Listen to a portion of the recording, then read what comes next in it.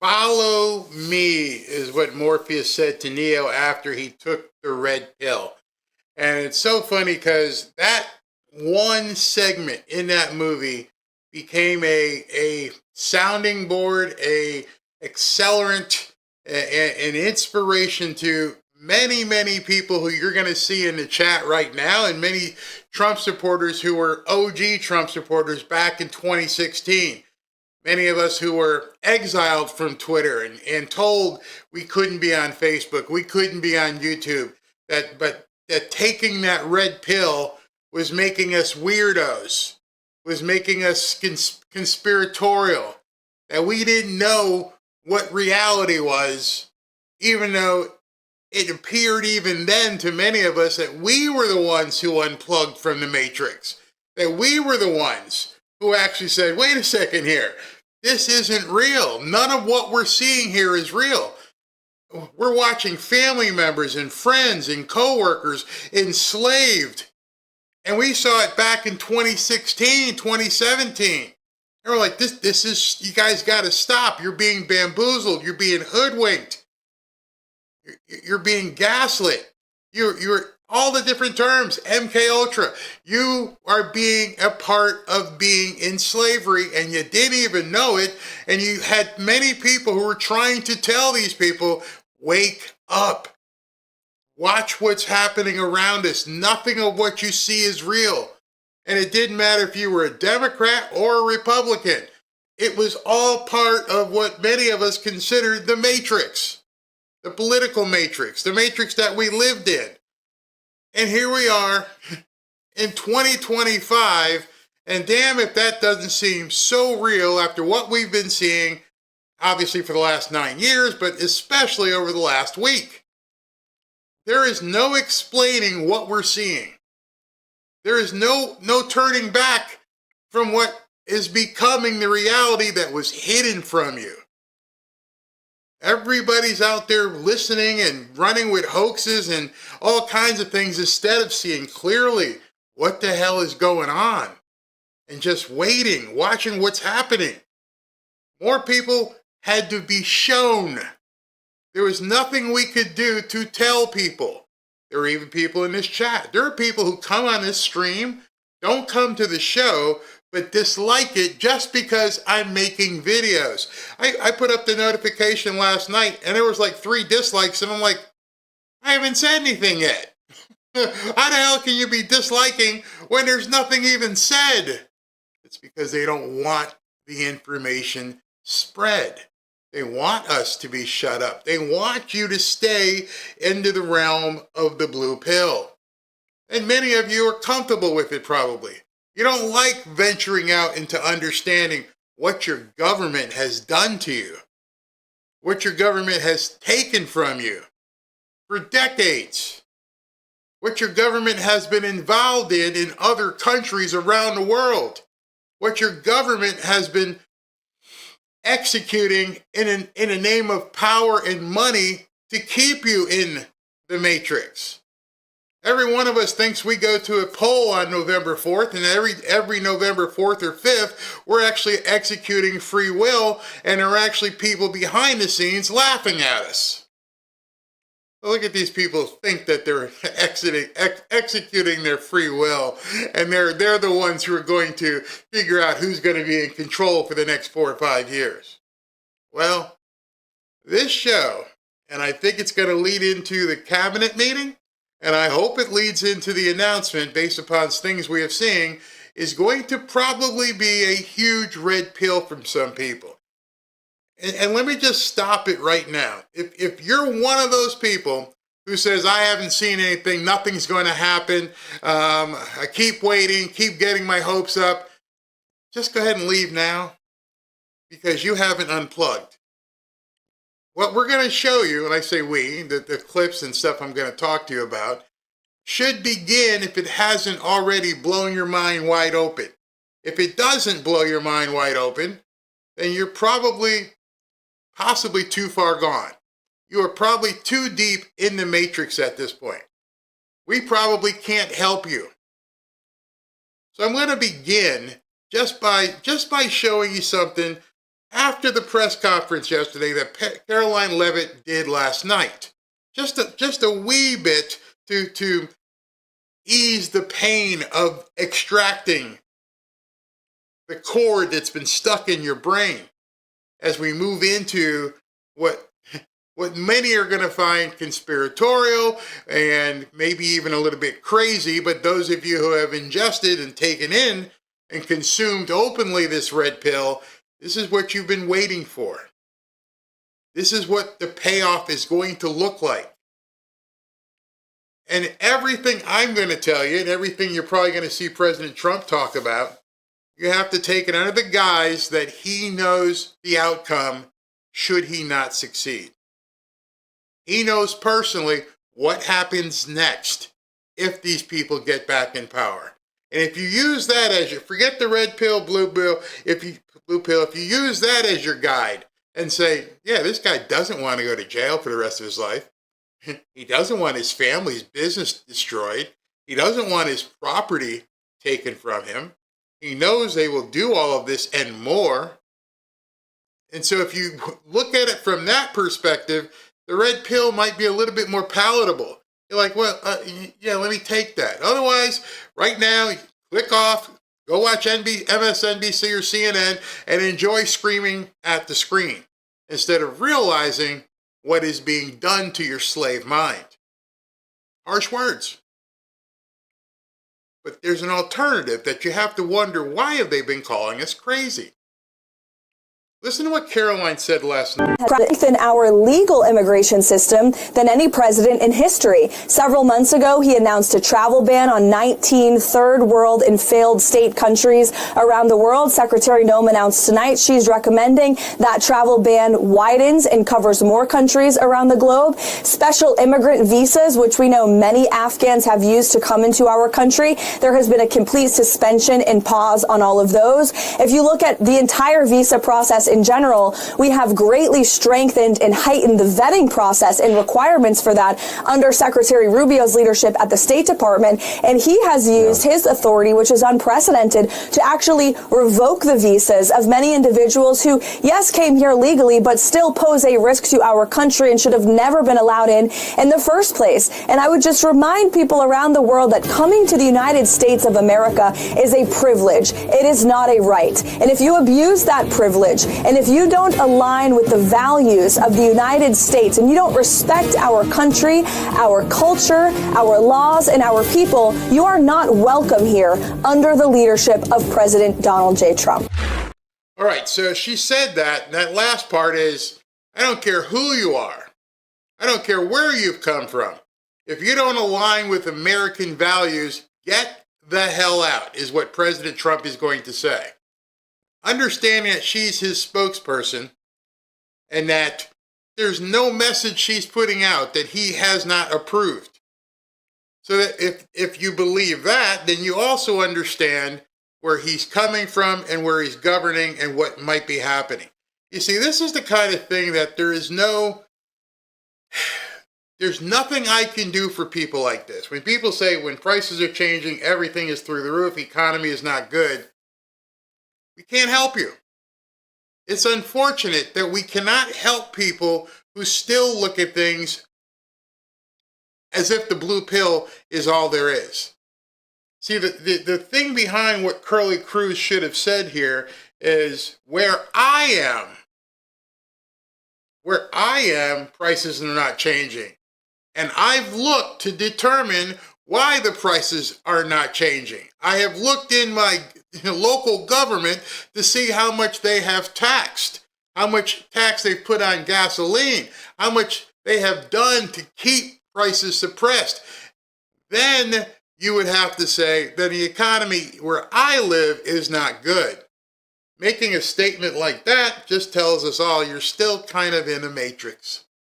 And I don't mean to pick on people because the nation is experiencing growth. If you are not experiencing growth, then perhaps you need to investigate why. What are you buying? When people say, the prices are up and it's so much more expensive, are you buying tariffed goods? See, it's time to unplug instead of just everything sucks. I can't help you. Because right now we are in a war, whether you like it or not, that's where we are.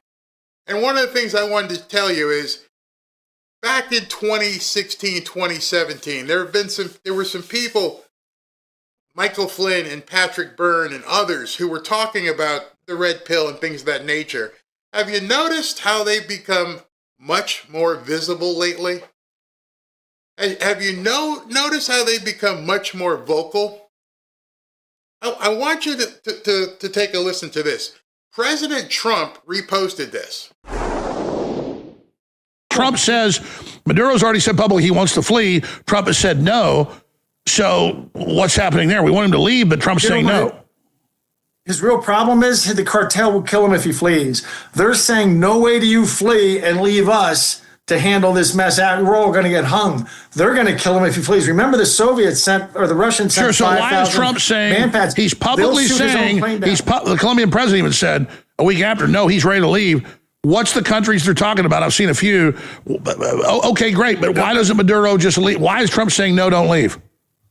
At one point, Iran, Russia, and China all turned him down. They said, we can't take. All right, so I want to stop there for a second, because as Patrick Byrne and obviously Alex Jones, you know who he is, they're talking about here, they're talking about this not being a conflict between the United States and Venezuela.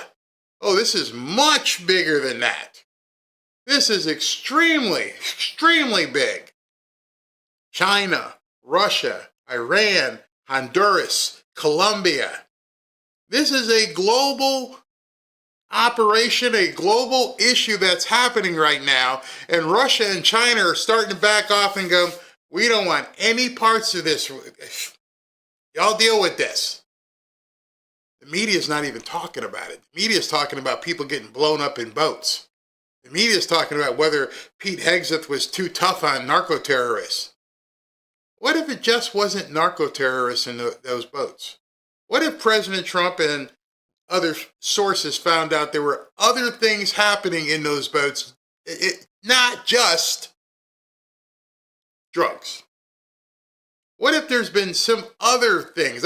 There's a lot of what ifs right now that a lot of people need to be considering. What the hell is going on?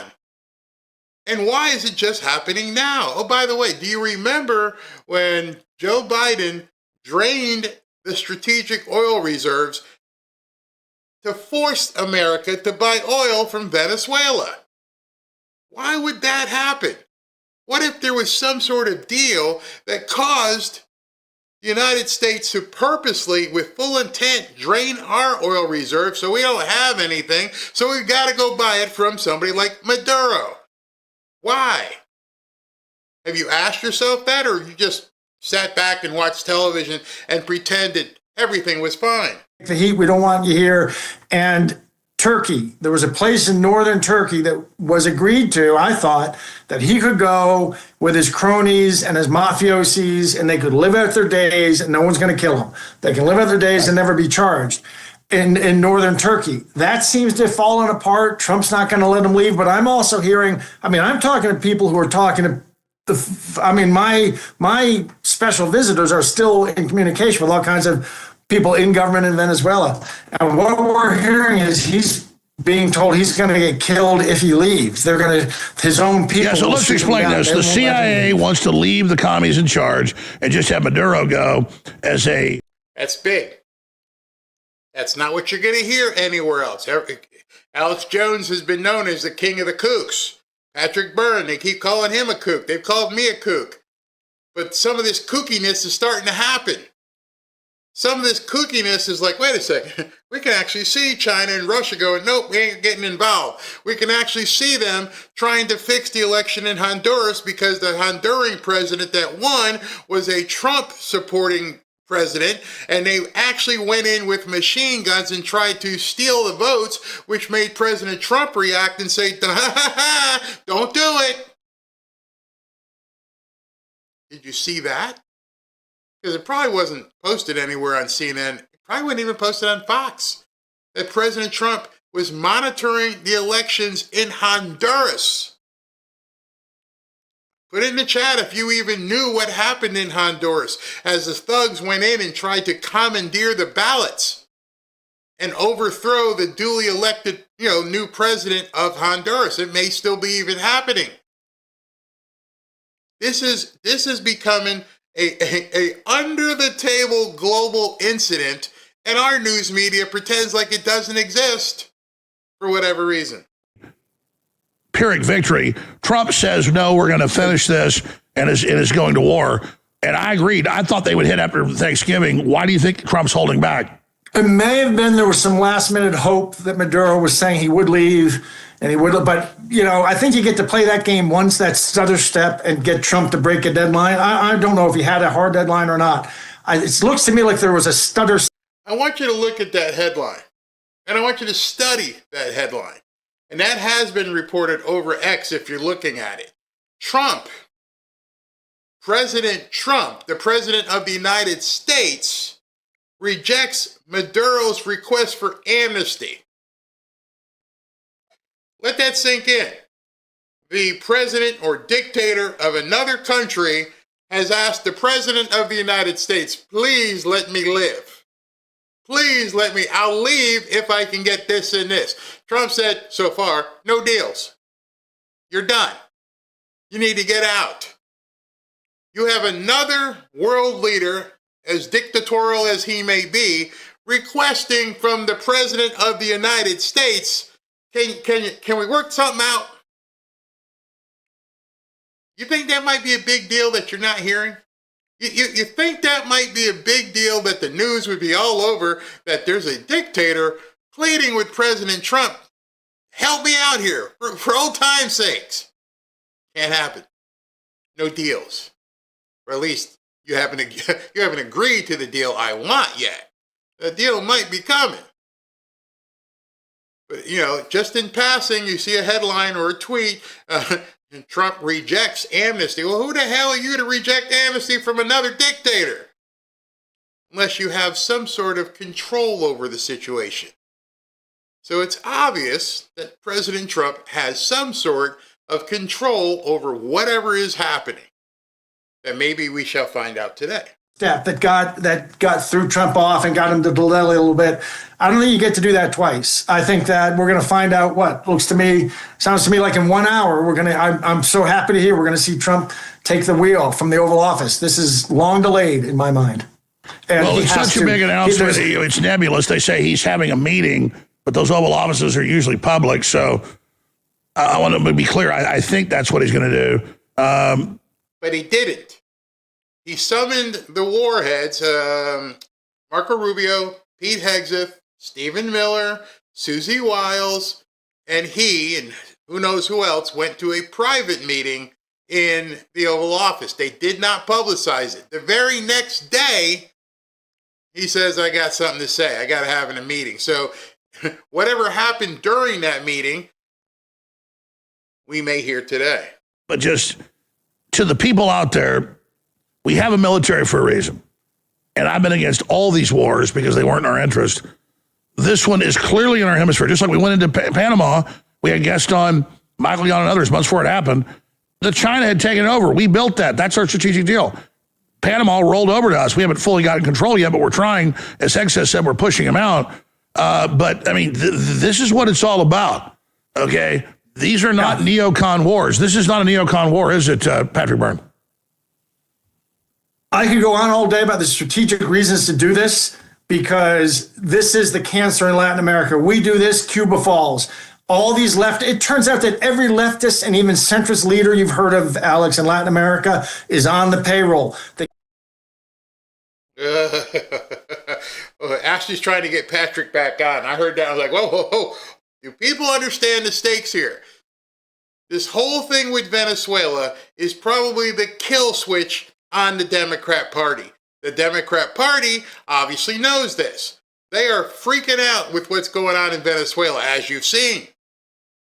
They've done everything but go down and put a blockade around the narco-terrorist boats. Please don't kill them. Please don't do this. Don't do this. But the thing you have to remember is if people are having their agonal breaths, what will they do to breathe? What will they do to survive? That's where it gets a little dangerous. They know it's coming. You know it's coming. We all know it's coming. They don't know the day for which the toll comes, but it's coming. And when it comes, it's going to be an earthquake. Even as far south, not that far south, but Cuba. All of this basin around the United States is going to get shaken like a snow globe. And when it falls, it's going to take the Democrat Party with it. It no longer can survive without the things that they have done for decades. The entire infrastructure that the Democrats have put together is on the precipice of falling into the ocean. We're getting blown into smithereens. Kitchener's from Argentina, $700 million they got from the Chavistas. They're all bribed. So the strategic consequences are enormous. And maybe you want to do that just for those reasons. But the real reason we want to do it is these guys conducted an assault on the United States that was beyond an assault. It was a conquest. And he's not talking about fentanyl. See, I think that's the cover story that people want you to believe. Oh, this is about and that should be enough. If it was just about fentanyl and hundreds of thousands of people dying, that would be enough, I would think, wouldn't you? But it's much bigger than fentanyl. In terms, fentanyl is a side story.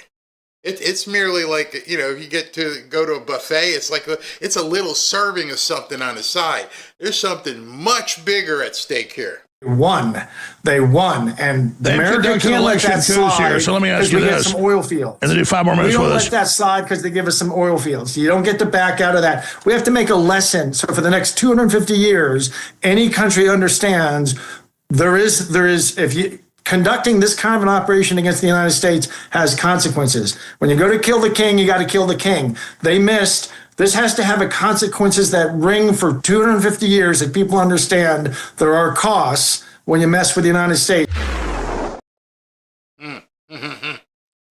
I got a whole bunch more for you. Let me just make sure that President Trump and nobody's come on yet. We're going to keep going until I get the notification on the stream.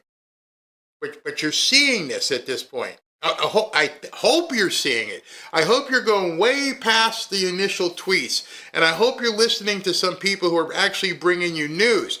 I was resistant to even talk about this because I was concerned about the people upstairs, and I was like, is this audience ready for this? I've talked about the red pill many times, and each time I'm buried, nothing's happening, and my bread's more expensive. The hell with your bread. See, that's the problem at this point. I don't care if your eggs are too expensive. I don't care if your food's too expensive. The reason I'm saying that is because you're worried about you. And that's specifically the problem and the web that the media is weaving. You aren't doing well. You might have to pay more for gas. You. And of course, you're getting deluged with that messaging. Everything sucks. And you're missing the big picture. Big picture meaning what John F. Kennedy said back in 1962 before they put a bullet in his head. Or a couple bullets, depending on what you read. You remember what he said? Ask not what your country can do for you. Ask what you can do for your country. Everybody who posts about how the boomers are doing this and my gas is too expensive and here comes the light, so it's just shining on me. All these different things that people say, you're missing the point. You see, we are all foot soldiers for America.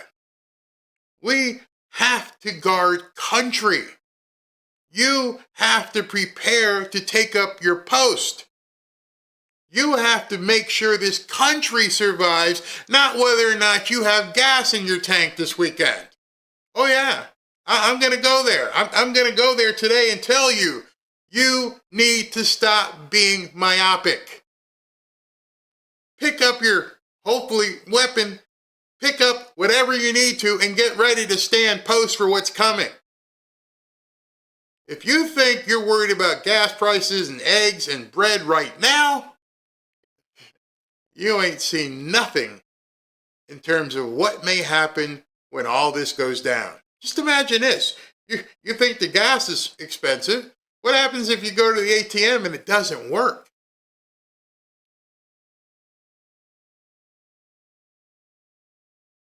Nothing comes out.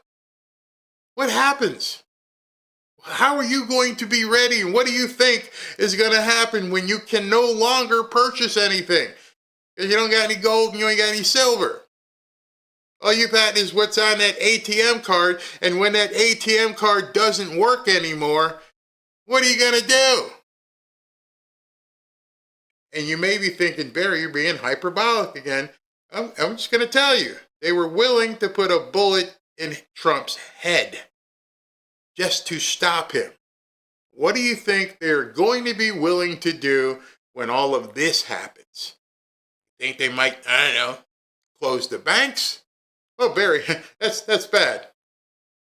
Really? Really?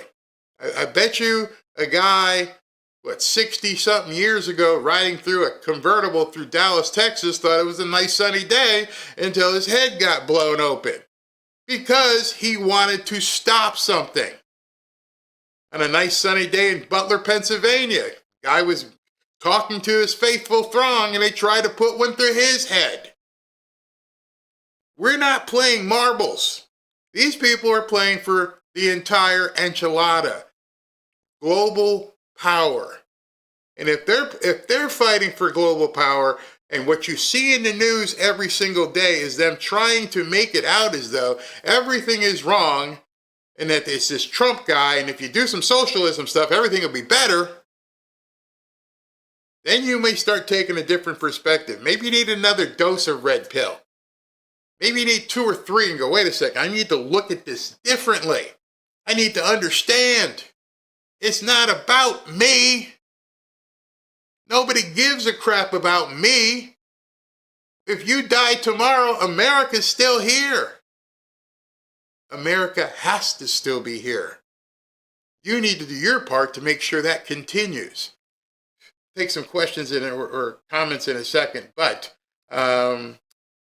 just I want you to think.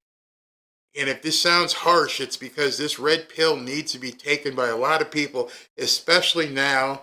And I don't know what Trump's going to be saying at 2 o'clock, but when it happens, you need to be ready. You cannot get caught with your pants down on this one. Can't happen. I'll be right back.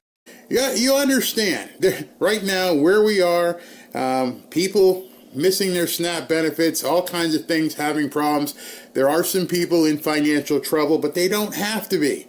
You see, debt from credit cards isn't an accident. It's a system built to keep Americans down. The banks profit, the creditors win, and families lose. Every call, every fee, every high-interest trap is another reminder that the game is rigged, financially. But there's another side. There's something else that you can do. And that's where PDS debt has already helped hundreds of thousands of people fight back, cutting debt, ending the calls, and putting money back where it belongs, in Americans' pockets, not just the banks. And you can go to PDS debt. Let me just show you this real quick. Boom, there we go. There's a website. Just go to pdsdebt.com. pdsdebt.com. Whether you're struggling with credit cards, personal loans, medical bills, cable bills, PDS Debt has custom options to help you get out of debt. They go beyond the numbers to understand your unique financial situation and craft a personalized plan just designed for you. There's no minimum credit score required. They're here to help you save more, pay off your debt faster, and start putting money back in your pocket where it belongs. PDS Debt is A+ rated by the Better Business Bureau, and it boasts thousands of 5-star positive reviews on Google and holds a 5-star rating on Trustpilot. Why is that? Because PDS Debt has helped literally hundreds of thousands of people get out of debt. If I had needed this you bet I would actually use something like PDS debt. It's what I would have used. And if I ever got into a situation where I needed to get some debt relieved, I would definitely use it. PDS debt has customized options for anyone struggling with credit cards, personal loans, collections, or medical bills. PDS debt understands your specific scenario and will help provide alternative solutions to becoming debt-free. It's your money. It's your future. Don't let the system decide for you. You're 30 seconds away from being debt-free. Seriously, get a free assessment and find the best option for you right now at pdsdebt.com/Barry. That's pdsdebt.com/Barry. One more time, pdsdebt.com/Barry. I'll be right back. So you hold onto it with everything you have. That seems to be Trump's approach right now. And from everything we've seen so far, the Caribbean strikes, the list of domestic terrorists, military and law enforcement deployments across our American streets, he seems to be laying the groundwork to stay in power. There are two ways this can happen, both straight out of the same authoritarian playbook. The first, a scenario in which Trump finds a pretext, invokes the Insurrection Act, and tries to impose martial law. Elections, therefore, could be canceled, or if they happen, he could surround polling places with military and federal law enforcement to intimidate voters. The second option is harder to track, but can still swing an election, labeling opposition groups, candidates, and elected officials as terrorists or criminals, and going after the infrastructure that allows for competitive elections.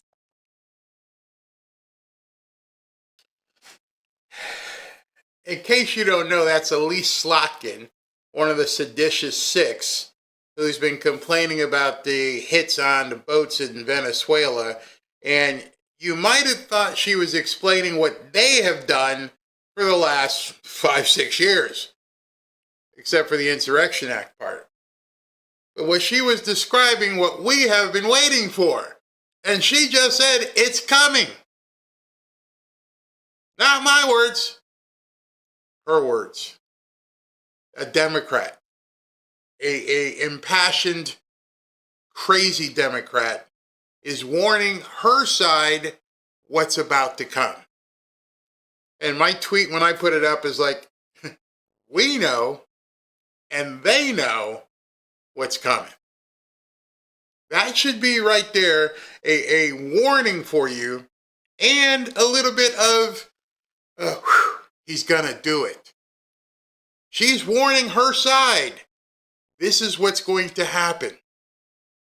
And we've got people on our side pretending like, Trump's not doing anything. There's a reason she has been triggered. There's a reason why Mark Kelly has been triggered. Everything that the media is doing, anything, his MRI is a lie, anything to stop what is coming, except nobody can stop what is coming. It's been coming for quite some time, and it's building just like a feverish pitch at this point. Remember Lisa Slotkin's background, Alyssa, former CIA. Interesting. Former CIA agent telling us that this is what's going to be coming down the pike. No longer is it a red pill. It's a regular meal at this point. It's sitting right in front of you if you choose to look. If you choose to open your damn eyes and say, hey, wait a second, everybody's talking about it now? Even the people on the left are openly talking about it? You know, what was taboo? Hey, he might do Andrew Jackson. Oh, he might do, I don't know, he might do something with the Insurrection Act. He might just ban all Muslims. He might just tell everybody they can't come here. And that was a whisper. And now, even the Democrats are warning you about it. So understand, if they are warning you publicly about it, what do you think they've done secretly about it? What have they discussed? What do we need to do before this happens? Well, I would be doing the exact same thing she would be. In fact, I am. I talk to you guys about it all the time. Make sure you're ready. By the time it happens, it's way too late. If you're out there worried about the price of eggs being too expensive, maybe you shouldn't be buying eggs. Maybe you should be buying some canned goods, not Campbell's soup, or stocking up on some beans, legumes, whatever you call it. Non-perishable items. I bet you they are. I bet you they have their bolt hole secured because they know. They know. Listen to this. He needs to recognize that we must stop the CIA from driving U.S. policy, domestically and foreign. I'm telling you, Steve, that is a massive, massive problem. And I wouldn't say 50%. I would say shut the doors. It is no longer, it's a dead organization because it's an organization that is killing. It operates in the darkness. It is killing us. He's talking about the CIA. And the last guy who was openly talking about the CIA back in 1963 about shutting it down, well, you know what they did to him. And so he's advocating and telling President Trump, shut it down. It's gotten away from us. He posted this long tweet. The CIA is the juice worth the squeeze any longer. The CIA was chartered solely for foreign intelligence. Yet for 78 years, it has operated as America's most powerful, least accountable institution. $101 billion secret budget just this year. And they tell nobody anything what they do with the money. More than the entire State Department and USAID combined. $100 billion of secret money that nobody knows where it goes in this one department in the United States government. Zero public line item disclosure. We don't know anything. Documented history of abuse of power. No Republican history has survived when a permanent, unelected bureaucracy wields this much money in secrecy while answering to no one. They essentially are running the country and essentially running the world. We can have world-class intelligence without sacrificing the Constitution, effective oversight, strict statutory firewalls against domestic operations, and complete transparency about historical abuses are radical only to those who profit from being in the shadows.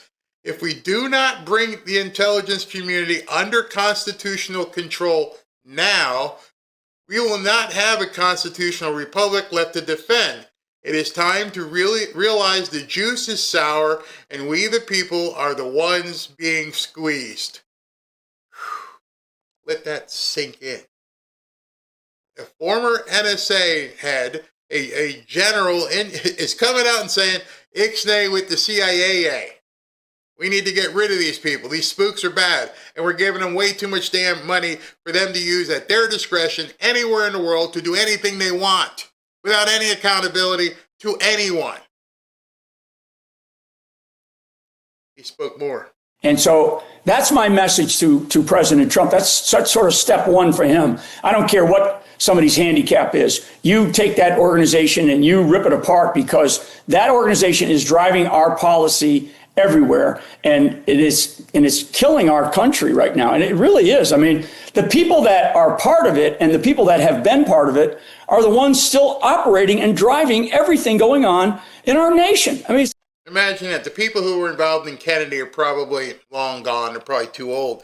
But the people who they hired, the people that they brought in, obviously have the same ideology.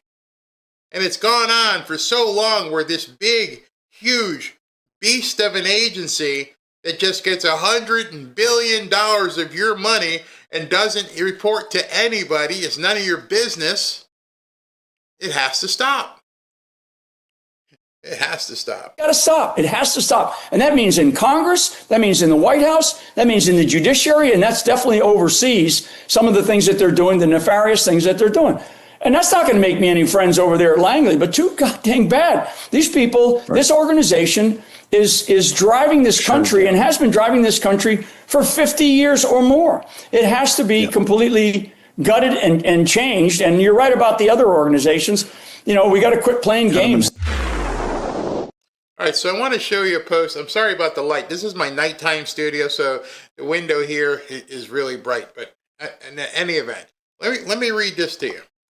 This just isn't about Maduro. This is the final nail in the coffin for the CIA black budget narco pipeline that's been running since the 80s. The Sinaloa and CJIN cartels, Tren de Aragua, they're all tentacles of the same beast that's been protected by rogue elements inside Langley and the Pentagon for decades. So digest that for a second.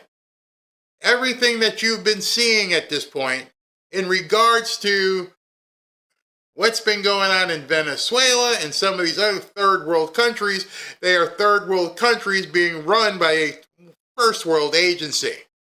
They want it that way, in other words. And they've wanted it that way for quite some time. It's off the books. It's beyond reproach. You can't find it. You can't see it. It doesn't exist. Except when they need it to exist. Musk finished reading that one page. Oh, I'm sorry. I got ahead of myself. All right. So let's continue. Who do you think really armed the Venezuelan gangs that flooded swing states right before the election? Okay, there's a thought. You think these third world people could just show up in our country and become organized and unfunded? Who did it? Who funded them? Can you imagine wherever you live right now, a group of people take over a house or a duplex or an apartment building, and your mayor, your police department, not sending a SWAT team over to get rid of them? Yet we were told they were taking over apartment complexes in Colorado and they couldn't do anything. What do you mean you can't do anything? You call the police, you call the sheriff, it escalate it to the governor, you call in the National Guard if you need to, and you get these armed thugs out of the building. But no, instead, we had blue state governors going on television going, there's nothing wrong. There's nothing happening. And there's people going, yeah, they kicked in my front door. No, you're imagining it. They're not really there. They're like ghosts. You actually had governors in some of these states who were covering for them, similar to how they're covering for many of the newcomers right now. The objective isn't to protect Americans. The objective is to protect power. And right now, the power is by having these people in these communities because they all represent fake votes. Oh, did I say it? Yeah, I said it. Let's continue. It said, who flew the untraceable Gulfstream full of product and kids out of Maturin and Maqueta while Biden looked the other way? The same people who ran Iran-Contra. Fast forward 40 years. Trump isn't just closing airspace, he's cutting the oxygen to deep state money laundering superhighway that's been funding black sites, color revolutions, and child trafficking networks across the hemisphere. Remember when they always kept telling us, oh, these MAGA people are nuts. They think there's some group of Speedo-wearing people in control of the government. Funny. You never explained to us how these kids are just missing. Where'd they come from, where'd they go, and why has it been going on for years? But we're the crazy ones. You can't answer any of the questions. You can't tell us why these kids have disappeared, and it's been going on forever. Remember the milk boxes? Have you seen Johnny? No, I ain't seen Johnny. Johnny's been gone for quite some time. But they just keep missing. Where are they going? Into the ether. But we're the ones who are crazy because we're like, hey man, something's wrong. Something don't make sense here. That was us. We're conspiratorial because we had questions. All right, I'll come back to this because President Trump has turned on the camera. Nice to be with you. Welcome to the final cabinet meeting of 2025, a year that will go down as the most consequential and successful first year of any administration. They're saying that, not me. Oh, I say it too, actually, but a lot of people are saying it. And a lot of that is thanks to the men and women in the cabinet. With the new and improved cabinet room, I might add. We took pictures down from the vaults. We have vaults downstairs with lots of pictures that haven't been exposed to the world for, in many cases, over 100 years. We brought them up, and we're using them as they should be. Oh, I say it too, actually. A lot of people are saying it. And a lot of that is thanks to the men and women in the cabinet. with the new and improved cabinet room, I might add. We took pictures down from the vaults. We have vaults downstairs with lots of pictures that haven't been exposed to the world for, in many cases, over 100 years. We brought them up, and we're using them as they should be used. But the cabinet room looks beautiful, like it should now. The Oval Office looks beautiful, like it should. It was not. It was like the rest of the country. It was in disrepair. 1 year ago, our country was dead, and said to me by many leaders, we had a dead country. Now we have the hottest country anywhere in the world. It's true. The hottest country anywhere in the world. Think of that. In 4 long years of the Biden administration, there were just $1 trillion of new investments in the United States in 10 months. We've secured commitments of over $18 trillion. So they had, in 1 year, less than $1 trillion. That's in a period of 4 years. Think of it, 4 years they had less than $1 trillion. In 10 months we have more than 18 trillion. Is that right, Scott? It's even going to be higher than that. It'll be higher by and going up. Sir. And we're waiting for the Supreme Court case, and it's so important and so vital for this country because we're not only respected again, we're putting out wars by our trade policies, and we're taking in hundreds of billions of dollars, and our country is wealthy again and secure again, and it's part of national security, and I hope that goes well. I think it's very important, but think of the number. We're going to be over $18 trillion in 10 months, and which is a record times probably 8 or 10 times, I think more than that, for any country. There's never been a country that's had that kind of an investment ever in history. And there's never been a country that's had half of that. It's a tremendous thing that's taking place. We have companies moving in from all over the world, from Mexico, from Canada, from Europe, from China, from Japan a lot. We just had Toyota is going to spend $10 billion, they just announced, on building new plants in this country. Our workers, they're going to be our workers, but they're spending a tremendous amount. So the stock market has set 46 all-time highs. And this last Friday, which is called Black Friday, was the biggest ever online sales that there's ever been by a lot. More Americans are working today than at any time in the history of our country. I mean, these are the facts we have to get out. And, you know, there's this fake narrative that the Democrats talk about, affordability. They just say the word. It doesn't mean anything to anybody. Just say it. Affordability. I inherited the worst inflation in history. There was no affordability. Nobody could afford anything. The prices were massively high. Do you remember when we took over eggs? You did a great job on that, Madam Secretary. Agriculture, Brooke.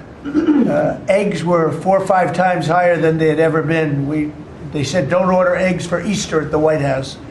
And we ended up doing it, and we got the egg prices way down, lower than what they were before. But the word affordability is a con job by the Democrats. They say affordable. I watched the other day where some very low IQ congresswoman talked about affordability. She had no idea. Their prices were much higher.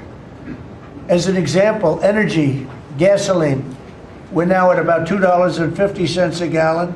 We're going to be, I think, at $2 a gallon. We could even crack that at some point. I'd love to do it. And we could do it more easily if we weren't building up the strategic national reserves, which Biden emptied out before the election so that he could try and get elected, meaning he started it, then he got thrown out of the race. Then she took over and she kept it going, and they emptied out these strategic national reserves, which are really meant for something else. They're not meant to keep people happy with their gasoline price. They're meant for war. They're meant for problems, big problems. He emptied it out, and then she continued it during the process of trying to get elected. Didn't work out too well for him. And they virtually brought it down to the lowest level, I believe, in history. And it didn't have much of an impact because the prices were very high. But our prices now for energy, but for gasoline, are really low. Electricity's coming down. And when that comes down, everything comes down. But the word affordability is a Democrat scam. They say it, and then they go on to the next subject. And everyone thinks, oh, they had lower prices. No, they had the worst inflation in the history of our country. Now, some people will correct me, because I always love to correct me, even though I'm right about everything. But some people like to correct me, and they say 48 years. I say it's not 48 years, it's much more. But they say it's the worst inflation that we've had in 48 years. I say ever. But whether it's 48 years or ever, it's pretty bad. We had the worst inflation that we've ever had. Since last January, we've stopped inflation in its tracks. And there is still more to do. There's always more to do, but we have it down to a very good level. It's going to go down a little bit further. You want to have a little tiny bit of inflation, otherwise that's not good either. Then you have a thing called deflation. And deflation can be worse than inflation. But we have it almost, we'll soon be at a perfect level, but we inherited the worst inflation. But we have 20 states that are now selling gasoline at less than the $2.75, think of that, $2.75, and it was at $5 under Sleepy Joe. Grocery prices are down with the cost of Thanksgiving turkey this year down 33%. It was lower than 33% lower than under the Biden administration. Egg prices are way down 86%, thank you. And mortgage rates, despite the fact that we have an incompetent chairman of the Fed, a real dope, who should reduce rates. I saw even Jamie Dimon said he should be reducing rates. I never saw Jamie Dimon say that. I wonder why he said that. But he really said it because he's right. But we have a guy that's just a stubborn ox who probably doesn't like your president, your favorite president. But they're going to be coming down. We'll be announcing somebody probably early next year for the new chairman of the Fed. I talked to Scott about taking the job, but he doesn't want it. You got the greatest job here. Yes, sir. Right? He said, no, I want to stay chairman. I want to stay right where we are, Treasury. And I think we're doing really great, aren't we? We're doing great, sir. It's a great team to be part of. Yeah, no, it's amazing. Under my executive order to lower prescription drug prices, which I think is the single biggest thing we've ever done that nobody writes about because you're fake news. I've made unprecedented deals along with Bobby and Oz and all of the people that work on it. A lot of people that you wouldn't even think work on it, but they do, to slash drug prices by 200%, 300%, 400%, 500%, 600%, 700%, 800%.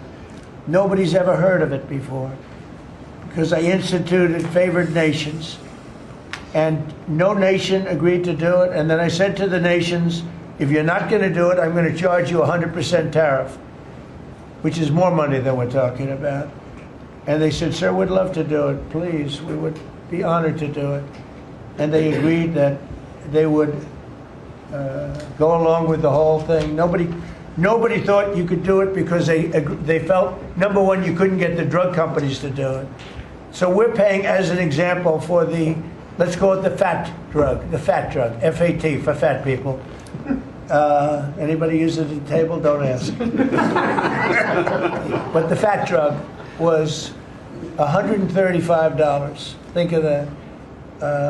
For certain people, $1,300 for certain countries, $1,300 in New York. So in New York it was $1,300, and in London it was $135. And a friend of mine called me, he said, what is this? Why is it? He got used to paying $1,300. Well, now what we have it down to is, Bobby, what's the number? Like 150 or something? We have it down to a low number, don't we? Yeah, it's around 125, 150. Think of that. So we got it down from $1,300 to $125 to $140, depending on various countries. In other words, we're paying the lowest price, tied for the lowest price in the world. People said you could never do that because you couldn't get the countries to agree to it. I did. Every country agreed to it because I said, if you're not going to agree to it, that's okay, I'm going to charge you tariffs. And as soon as I said that, they said, we agree. And then we had to be a little tough with the drug companies, but they came along. The bigger problem was the countries. The countries just wouldn't go along with it, but they did. Every country. So we have reduced drug prices by 500, 600, 700, 800, 900%, depending on the drug, depending on the company, depending on all of the different factors involved. Nobody's ever even thought of drug reductions like that, price reductions. And I told you the story that in my first term, I was so proud of myself because I reduced drugs. It was the first time in 28 years that drug prices were reduced. It was 1/4%. 1/4%. And I was so proud of myself. I said, it's the first time in 28 years that drug prices went down over the course of a year, over the course of a presidency. 1 year, 1/4%. I had a news conference. I was so proud. Now I got them down, not 1/4%. I got them down 400, 500, 600% and more. And the fake news won't write about it. And it's going to have a huge impact on healthcare because a big part of it's buying drugs, buying prescription drugs. It's going to have a huge positive impact because Obamacare is a disaster. I said it years ago and I say it now. And the money should be paid, taken away from the insurance company. Obamacare was made to make the insurance companies rich. Their stocks have gone up 1,000% in a short period of time because the money goes to the insurance company. I want the money to go to the people. Let all the money go to the people. And let the people go out and buy their own health care. And I see on television, people are advertising now, we will help you buy health care. We will go out and help you buy. That's becoming like an industry because of what I said.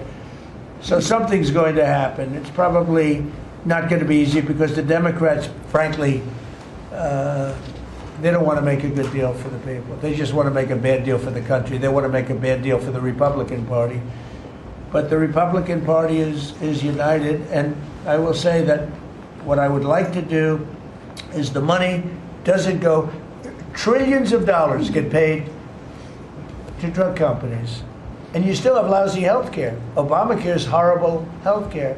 We want it to go to the people, and then let the people go out and buy their own health care, and they'll do great. They'll do great. So we're negotiating that now with the Democrats. Well, congressional Democrats want the largest tax hike in history. I proudly signed the largest tax cuts in American history with the Great Big Beautiful Bill. The Great Big Beautiful Bill, the biggest piece of legislation ever signed, and that includes the extension of the original Trump tax cuts. But it's the biggest tax cut ever signed, and it includes no tax on tips, no tax on overtime, and no tax on Social Security. Nobody's ever seen anything like it, so think of that. And in addition, you get, if you buy a car, this is great for our car industry because we have a lot of car plants. We're bringing back the automobile business. 60% of it was stolen because we had incompetent presidents or incompetent trade people. But 60% of it was stolen over the years, and now I think we're bringing it all back. I think we'll be bigger than we've ever been in the auto business. That's not even to mention AI, where we're leading China. You know, we're leading China by a lot. They're not going to catch us. We have to be smart, but if we're smart, they're not going to be able to catch us. They know that. They told me that. Next year is projected to be the largest tax refund season ever, and we're going to be giving back refunds out of the tariffs because we've taken in literally trillions of dollars, and we're going to be giving a nice dividend to the people, in addition to reducing debt. We, as you know, I inherited a lot of debt, but it's peanuts compared to the kind of numbers we're talking about. So we're going to be making a dividend to the people, and additionally, we're going to be able to reduce debt. And as time goes by, over the next 2, 3, 4 years, those numbers are going to go up. And I believe that at some point in the not too distant future, you won't even have income tax to pay because the money we're taking in is so great, it's so enormous, that you're not going to have income tax to pay. Whether you get rid of it or just keep it around for fun or have it really low, much lower than it is now, but you won't be paying income tax. We've slashed $1 trillion in costly job-killing regulations, saving Americans an estimated $2,100 for a family of 4. The Biden administration was the exact opposite, but times 4. They went up $6,000. We went down $2,100. Think of that. To bring down energy, electricity, and utility prices, I ended the Green New Scam. They call it the Green New Scam, one of the greatest scams in the history of our country. They talked about global warming and all that crap, and what they've done to this country. What they've done by allowing 25 million people into our country, many of whom are criminals, many of whom 11,888 are murderers, and we have to get them out, and we're doing it. We're doing it. I think what the job that our law enforcement groups are doing, Christy, you and Tom and everybody, amazing. What you're doing is amazing. I terminated the insane electric vehicle mandate, and look, some people that make electric cars weren't happy with that. But we have to do that because you have to have a choice, whether it's a gasoline-powered car. And we have so much gasoline. You know, China doesn't have gasoline. We do. And whether it's a hybrid, which really are working really well, the combination of electric and gasoline-driven. But we, everybody was supposed to, by 2030, everybody had to own an electric car under the Biden stupidity. And not everybody wants to do that. I like electric cars. I like all cars. They're all good. They all have reasons. But you want to be able to go and buy what you want. I imposed historic tariffs that are now bringing in so much money that nobody's ever seen anything like it. And countries that were ripping us off, including allies, but they were ripping us off for years. I won't use the names. I won't mention Japan. I refuse to mention South Korea. I will not mention names. But they were ripping us off like nobody's ever been ripped off before, and taking horrible advantage of your country. But now we're making a lot of money. We're making a lot of money because of the tariffs that are pouring in. And it's really national security. Among everything else, it's national security. We've also rapidly turned the worst border crisis in world history. I believe we had the worst border ever in history. I don't care if you had a fourth world country. You know, we allow third world country in. We would allow fourth world war countries in also. It doesn't matter. There was never a border that was as bad as our border. We allowed anybody in with no checks, no vetting. So we've rapidly turned the worst border crisis in world history into the strongest border in the history of our country, and probably one of the strongest borders in the history of the world, because we have nobody coming through. And I want to thank our people. The Border Patrol is so amazing, ICE, and I want to thank the military for the backup, because they're standing right behind them. And that was really nasty for a period of months, and now it's no longer nasty. Now they don't even come up. Nobody comes up. It's an easy job. It made your job a lot easier because they know they're not going to get through. And we take people in, but they have to come in legally. For 6 months in a row, 0 illegal aliens have been admitted into the United States. You believe that? 0. We had millions of people coming in a year, millions. Now we have 0 for 6 months, and these are given by radical left people that do the numbers. I mean, they're not doing me any favor. They're being we don't have our net numbers are unbelievable. But we had 0 people in the last 6 months. Illegal border crossings along the U.S.-Mexico border have plummeted to the lowest level ever recorded. And nobody talks about that anymore. You know, it's crazy. They don't talk about it. You'd think they'd say, well, Trump's done a great job at the border. This country is being destroyed by the border. But you always find something new, like, is he in good health? Biden was great, but is Trump in good health? I sit here, I do 4 news conferences a day. I ask questions from very intelligent lunatics, you people. And I give the right answers. There's never a scandal, there's never a problem. I give you answers that solve your little problems. You go back and you can't find anything, but you do stories about Biden was in wonderful health. The guy didn't do a news conference for 8 months. If I go one day, I had one day where I didn't do a news conference, there's something wrong with the president. You people are crazy. I'll let you know when there's something wrong. There will be someday.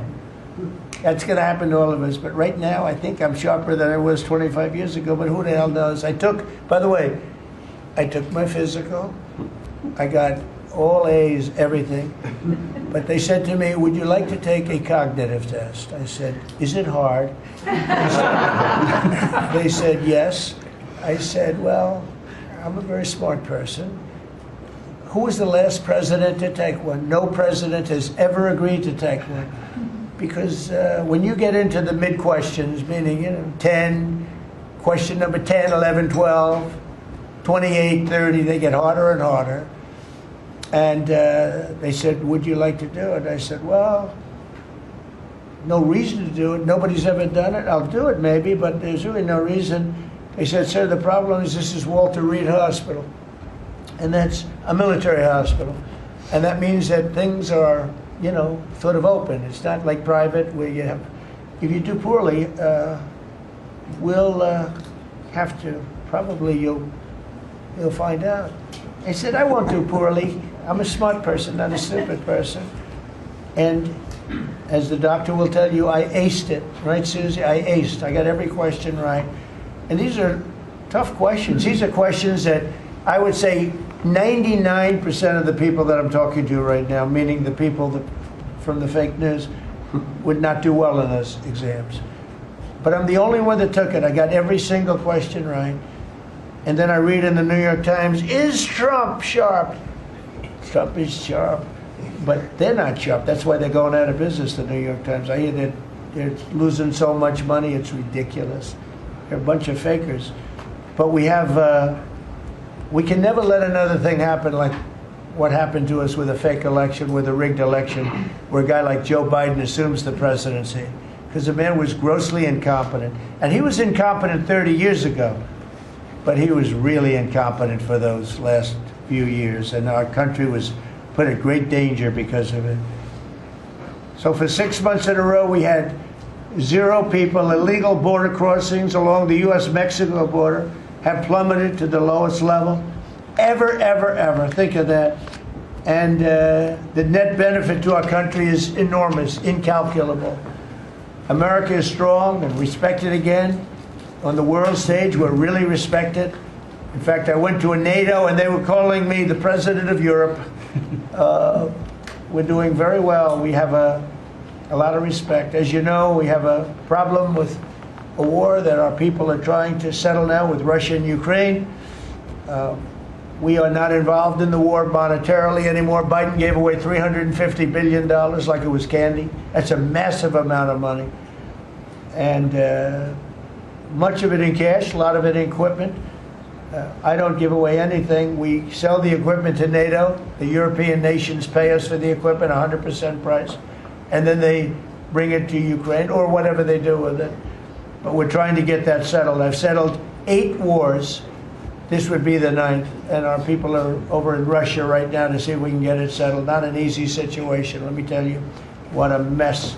It's a war that never would have happened if I were president. Not even a chance. And it didn't happen for 4 years. We've renamed the Department of Defense the Department of War, and I thought that would be controversial. And frankly, I tell you what, I haven't met one person, there's not one person I've met that doesn't like it. Think of it. We won World War I, World War II, everything in between, everything before it. And then we said, let's change the name. So we changed it back to what it was, Department of War, and Pete's doing a great job. We ended 8 wars, think of that. 8 wars, but we're going to do 1 more, I think. I hope. Every time I end a war, they say, if President Trump ends that war, he's going to get the Nobel Prize. If I end that war. Well, he won't get it for that war, but if he ever gets it for the next war, now they're saying, if he ever ends the war with Russia and Ukraine, he's going to get the Nobel Prize. What about the other 8 wars? India, Pakistan. Think of all the wars I ended. I should get the Nobel Prize for every war, but I don't want to be greedy. Actually, the woman who got the Nobel Prize said, "You've got to be kidding. Trump deserves the Nobel Prize." So that was very nice of her. I appreciate it, which is true, actually. But I don't care about that. You know what I care about? I care about death. I care about all the people that are dying And last month, 27,000 young people died, mostly young people, mostly soldiers, despite some missiles being shot into Kiev and other places. But think of it, mostly young people. 27,000 people died between Russia and Ukraine last month. What a shame. So we're restoring law and order to our cities and towns. If you look at what's happened, and I want to pay my deepest respects to those two incredible people from the National Guard in West Virginia they came from. I spoke to their parents. Sarah is gone. She passed away. She's looking down on us now, and she loves her parents, and they loved her. They were, somebody said, how are they doing? I said, the word is devastated. Doing. How are they going to do? They're devastated. The rest of their lives they're going to be devastated. She was an incredible person, highly respected, top of her class, everything. She was like a perfect human being. 20 years old, just started. She was like a baby. She was so proud. They were giving her a promotion, and she told the parents that she was getting a promotion, and they were so proud of her. Then they get a call that this happened. And we have one young man who's fighting for his life. He's fighting very hard. I think he's probably doing better than anybody. They said he didn't have a chance. I'll tell you, the one who said he's going to live is his mother. Spoke to his mother. Sir, he's going to live. I spoke to her very soon after this horrible event took place with this scum that is able to come into our country.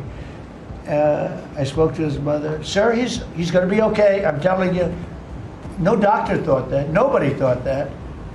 He was hitting bad places, and she was like so positive. It was incredible. And it's possibly right, Pam, right? Possibly right. Boy, it would be amazing. If he lives, it would be amazing. A miracle, actually. But we're very proud of those two people. We're very proud of the National Guard. We're very proud of our military and our police and our firemen and women. If you go back and take a look a year ago, year and a half ago, it all changed, I think, on November 5th, the day of the election. But you go back before that, you couldn't get people to join the military, Pete, right? They didn't want anything to do with military. They wanted nothing to do with joining the police or the fire. They wanted nothing to do with anything. They had no spirit. The country it had no spirit, nothing. And now we just had the highest recruitment in history, and we're getting great people. We're getting great people. And I will say, despite what just happened, Washington, D.C. has become a really safe place. And I guess this lunatic probably was upset that the National Guard is so effective, because we were really, really effective, and we are. And Washington, D.C. is now considered a very, very safe city. We had crime numbers a year ago that was so bad, embarrassment that the city, the capital of this country, could have numbers like that. And Washington now is, no murders, no this. It's been a miracle also what happened here. And now we're in Memphis, and we're going to New Orleans pretty soon. Over there, the governor called me. He'd like to have us go there. Governor Landry, great guy, great governor. He's asked for help in New Orleans, and we're going to go there in a couple of weeks. And we're doing a real job. Even Chicago's down a little bit because we have a minor force there. We could knock it down within 4 or 5 weeks. We could bring it down to almost nothing. But we have a governor that's grossly incompetent, and we have a mayor that's even more incompetent than the governor. He's a very low IQ person. And typically low IQ people don't make good mayors. So I want to thank all of our cabinet members. They're high IQ. Let me say one. Yeah, generally speaking, a couple of them a little concerned about. No, but I want to thank, we have a great cabinet, an amazing cabinet, amazing people. All of them, sort of have become stars. We're getting credit for the good cabinet, actually. And I just want to wish everybody a great holiday. We've I think done a great job with the White House, bringing the White House back. You see the Palm Court that was redone. The Lincoln bedroom was redone. The Lincoln bathroom is now gorgeous, like it should have been. It was terrible green tile that was never the way it was supposed to be. It was done in the 1940s, actually, but it was not proper. And we're restoring the White House just like we're restoring the country, and people are thrilled. But the First Lady's done a beautiful job with the Christmas trees and all the decorations. I see the wreaths on the windows. I've never seen that before, on the windows of the White House. And you know, it's 4 stories high. I said, how did they get that wreath? They had people going up in a little dangerous. I wouldn't want to do it, but they put them up, and we have wonderful people working in the White House, and they're really proud to bring the building back. Because this building was a little bit like the country. It was mishandled, it was mistreated, and now it's being given love. And we're building one of the great, I think, maybe the greatest ballroom. We needed it for 150 years. They've been asking. You see the trucks and cranes and excavators in the background, and you hear them, and every time I hear them, I love the sound. To me, I love the sound. I wouldn't say my wife is thrilled. She hears pile drivers in the background all day, all night. They go till 12 o'clock in the evening, day, night, pile drivers. Darling, could you turn off the pile drivers? Sorry, darling, that's progress. But no, we're doing great. It's going to be I think it's going to be the finest ballroom ever built, and we're going to have it here. They've wanted it for 150 years. Think of that. So I will just end by saying I want to thank the cabinet. It's been a great cabinet. Let's think of it. Time flies, but this is our last of the year, as I said, and I just think you've done a fantastic job. And we're going to go around the room. We'll go quickly, but we're going to go around the room, and we'll start with Pete, and you'll tell us about some of the achievements. And some of you have achievements that are so big, I don't want you to go through the whole thing because we're not done. But we'll start with Pete, and then if you want, we'll take some questions at the end. Please, Pete. Well, thank you, Mr. President. As you said, it has been a historic year at the Department of War. Recruiting and retention over this year are at the most historic levels our country has ever seen. I had a chance to be on an aircraft carrier destroyer over Thanksgiving. The spirit in our ranks since the election under President Trump is unprecedented. I've never seen anything like it as a soldier myself in uniform, and I know a lot of you feel the same way. We've ripped out the DEI and the political correctness. It's all merit-based at the department. We're getting back to basics: accountability, training, readiness, lethality, and that's reviving that spirit. And Mr. President, we're rebuilding the military, historic investments. I just took briefings on the Golden Dome and F-47, next generation capabilities that are going to make sure that for generations to come, America has the most powerful, most capable, most lethal military in the world, which you have rebuilt once and we're rebuilding again. And then we're reestablishing deterrence and credibility. If you look at what happened, we deal with every day the outcome of what happened in Afghanistan, the debacle under Joe Biden. We just dealt with it in the streets of Washington, D.C. with those 2 National Guardsmen. And then what happened on October 7th with Hamas, what happened in Ukraine, a war that never would have started under President Trump. We're having to rebuild that. So whether it's freedom of navigation and taking the fight to the Houthis, whether it's Midnight Hammer, those beautiful B-2s going 37 hours back and forth, undetected, delivering with precision, and Iran not getting nuclear capabilities, Europe and NATO stepping up to 5%, locking down our southwest border. It's been an honor to work with Christy and Tom and everyone else down there to lock it to 0, operational control of our border. And then it's getting after and going after narco-terrorists and designated terrorist organizations in our own hemisphere. As I've said, and I'll say again, we've only just begun striking narco boats and putting narco terrorists at the bottom of the ocean because they've been poisoning the American people. And Joe Biden tried to approach it with kid gloves and allowed them to come across the border. Cartels take over community, 20 million people, hundreds of thousands of Americans poisoned. And President Trump said, no, we're taking the gloves off.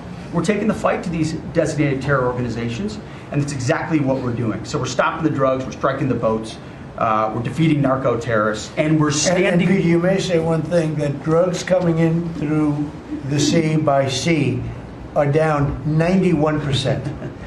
And I don't know who the 9% is. I'm not sure either, sir. But down 91% by sea. We've had a bit of a pause because it's hard to find boats to strike right now, which is the entire point, right? Deterrence has to matter, not arrest and hand over and then do it again, the rinse and repeat approach of previous administrations.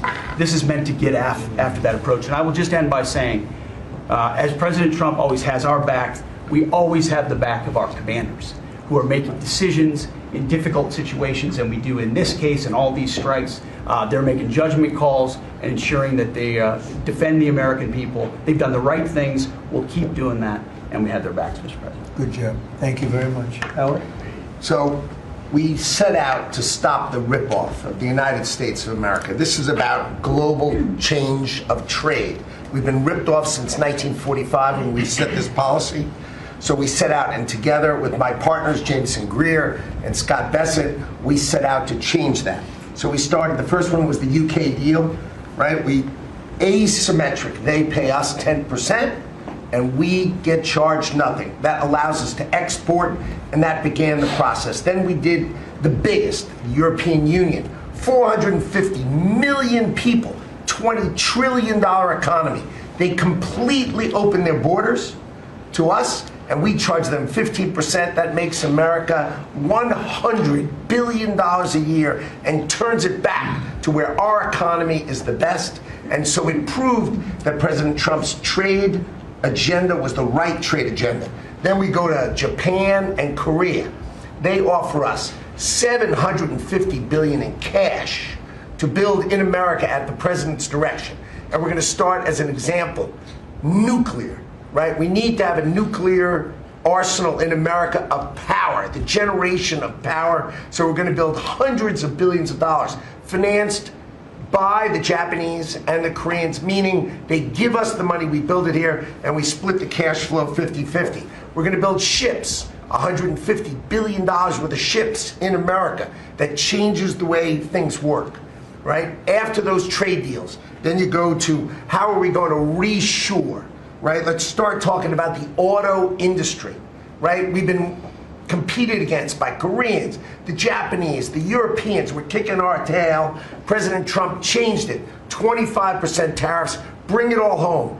This year, General Motors stock up 40%, Ford up 34%, and on the same day that we announced we had set all the tariffs, Sean Fain, the head of the United Auto Workers, called and said, I can't believe I'm calling a Republican Secretary of Commerce to tell the president that this is the greatest administration for auto workers in America.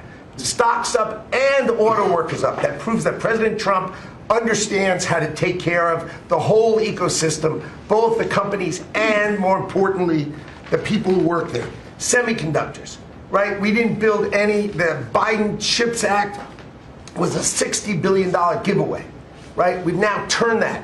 $300 billion is committed to America. That's going to go up to $750 billion in the next 60 days, right? And then you go to pharmaceuticals, right? $250 billion being invested in America, and then working together with Bobby Kennedy, right? Pounding away on that MFN, working together as a joint team.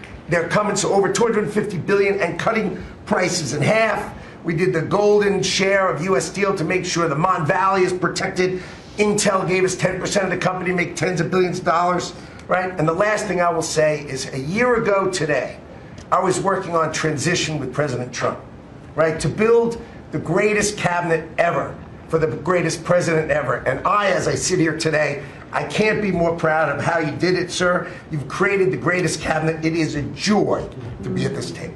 You know, one thing we will mention, so they came to see me from Intel, and they had a problem. I said, look, we'll fix your problem, but I think the United States is entitled to 10% of your company.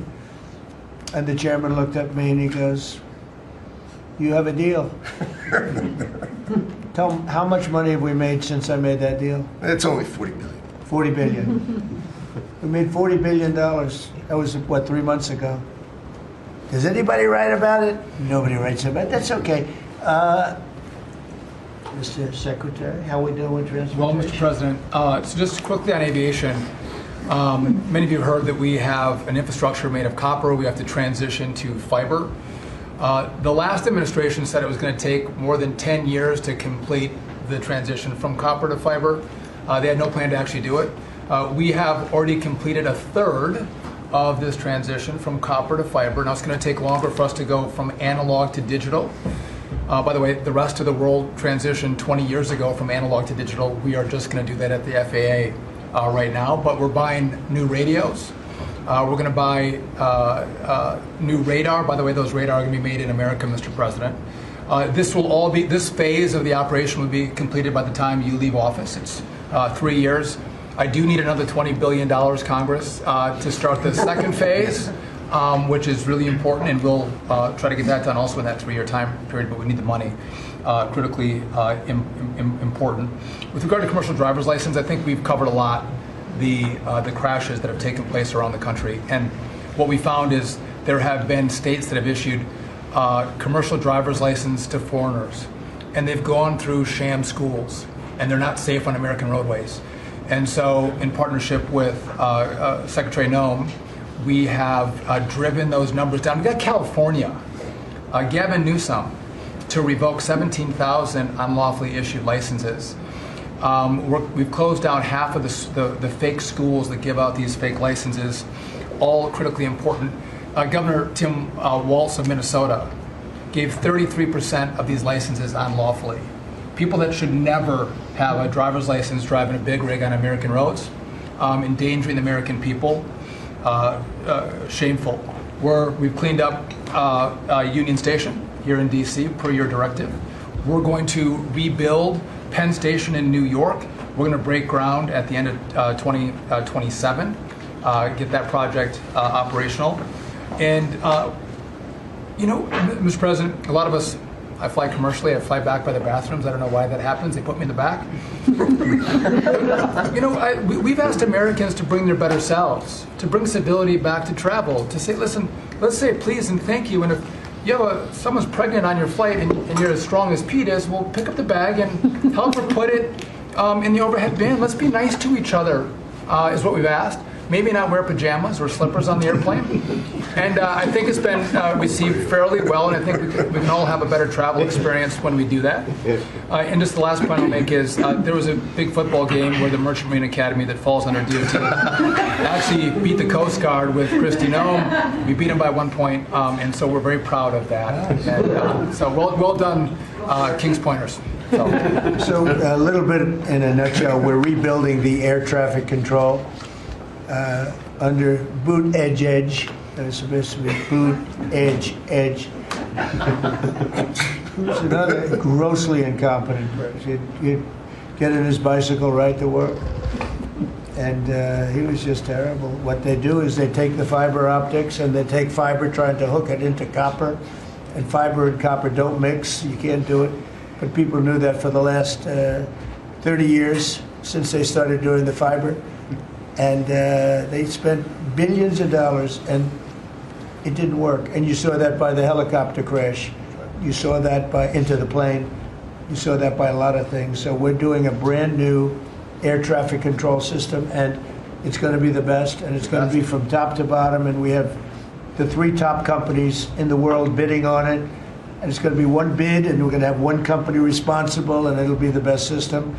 And it's going to make this. Look, our skies are safe. Otherwise, we wouldn't let people fly. But we're going to have the safest skies. We're going to have the best system anywhere in the world.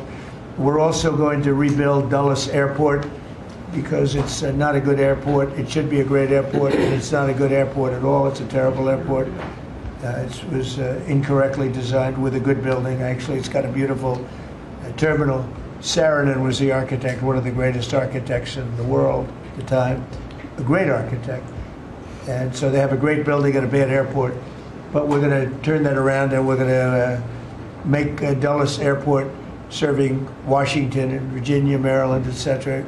We're going to make that into something really spectacular. We have an amazing plan for it. And other things, but you're doing a really good job. I appreciate it. The people movers of Dulles, we had a crash recently. So we're going to announce that later today, a request for bids on this. But again, it's a not a great airport, which we can make great in this administration, Mr. President. We have a design that's amazing for Dulles. It's going to take Dulles and make it a really bad. It was a badly designed airport. We're going to make it into as good as there is in the country. It'll be exciting. Okay, please. All right. Well, Mr. President, it's good to be here at this meeting because in 1 year you can look around the table and see the change. And I think one of the biggest changes is how this cabinet works together. And I want to start there. There's often been said, I found out some things this year that I didn't know, that the Department of what was Defense, now Department of War, and the Veterans Department had never really communicated. Now, we're fraternal twins, in a way. Pete and I are. He lifts better, I'm better looking. But in looking at this, I mean, he brings them in. He keeps them for a number of years, up to 20 or longer, and then they come into what the country is committed to our veterans. And if you don't have both ends working correctly, then recruitment lags, morale lags, and we've been able to work and fix a great deal of that. I didn't need to change our name, but I did do one thing. I put the veteran back first at the VA. And we did that in 1 year. How did we do that? We started taking things that have been neglected for a long time and put them back. We had a backlog in which we've dropped over 160,000. We're not talking year-to-year change at the VA. We're talking 5-6 year. We have to go back 5 to 6 year prior COVID numbers to see the change of backlogs that are now reduced. We do it in 6 months instead of the long time it took. In fact, it grew under the Biden administration. It shrank over 160,000 under us. Champ VA, which is a program we have, has basically been back to day to day. It was at a terrible state, which delays and claims and everything's going on. We've got that back. We're doing things like taking a new look. I have one question that I ask when I go to my hospitals, with probably over 170 hospitals, 1,200 clinics, and I ask the people one thing, Mr. President. I said, what are you doing right now that if you were just honest and I wasn't standing here, you say, this is stupid? It's been amazing what we've gotten, and the feedback that we've had. We've been able to change how we do credentialing, how we do privileging, how we do hiring. We're all working through that, and it has all made a difference for our veterans as we go forward. CNP exams for veterans out there listening. If this is the one where disability claims, where they say, well, let me send you to a doctor to make sure. Most of the time we have that already in the record. We're working now to where those could actually be changed, where we just look at the record and not have to send them to the doctor. That's almost a $3 billion savings that we can look at, and also not taking what the veterans did. We're also getting ready to announce here pretty soon a reorganization that's going to bring our hospital system organizationally in line with the 21st century. We are the largest healthcare organization. It's about time we acted like it, Mr. President. You gave that leadership, and we're going to do it. And also one thing, community care contracts getting ready to go out. It's one of the largest contracts in the federal government, but it does exactly what you and I have talked about before, making sure that our veterans can get care in the system or in the community, wherever they want it. We're getting ready for that. Now, I have one thing for all the press who really enjoyed the first of the year, saying, oh, you know, they're going to cut all these jobs, 80,000 this, 80,000 at the VA. Mr. President, every success that I just gave you came after the fact, or pretty much after the fact, that we had 30,000 take early retirement. Early retirement, no risk, although you reported it as loss and risk, you can't help yourself. 30,000 took the retirement. Every bit of the success that I just told you about came with a reduced workforce. There was a motivated workforce that said, how can we take care of veterans? That's what this cabinet does. That's what we're doing for you. Good. And you've got the highest approval rating we've ever had at the VA, so that tells you something. You're doing a great job. Thank you very much. Jameson, please. Well, there's been some activity on trade this year. You know, for about 75 years, we had a system, global trading system, that was premised on the United States having totally open borders, right? Not just on immigration, but on goods and services, and everyone else generally kept higher tariffs, higher non-tariff barriers, etc. Obviously, the outcome was we had a huge trade deficit. You took it head on. You gave all of us who work on the file a lot of leverage. So we spent the past 10 months or whatever we've been doing now just going around the world and flipping the script. So now we're in a situation where we've protected our industries, we have the tariffs, and the other countries have decided to take their tariffs down and non-tariff barriers. And we've done it in a very constructive way. We've achieved agreements on reciprocal trade, which are a new kind of trade agreement that's really focused on making sure we have balanced trade, we have reciprocal trade, that we're treating each other fairly. And it's been embraced by the international community. And it's going to be exciting to see what it's like 5 years, 10 years from now, because you've changed it. And that's how it's going to be now. And I think you should be commended for it, and we look forward to seeing what comes in the next few years. Thank you very much. You're doing great. He's doing a great job. Thank you very much. Please. Thank you, Mr. President. Last time I was here, I said that the amount of dereg that we had for regulatory was 30-1. Since then, it's up to 48-1. Your goal had been 10-1, which was in excess of 6-1 in the first term. It's actually much higher than that, but I made my team redo the threshold a little bit because it sounded so unbelievable. But the amount of work that's being done with this entire team is astronomical. And another detail in that is that when we propose a rule, some of the biggest ones that you care the most about don't go into that count until they are finalized. So next year's we should be even more eye-popping. One of those to talk about is the federal acquisitions regulations, which you gave us a charge 6 months ago to dramatically reduce. In 6 months, we've lowered it by 25%, 500 pages, 2,700 mandates, which is a third of the mandates. That's going to lead to savings, competition, and speed. So probably $40 billion for the agencies and savings over the course of 10 years. When we get up and running, it'll be north of between $200 and $400 billion. Competition, about 45% of government bids only have one bidder. So you got no competition in that situation. That will now change, and then we're just getting faster, months, and hopefully we turn it into years, which means you all around this table can buy things that you need quickly, and that you have better vendors to come, many of them small businesses who want to participate in the federal procurement process. So making all sorts of improvements on that front. It's very exciting. Thank you, Mr. President. Great on the regulations. We're cutting them at levels never seen before. And I have the record from the first 4 years, but we're blowing that record away, so it's been really great. Good. Scott? Yes, sir, Mr. President. Great to be with everyone. And, you know, when you were giving your report, which was fantastic, and I listened to the report of all my colleagues here and those that will come, it reminds me when I played in the NFL, we had this thing called game film. You know all about film. And we had a saying that said, the film don't lie. The film tells a real story.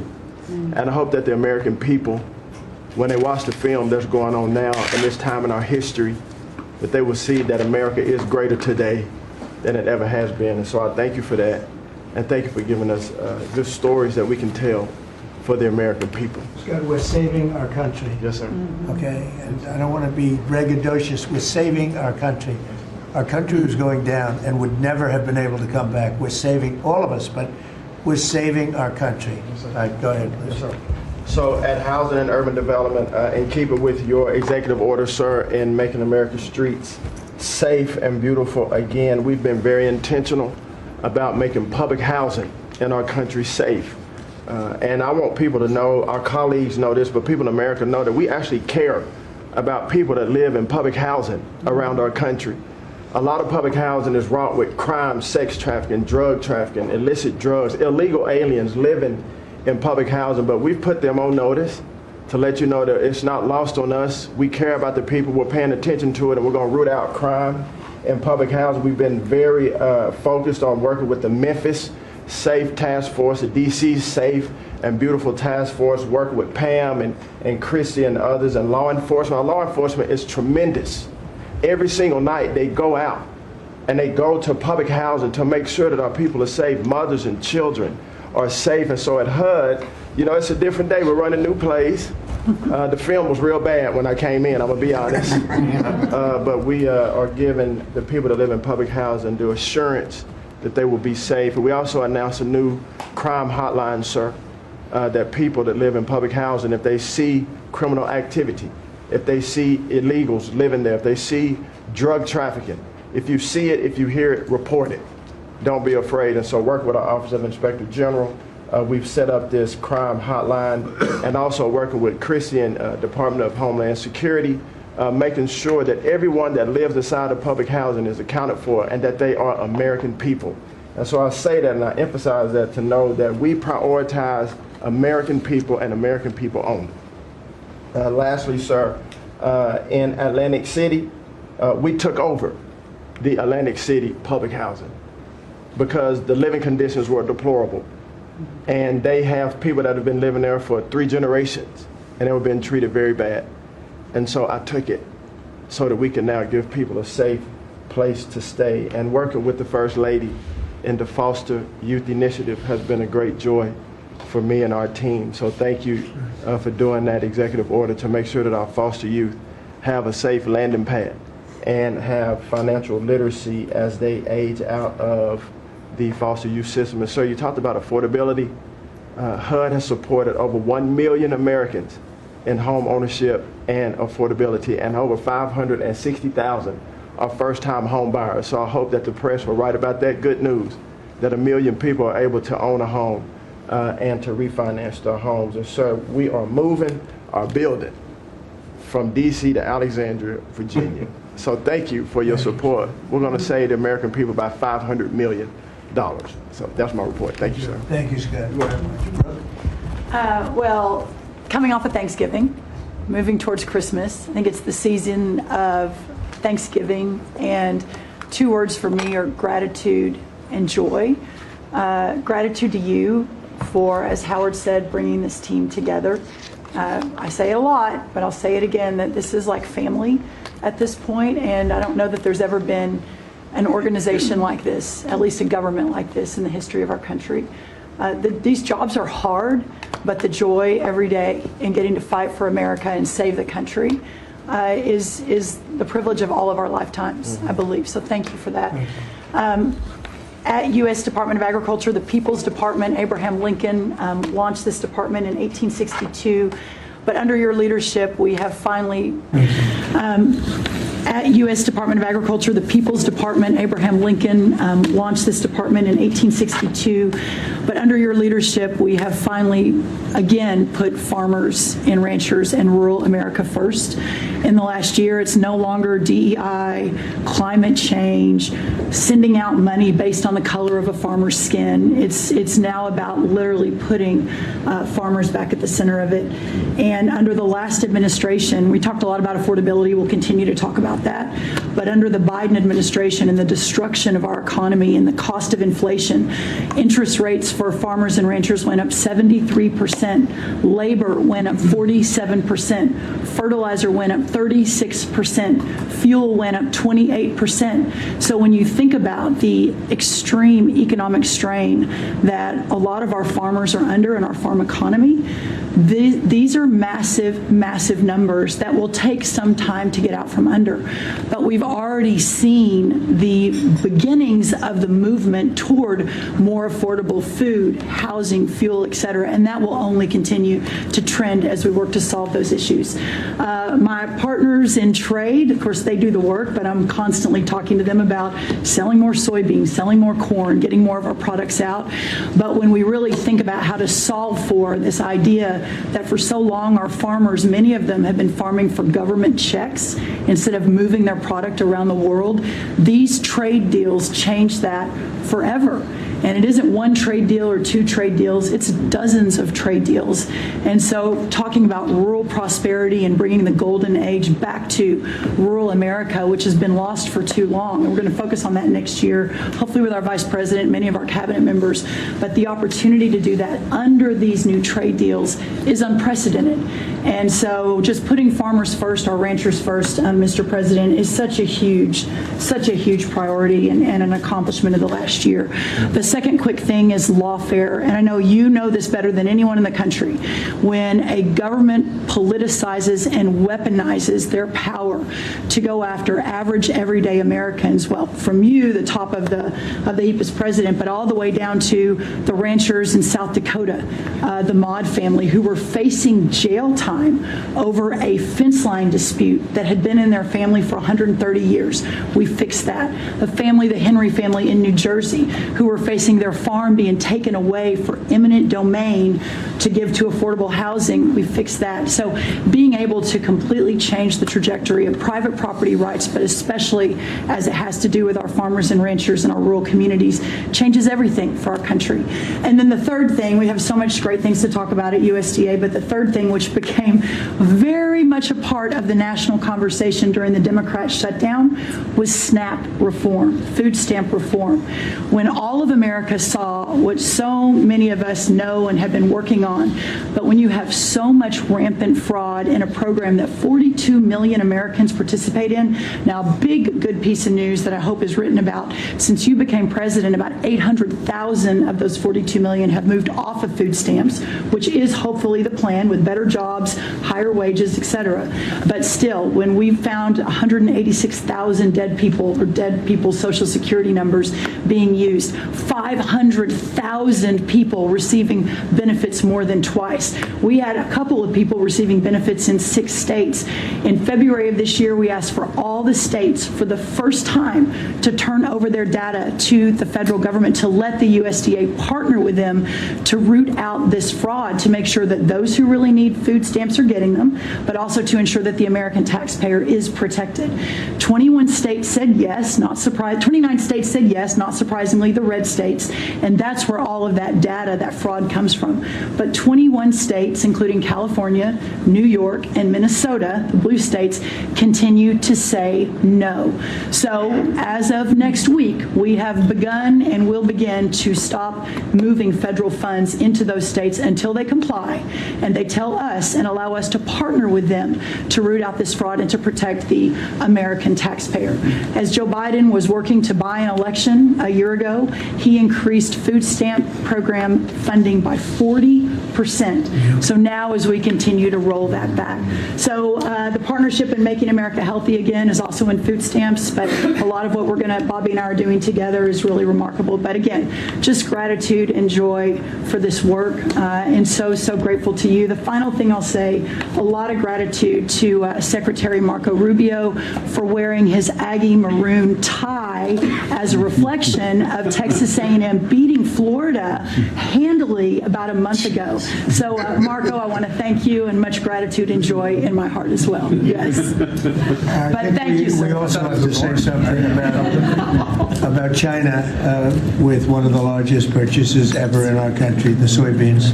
Yes, sir. And so I want to thank President Xi. We had a great meeting. We were in South Korea, and I went to a lot of other places too, but we met in South Korea, and President Xi was great.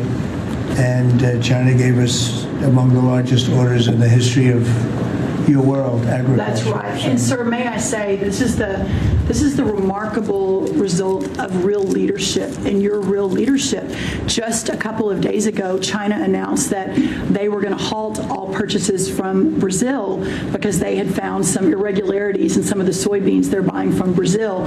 And what that means is a continued signal that this country and our farmers produce the best, highest quality soybeans, sorghum, et cetera, in the world. And what you've been able to do is open those markets up and again move toward an era where our farmers are not so reliant on government checks, but they have the markets to sell their product. Having said that, we do have a bridge payment we'll be announcing with you next week, as we're still trying to recover from the Biden years. That's right. To help the farmers. We're going to help the farmers. They did not help the farmers. That's right. Thank you very much. Thank you, sir. Scott? Mr. President, it's been a great year on the economy, but the best is yet to come. The tens of trillions of dollars that have come in investment, both the portfolio investment by companies, investment by countries, that is turning into a CapEx boom for the U.S. Capital expenditures up 15% in history. When CapEx is up, jobs will follow.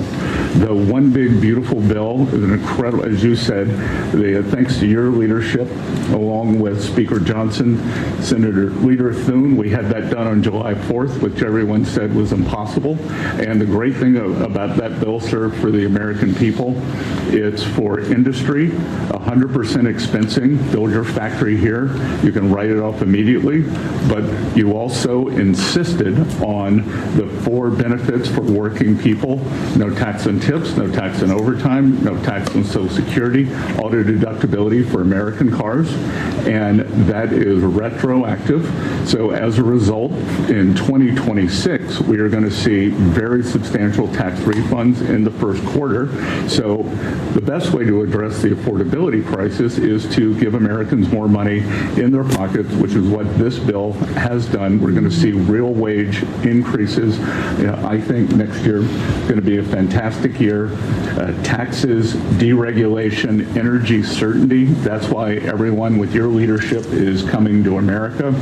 Bond market had its best year since 2020. Everyone said couldn't be done.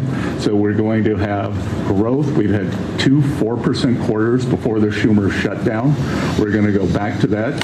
So not only are we going to have great growth, but it's going to be low inflationary growth. And stock market obviously is following, but next year is going to be the year for Main Street as all this kicks in. And you came in, immigration, I called it the 3 I's: immigration, interest rates, and inflation, that were killing the American American people. Close the border.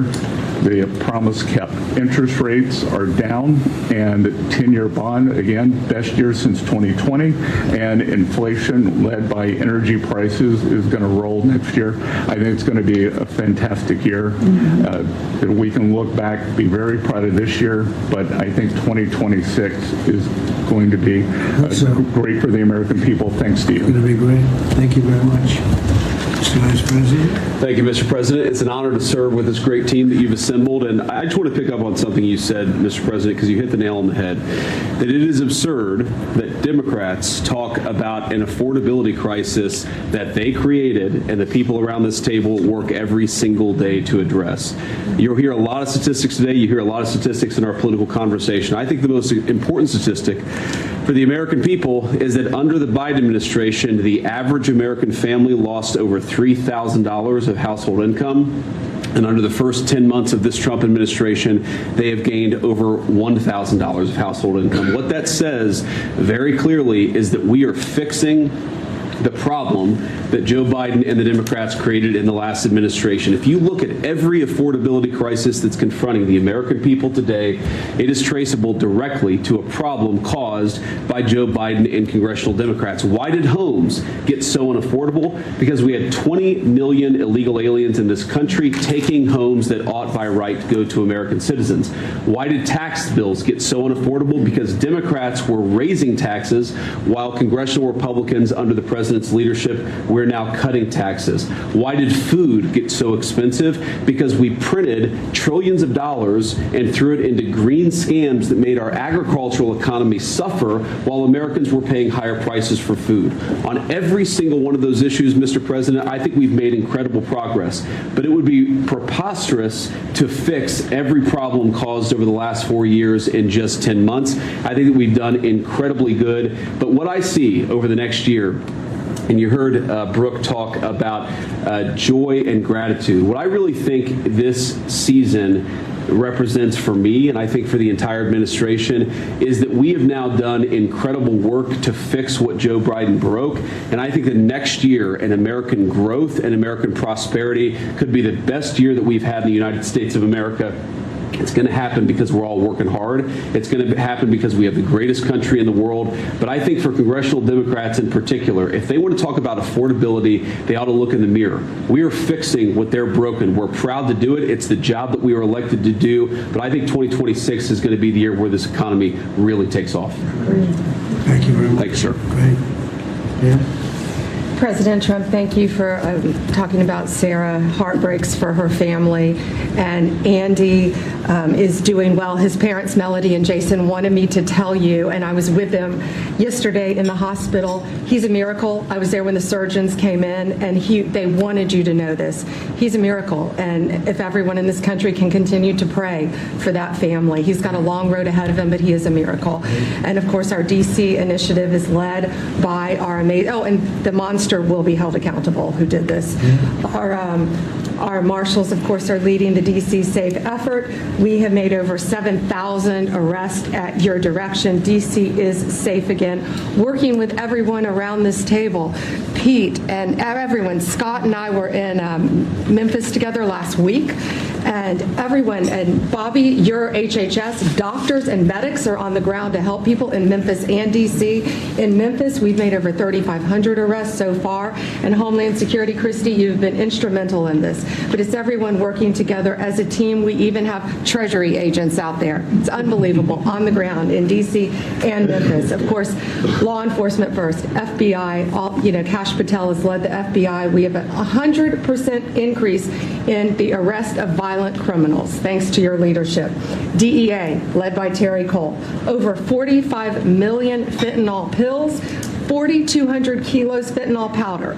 That is the equivalent of 347 million potential lethal doses.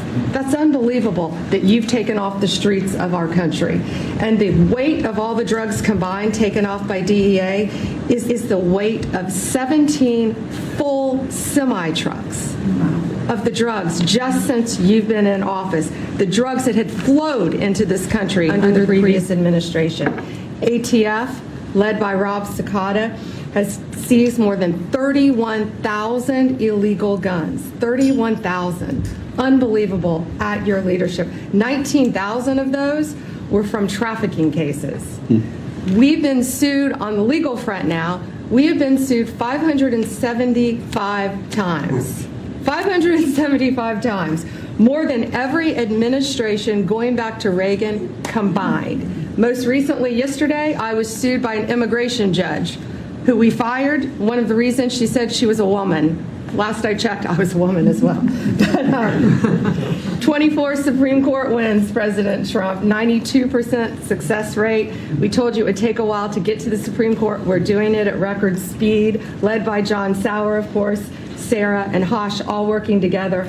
Immigration, we're winning. Nationwide injunctions, ending DEI funding, working to secure that our federal workforce is aligned with your America First agenda, representing pretty much everyone in this room. We met with your general counsel yesterday, Doug,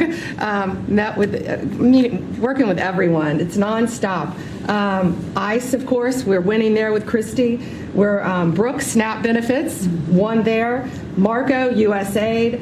Pete, National Guard, of course, going nonstop. Our U.S. attorneys are fighting violent crime, working around the clock to make America safe again, which was your directive. Our Civil Rights Division, suing Gavin Newsom 3 times now, Prop 50, keeping boys out of girls' sports, and in-state tuition for illegal aliens.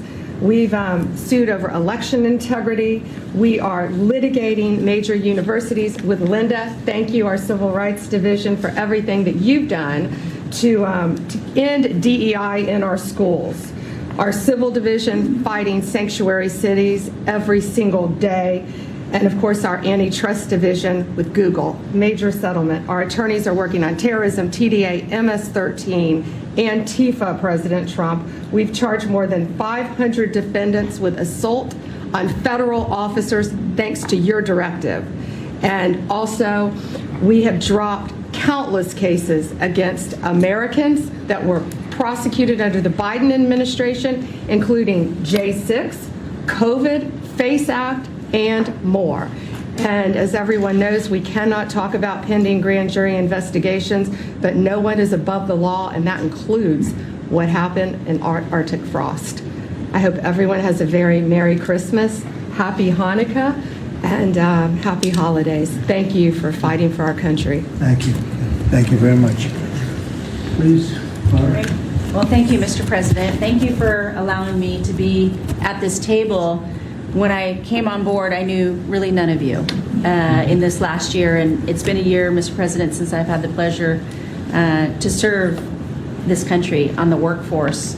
Everybody said the Department of Labor would be quiet, fly under the radar. You won't have to do too much. Absolutely not, because you made the American people realize the American dream is real for the American workforce.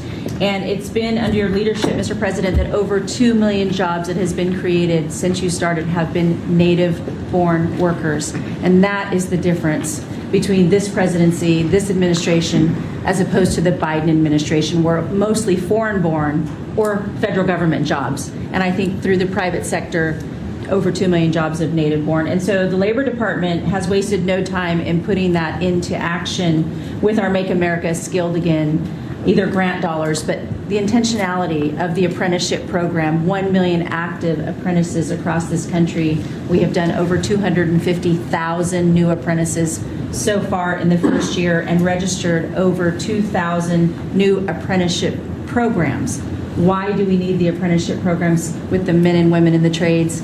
Because of the leadership of onshoring and reshoring, and have a lot of these companies reinvest in America. We have to build this country. We cannot do that without the tradesmen and women and the craftsmen of this country. And I think that, Howard and I, we talked about that from the beginning, and we're going to have to lean in on that because we need the labor force, 700,000 new skilled jobs with electricians, construction workers, machinists, and so forth. And as I traveled with the Vice President as well, we see that on the manufacturing floors of this country, they're in desperate need. The Department of Labor are going to get the workforce skilled again. Working with Secretary McMahon as we move a lot of the education out to our respective states, we are now working together, and we have deployed $86 million in investments, and a lot of that is in AI infrastructure jobs to have our new workforce proficient and literate in AI if we're going to continue to lead the AI race, and we're working on that. And the Department of Labor is now creating and will soon launch the AI infrastructure and workforce hub, which we will be able to track that metrics to see exactly if these dollars are going correctly. Integrating education and workforce with, obviously, Administrator Loeffler and I are on the road a lot together because we're talking about Main Street as well as a lot of the manufacturing jobs and how we're being an ally to our businesses as opposed to an adversary. For far too long under the Biden administration, we were adversaries to our business owners, and we want to give them a leg up always and make sure that we're paying attention. And we want our workforce to be educated. We do not need the numbers that we have seen across this country where our 4th through 8th graders cannot read, write, or do any math, and they are our future workforce. We have to depend on the American worker first. Also, lowering healthcare costs in line with the executive order. I'm working with Treasury and HHS, and rulemaking is underway to expand healthcare transparency and make pricing more affordable for our employers who offer these to their employees. Promoting retirement security. The department rescinded the Biden administration's guidance that restricted the use of crypto in the retirement investments, and we're seeing more and more of that, where we also rescinded the supplemental statement that discouraged the fiduciaries from considering the alternative assets for 401ks, and that will also come through the Department of Labor, that rulemaking. Ending abuse of cheap foreign labor at the expense of the American worker. We launched over 200 investigations into companies who will have abused and or fraudulently against the American worker. So Project Firewall was released. Thank you, Mr. President. We want the trained workforce, but we will root out the fraud and abuse, and we'll protect the American worker first. And slashing the job-killing regulations. The department has rescinded discriminatory DEI practices, and I will tell you, reducing compliance costs for businesses as it was for DEI has saved American businesses nearly $1 billion this year by just getting rid of DEI for that compliance cost that they've had to do. So, Mr. President, continuing to skill the American worker, the American workforce is going to be my mission. We have to do it faster. We have to do it quicker. We have to build so that the American people can realize that American dream that you have laid out so eloquently. And it's an honor to serve under this administration and to talk to the American workers who believe in the American dream again, the pride on their face, the pride of the American worker, the skilled men and women who build with their hands. It's an honor. Thank you, and Merry Christmas. Very good job. Thank you very much. Chris? Mr. President, I am honored and frankly inspired to sit at this table with this incredible team of leaders that work every day for one and only one constituency, the American people. Not this group or that group, the American people. The price of energy is very much on the mind of Americans. The biggest determinant of the price of energy is politicians, political leaders, and policies. That's what drives energy prices. Under your leadership, what we've seen in the United States is just a steady drop in the price of gasoline, a huge consumer cost for Americans. As you mentioned early on, well below $3 a gallon right now and trending downwards. There are a number of stations in the heartland of America with $1.99 signs flying today. That's simply impossible without the leadership and changes you brought. Now, of course, you can go to California, where the average price of gasoline is between $4.50 and $5 a gallon today in California. That's just bad political leaders there and bad policies in California. And taxes. And taxes. Taxes they charge on gasoline are just insane. Terrible. And electricity prices is a very parallel story, but it's a bigger moving ship, so the changes are a little bit slower. But Americans are outraged at a roughly 30% rise in the average price of electricity across this country. But everything we are doing together is going to reverse that. Not just stop the rises, but start a downward trajectory in electricity prices. And I can say that with confidence, not because we think these policies will work. We know these policies will work, and I'll get to that in a second. We're going to stop closing power plants. We've already done that, of course. Stop closing the coal power plants and natural gas plants that were shut down. We've got over 30 gigawatts of generators just sitting there today, not allowed to run. Well, of course, we're fixing that immediately. We're going to bring on from our existing grid tens of gigawatts more capacity that'll drive down the cost of electricity. But if we look at the last 5 years to see what works and what doesn't work, the most Trump-aligned policies in the electricity sector were by, no surprise, one of your cabinet members, Secretary Burgum, for 8 years governor of North Dakota. Over the last 5 years, production and demand for electricity in North Dakota grew 35%. Think what data center boom's going to do. And what happened? Electricity prices went down. Didn't rise slowly. They actually went down those 5 years. That's the answer. Trump-aligned energy policies increased demand for electricity. Nebraska and Texas, more Trump-aligned states, had significant growth in demand for electricity. They had electricity price rises, but well below the price of inflation. Unfortunately, Biden brought all of us a lot of inflation. If you look at the other end of the spectrum, California, New York, Massachusetts, Connecticut, Maryland, I could go on. What happened in those states? Policies and politicians that force the building of unreliable electricity generation, which requires new infrastructure and transmission lines. And what happened? Today they produce less electricity than they did 5 years ago. A lot of spending money and less electricity. What does that mean? Of course, much faster rises in the price of electricity. Blue states have had 1.5 times faster rise in electricity prices than red states. Red states alone, less than inflation. We need to bring those policies. You are bringing those policies to the national level. We hope the blue states will come along with us, but your policies are going to start the decline of electricity prices nationwide under your leadership by just bringing back common sense. So thank you for allowing me to be part of this team. For people here who are focused on winning, special thanks to Howard and Scotty who were there with me to see the Denver Broncos win on Monday night. Now we want nationwide wins on energy for 3 more years. And we're doing more energy production than we've ever done by far right now. Records across the board that will continue to be reset every year you're in office. Thank you very much. Well, Mr. President, thank you for giving me a very interesting job. Some days it's a little controversial too, but it's been an honor to work for you. You are a great American. The fights that you pick are the right fights, and they're always on behalf of this country. So I appreciate the chance to do this job heading up this department. If you think about what Joe Biden did with the Department of Homeland Security, he used this department to invade the country with terrorists. He opened up the borders, let anybody come in that wanted to. He put them on airplanes. He let them through our airports. If they could figure out a way to get to our shores and in our country, he just opened the door and invited them in. So it's our job to get them out. And I want to thank you for this team, because I look around the table and I think every single person here has helped me do my job over the last year. They've supported us at the border and given us resources. Marco negotiates all the travel documents and relationships with other countries to take their people home. 2 million people have gone home already.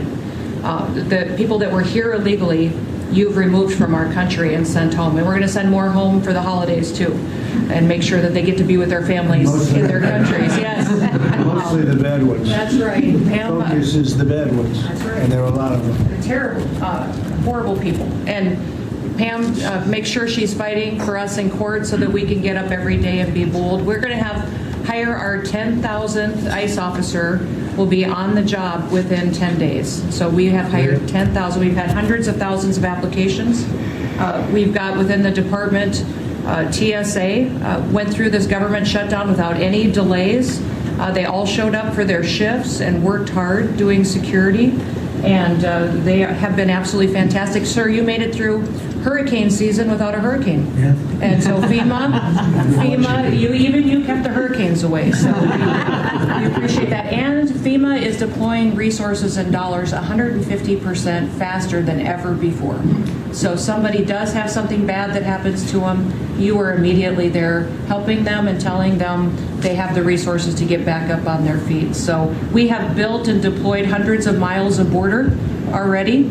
You have cut the fentanyl flow over the southern border by over 56%. You've saved hundreds of millions of lives with the cocaine you've blown up in the Caribbean. And, you told me to look into Minnesota and their fraud on visas and their programs. 50% of them are fraudulent, which means that wacko Governor Walz either is an idiot or he did it on purpose. And I think he's both, sir. He brought people in there illegally that never should have been in this country, said they were somebody that they're not. They said they were married to somebody who was their brother or somebody else. Fraudulent visa applications, signed up for government programs, took hundreds of billions of dollars from the taxpayers, and we're going to remove them and we're going to get our money back. And we're going to, this next year, make sure that we only put people in leadership positions in this country that love this country and have its back. So thank you for letting us get up every day and have a purpose. Thank you very much. Thanks, Chrissy. Appreciate it. Mr. President, you're exactly right. We are saving this country. We're doing it one Main Street at a time, and we're doing it at record speed and at record levels.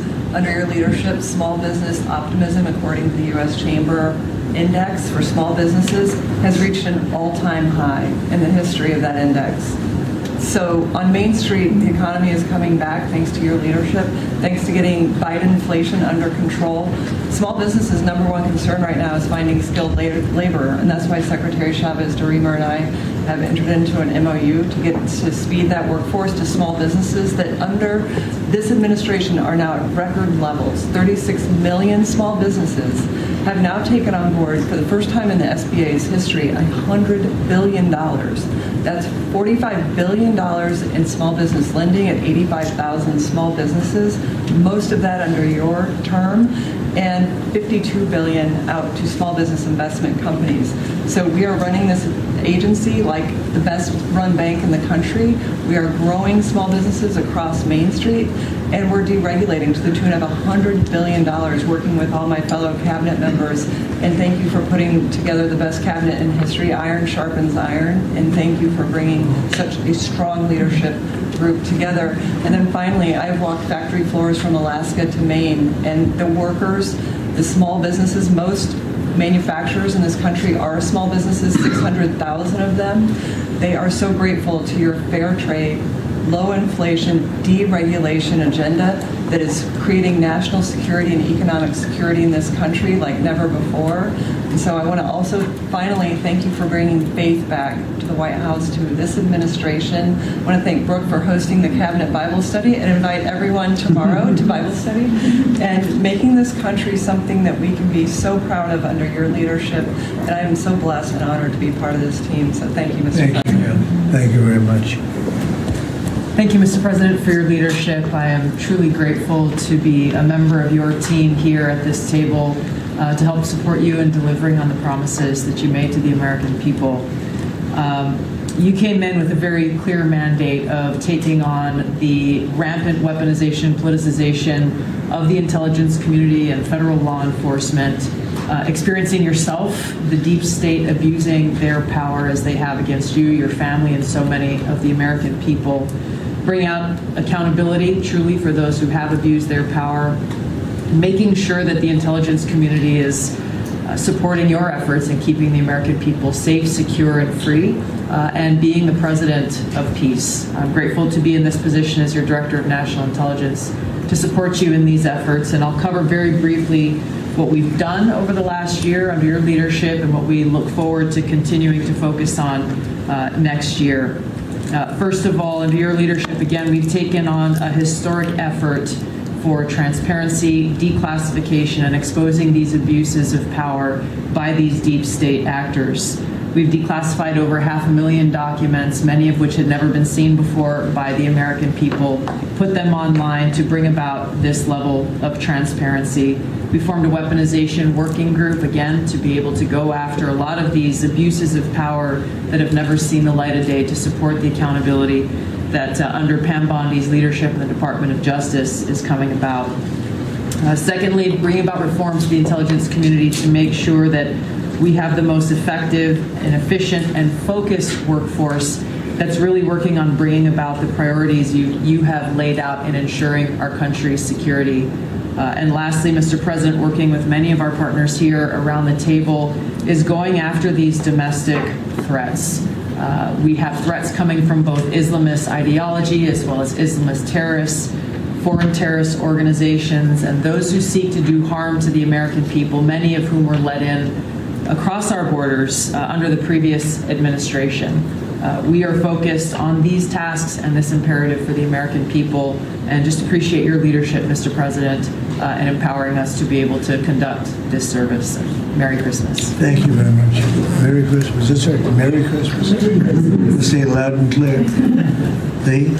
Mr. President, your team at the Trump EPA has been crushing it all year to fix the big mess that we inherited and deliver amazing results for the American people.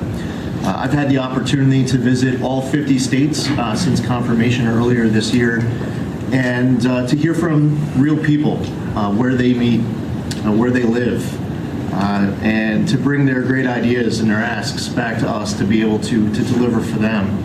At the Trump EPA, we have proven that you can both protect the environment and grow the economy. On the environmental front, since you were sworn in earlier this year, we have averaged a big environmental accomplishment every single day. On the 100th day, the 200th day, the 300th day of your presidency, each time we released a list of our top 100 environmental accomplishments. That has included a historic LA wildfire cleanup that you ordered us to complete in record time, which we did, and the Army Corps, under the leadership of our great Secretary of War, did their part as well. The federal government completely did all of the work needed to allow these residents and businesses to be able to rebuild, but poor leadership at the local and state level, unfortunately, is still resulting in these property owners unable to rebuild, and it's wrong. We also were able to reach an agreement with Mexico to be able to implement a plan to permanently end a decades-old raw sewage crisis on the southern border with Mexico. And Secretary Rubio and his team, Chris Landau, Ambassador Johnson, they've been amazing to get that done. On the deregulatory front, we have proudly launched a massive blitz that amounts to the largest deregulatory effort by any agency in the history of the United States. To put some perspective on it, in 1 year, at one agency, we will do more deregulation than entire presidencies have done across all agencies. It's incredible. You could go back across 4-year terms to 8-year terms. You've never seen this much deregulation. One agency, 1 year. In fact, when finalized, the proposed rescission of the 2009 Obama EPA endangerment finding amounts to the largest deregulatory action in the history of the United States of America. From fixing the agency's definition of waters of the United States, which is important for our farmers, our ranchers, and other landowners, to the effort to end electric vehicle mandates and promote consumer choice, eliminating regulations designed to eliminate entire sectors of our energy economy. We're thinking big and we're delivering big. We have reduced terrible derailments on diesel exhaust fluid systems. We're getting water moving faster, new pipelines and power plants built, and we're helping to unleash energy dominance. Mr. President, on the operational front, we have significantly reduced the size of the agency workforce, and we are accomplishing more with less. It's all about priorities, and our focus is on fulfilling our statutory obligations, helping to fast-track project approvals that were taking way too long, and closely following the law, as well as key Supreme Court decisions like Loper-Bright to overturn the Chevron doctrine. We inherited massive backlogs that we have been eliminating all year long. We've been implementing your executive order to end COVID-era remote work. We consolidated real estate, canceled expensive media subscriptions, and closed a Biden EPA museum that none of you knew even existed. I'm sure none of you actually visited. To put it another way, in 2024, the Biden EPA obligated and spent over $60 billion in 1 year, an agency with an operational budget of about $10 billion a year. In their own words, caught on camera, they were tossing gold bars off the Titanic, wasting precious tax dollars to pay off well-connected Obama and Biden officials. And they were doing it without any apology or regret. The Biden EPA, in fact, was amending grant agreements just days before you came into office to reduce agency oversight. But this year, 2025, at the Trump EPA, similar theme that you'll hear from everyone around this table. With our actions canceling wasteful grants and implementing other measures just mentioned, we have saved $30 billion. They spent over $60 billion. We have saved over $30 billion. The bottom line, by the way, is that the Green New scam is dead. It's a new day at the EPA where we will protect the environment and grow the economy. We will deliver on the Trump mandate every day. And we will fight with just one constituency front of mind, and that is the American people. Thank you, Mr. President, for being willing to take a bullet for this country. And if you were to ask me what I'm grateful for, whether it's a Thanksgiving, it's a Christmas, a Hanukkah, a New Year's, any time of year, the fact that this president, after 4 years serving in office, he could have just left it in the rearview mirror and went on to really enjoy retirement. But he is willing to take a bullet for all of you tuning in at home because he believes in his flag, our freedom, our liberties, and to save the greatest country in the history of the world. So I'm grateful this holiday season for you, Mr. President. You're willing to take a bullet for all of us, and by all of us, it's the American public. Thank you. Thank you. Mr. President, good morning, everyone. Well, in spite of the fact that your charge to me is to fire myself, we've really been incredibly hard at work making sure that we can return education to the states. And as I sit and listen to all the emergencies that we are addressing in this country, from the economy to our borders to everything that we're doing, I would say, sir, that if we do not fix education in our country with this hard reset that you are expecting, I think the greatest national emergency we could face is our education. Because if we are not going to educate our children, we're going to continue to fall behind the rest of the world.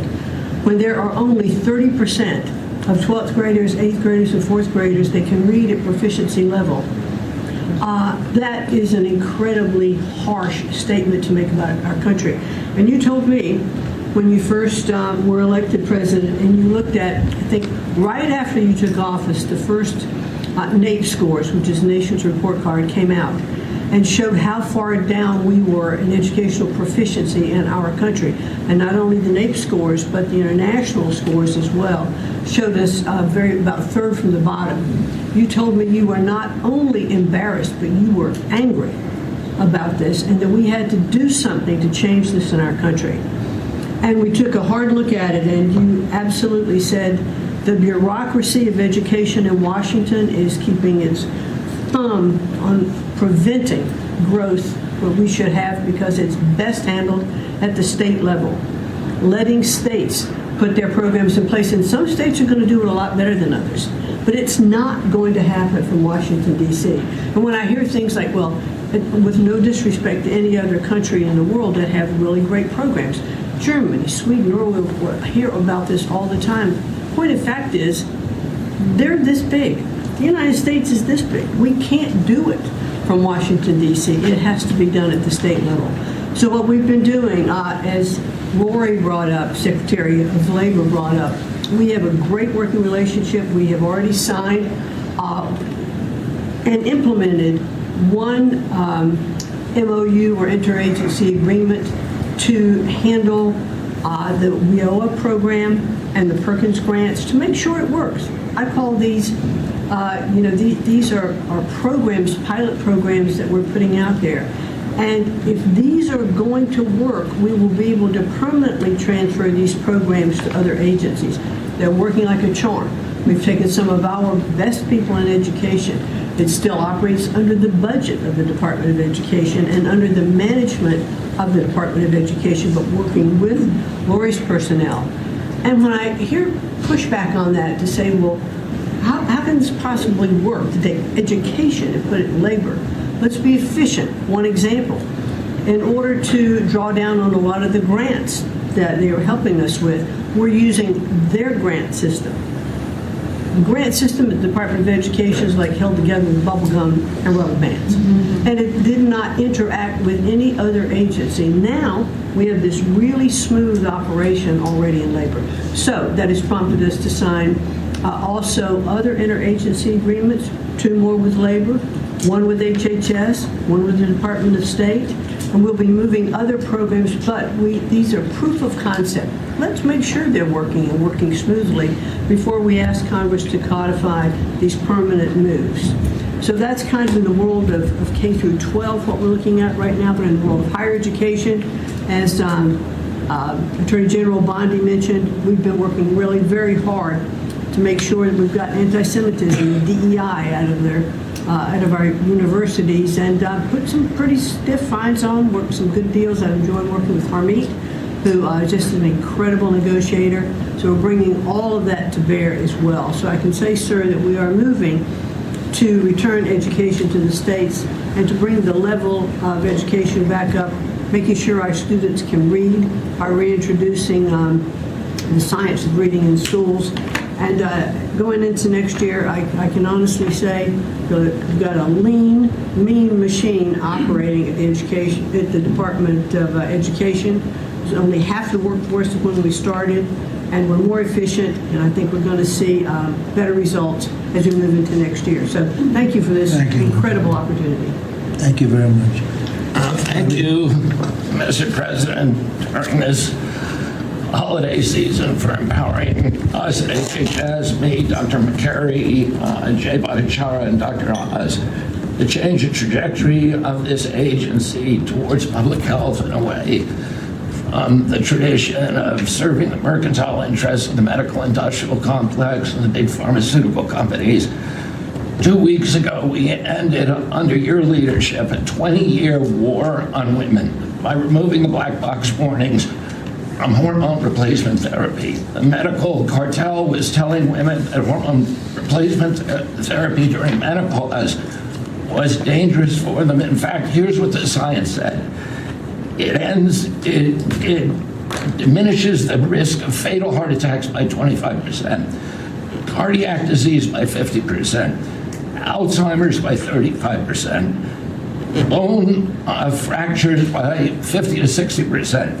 It improves appetite, it improves sleep, it improves energy, it improves happiness. There are tens of millions of women in this country who have been deprived of that therapy because of just scientific malpractice by the medical cartel. We are now remedying that, and this remedy will now be available to all women who want it during one of the most difficult transitions of their lives. MFN is one of our greatest accomplishments. It would not have happened without you. You were the only person who believed in it. You drove us to get it done. We've now made agreements with the 5 biggest pharmaceutical companies. We have 12 more in the lineup to make agreements. By the time this administration leaves office, 95% of the drugs in this country we will have the lowest prices of any nation in the developed world. Americans are already getting the benefits from these. These companies are already lowering these prices dramatically, as you've noticed. And then this week, Howard at Department of Commerce and Jameson at the U.S. Trade Representative made a bargain with Great Britain to raise their drug prices in conformance with your promise that the Europeans would raise theirs to counterbalance us lowering ours, and therefore we would keep intact the ecosystem of innovation and protect innovation. So congratulations on that, Mr. President. When you first asked me to take this job, one of the first contacts we made was with the leading health economics professor at Harvard. And we asked him what's the one innovation that we could do that would most dramatically improve the health care experience for the average American. And he said there's no contest, it's to get rid of prior authorization. Thanks to your leadership, we were able to convene the largest insurance companies in this country and do something that every administration, every Congress has promised for the past 30 years. we actually got it done. We convened the insurance companies representing 280 million Americans and got them to agree, most of them by January of 2026, for 2 months from now, to remove prior authorization for most of their procedures, for all the procedures we want them removed from. And that means that American patients at the point of care will be able to get an answer immediately. If your doctor says you need knee surgery, you will know before you leave that doctor's office whether your insurance company will pay for it or not. Similarly, healthcare records, the tech industry has refused to share healthcare records. You asked us to change that.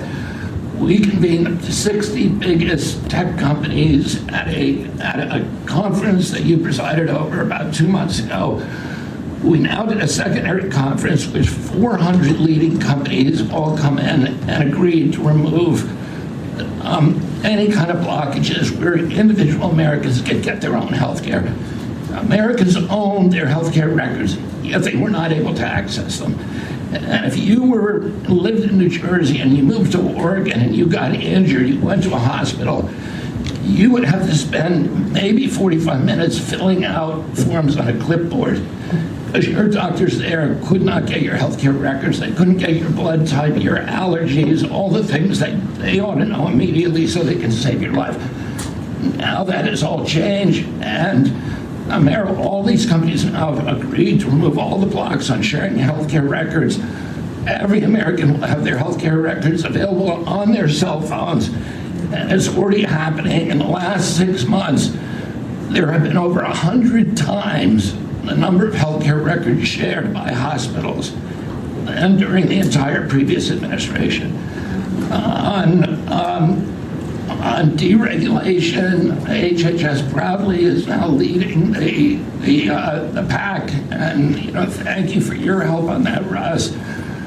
But today we announced the revocation of the nursing home rule, which was overburdening rural areas across this country, Indian reservations, with regulations that were going to destroy the nursing home industry in those communities. And that is going to be a $25 billion savings. Those are some of the things that we're doing because of your leadership. President Trump, thank you so much, and Merry Christmas to you. Thank you, Bobby, very much. Great job. Well, Mr. President, you've assembled an incredibly talented group here. If you took a look at this group compared to any Fortune 500 leadership team, any group of startup folks, I mean, this is an amazing group, and the breadth of what's being accomplished. And the timing couldn't be better because with your leadership and vision, you've set us up for this age of abundance as we head into next year, the 250th anniversary of this country.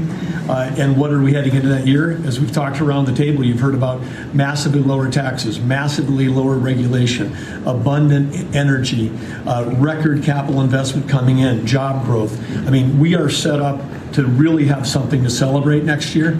And I just again want to say thank you to everybody around the table. You gave us one big assignment in Interior. Of course, Interior, the largest balance sheet in the world in the Department of Interior. If it was a standalone company, 500 million acres of surface, 700 million acres of subsurface, over 3 billion of offshore from Guam to the Virgin Islands. And you said, we got to take care of that balance sheet. We got to develop those resources. And what have we done across that? Producing record amounts of oil, record amounts of gas. And again, we set out with a goal, energy diplomacy, sell energy to our friends and allies. We're exporting a record amount of energy to all of our friends and allies around the world. That's helping do that. And you're giving a gift to America as we head into this. You're giving us peace abroad, and you're giving us prosperity at home. That bodes so well for our country. One small little gift that we're giving to all Americans from one teeny part of Interior, which is the national parks, is that not only are we keeping prices low for all American citizens, offering 10 free days for our national parks next year to coincide with our holidays, but also a $100 surcharge for non-residents. That is going to raise hundreds of millions of dollars for helping restore and preserve all of our best parks. So as we close out then, I want to also say a big celebration going on here in Washington, D.C. We've been thrilled to be part of the National Park Service, the U.S. Park Police, part of this great effort across a number of us on making D.C. safe safe and beautiful. This will be the safest and most beautiful capital in the world. We are doing so many things, whether it's hundreds of homeless camps, thousands of graffiti sites, cleaning up ponds and fountains, preparing this thing. The United States is never going to be performing better economically. It's never going to be looking better, just like the White House has never looked better, all because of your vision leadership. So again, thank you, sir. You've given an incredible Christmas gift to Americans by setting us up for an incredible 250th anniversary. That's very nice. Thank you, Deb, very much. Marco? Well, thank you, Mr. President. First of all, this is a very talented team, as you've seen, and as you know, because you picked every single one that's on. You deserve tremendous credit for doing that. It's an honor to be in this role. It's also an honor to be involved in and be a witness to what I believe is the most transformational year in American foreign policy since the end of the Second World War, at least. And it's transformational because for the first time in a long time, we have a president who basically puts America at the forefront of every decision we make in our relations with the world. And that may sound weird to people, like, of course you always do. No, that hasn't always been the case until about a year ago. And I think we've all witnessed in our own respective spaces how in every interaction the president has with the world, the goal he has in mind is very simple. Does what you want us to do, or is it what we're going to, or is it going to make us stronger? Is it going to make us richer? Is it going to make us safer? If it is, he's for it. If it's not, he's against it. If something's going to make America weaker or poorer or less safe, the president's going to be against it. And every single thing he has done in our foreign policy has been driven by the American people in mind. And I can go down the list. Why has he focused on mass migration? It's very simple, because no country is safe if you can just walk in without us knowing who you are into your country. We've seen the destruction that that's wreaking, not just in our own country, but the impact that it's having in Europe and in many other parts of the world. You talk about trade deals and the trade situation it's been involved in. People, all this reporting on it. It's very simple. The president views the last 40 years as an era of which American workers and American farmers have been ripped off. They've been ripped off, and what he's saying is we want to have trade with the world, but it has to be a trade in which American businesses and American workers and the products they make and what American farmers grow and produce has a fair shot to be sold around the world. On issue after issue, that's been the case. You talk about foreign aid reforms. This is not our money. This is taxpayer money. When the president has said is we're going to do foreign aid, but we're going to do foreign aid for countries that are aligned with the United States and in a way that doesn't waste the taxpayers' money. Mr. President, you deserve tremendous credit for that. Many of us, the Vice President, by the way, I want to acknowledge, has played an extraordinary role in our foreign policy, and he too has been a witness to all of this as it's been occurring, and he's been a big part of it as well. You talk about NATO. The president's not against NATO. He went to NATO and basically said, look, you guys, we're paying all the money, and he got them to do the 5% commitment, which everybody said was never going to happen, it was impossible. Everything this president does is driven by the American people. Whether you don't have to agree with the actual move, but understand the motivation. The motivation is always you, the American people, and what's good for you, for your family, for the country, and for our economy. But the president is also committed to peace in a way that all of us have seen. He achieved in Gaza, and he does it, by the way, not just because he hates war and he thinks wars are a waste of money and lives, but because he's the only leader in the world that can. No other leader in the world could have pulled off what happened in Gaza. And I can tell you, I can't get into the details. The Vice President knows what I'm talking about. That deal doesn't happen without the president's direct interaction with the leaders that were involved in this decision making. And everyone said that deal couldn't hold. And then the president shepherded through the United Nations of all places to get a global coalition of countries to line up behind the peace deal, behind the border peace. And it's still, every day is a challenge, but it's been driven personally by the president. It's the reason why we're involved in this whole Ukraine-Russia conflict. That's not our war. It's not the president's war. This war started, it never would have happened if you'd been president. But this war is going on, and the president is trying to end it, not because, listen, we got a million things to focus on in the world as a country, but he's the only leader in the world that can help end it. And that's why even as we speak to you now, Steve Woodcock is in Moscow trying to find a way to end this war, to save lives of 9,000 people, Mr. President, as you know, are dying every week. More people are dying a week in that war than have died in the entirety of the U.S.'s involvement in Afghanistan or Iraq. Just think about that, how bloody and destructive it is. The president's taken on this issue of Sudan personally, not send out deputies to do it. Again, far away from the United States, because he's the only leader in the world that can bring it about to an end, not to mention all the other peace deals, very dangerous ones like India and Pakistan, or Cambodia and Thailand. And so on all these things, Mr. President, I think you deserve tremendous credit for the transformational aspect of our foreign policy. For the first time in probably 4 decades, the American foreign policy is driven by what is good for America and Americans. whether it makes us safer and stronger and more prosperous. If it is, he's for it. If it doesn't, he's against it. And that sort of clarity is transformational. I close with this, and I know I'm last, so I wanted to be fast, but there was a lot to cover. I do want to say this is the most wonderful and magical time of the year. By that, of course, I'm referring to the college football playoffs. And I just want to say this as a point of personal privilege. And I'm a Florida Gator, but if the University of Miami gets screwed out of the college football playoffs after going 10-2 and beating Notre Dame, the whole thing should be scrapped, and you're going to have to take over next year. We've done a lot. This group has done a lot. Amazing. Everybody at this table has done a fantastic. And Susie, thank you for doing a great job as our Chief of Staff. First female Chief of Staff in the history of our country, which is pretty amazing when you think of it, right? And she's the best. Thank you very much. Great job.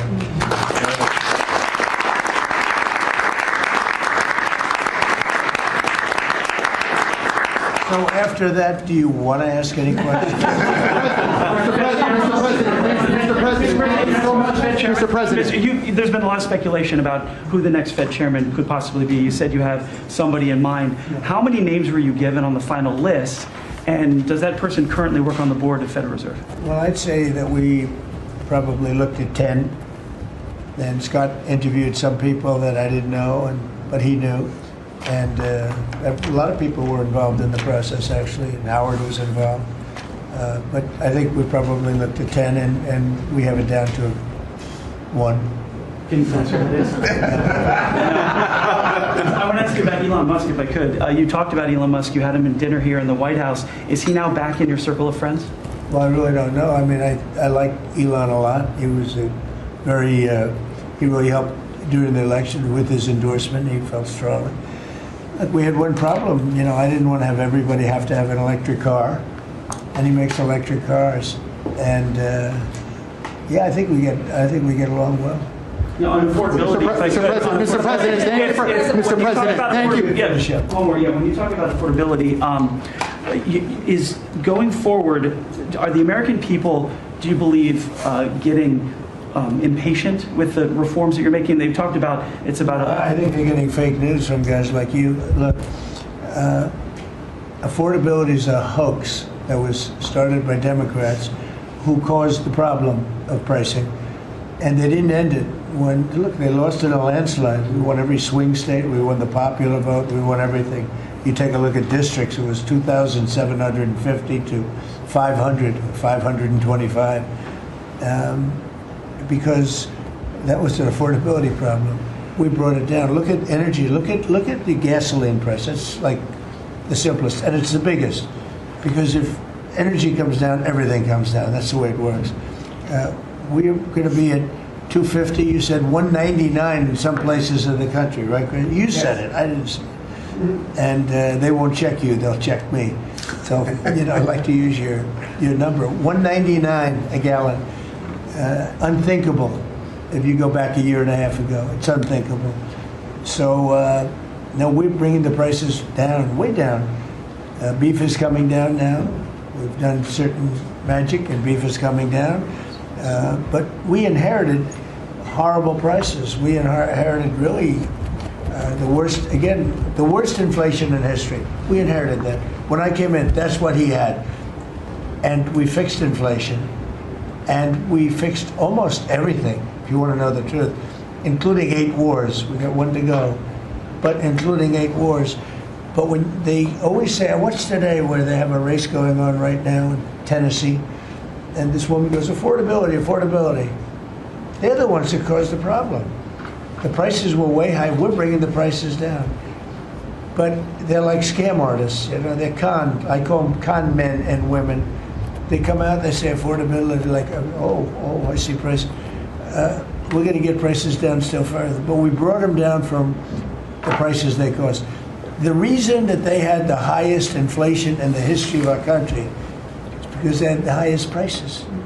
But we brought them down, and now we have normal inflation. Mr. President, thank you so much for taking questions with your assembled cabinet.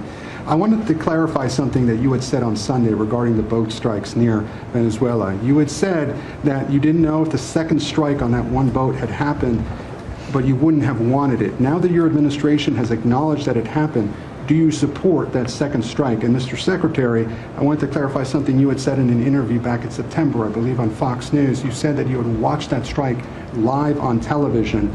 In real time, did you know that there were survivors after the initial strike?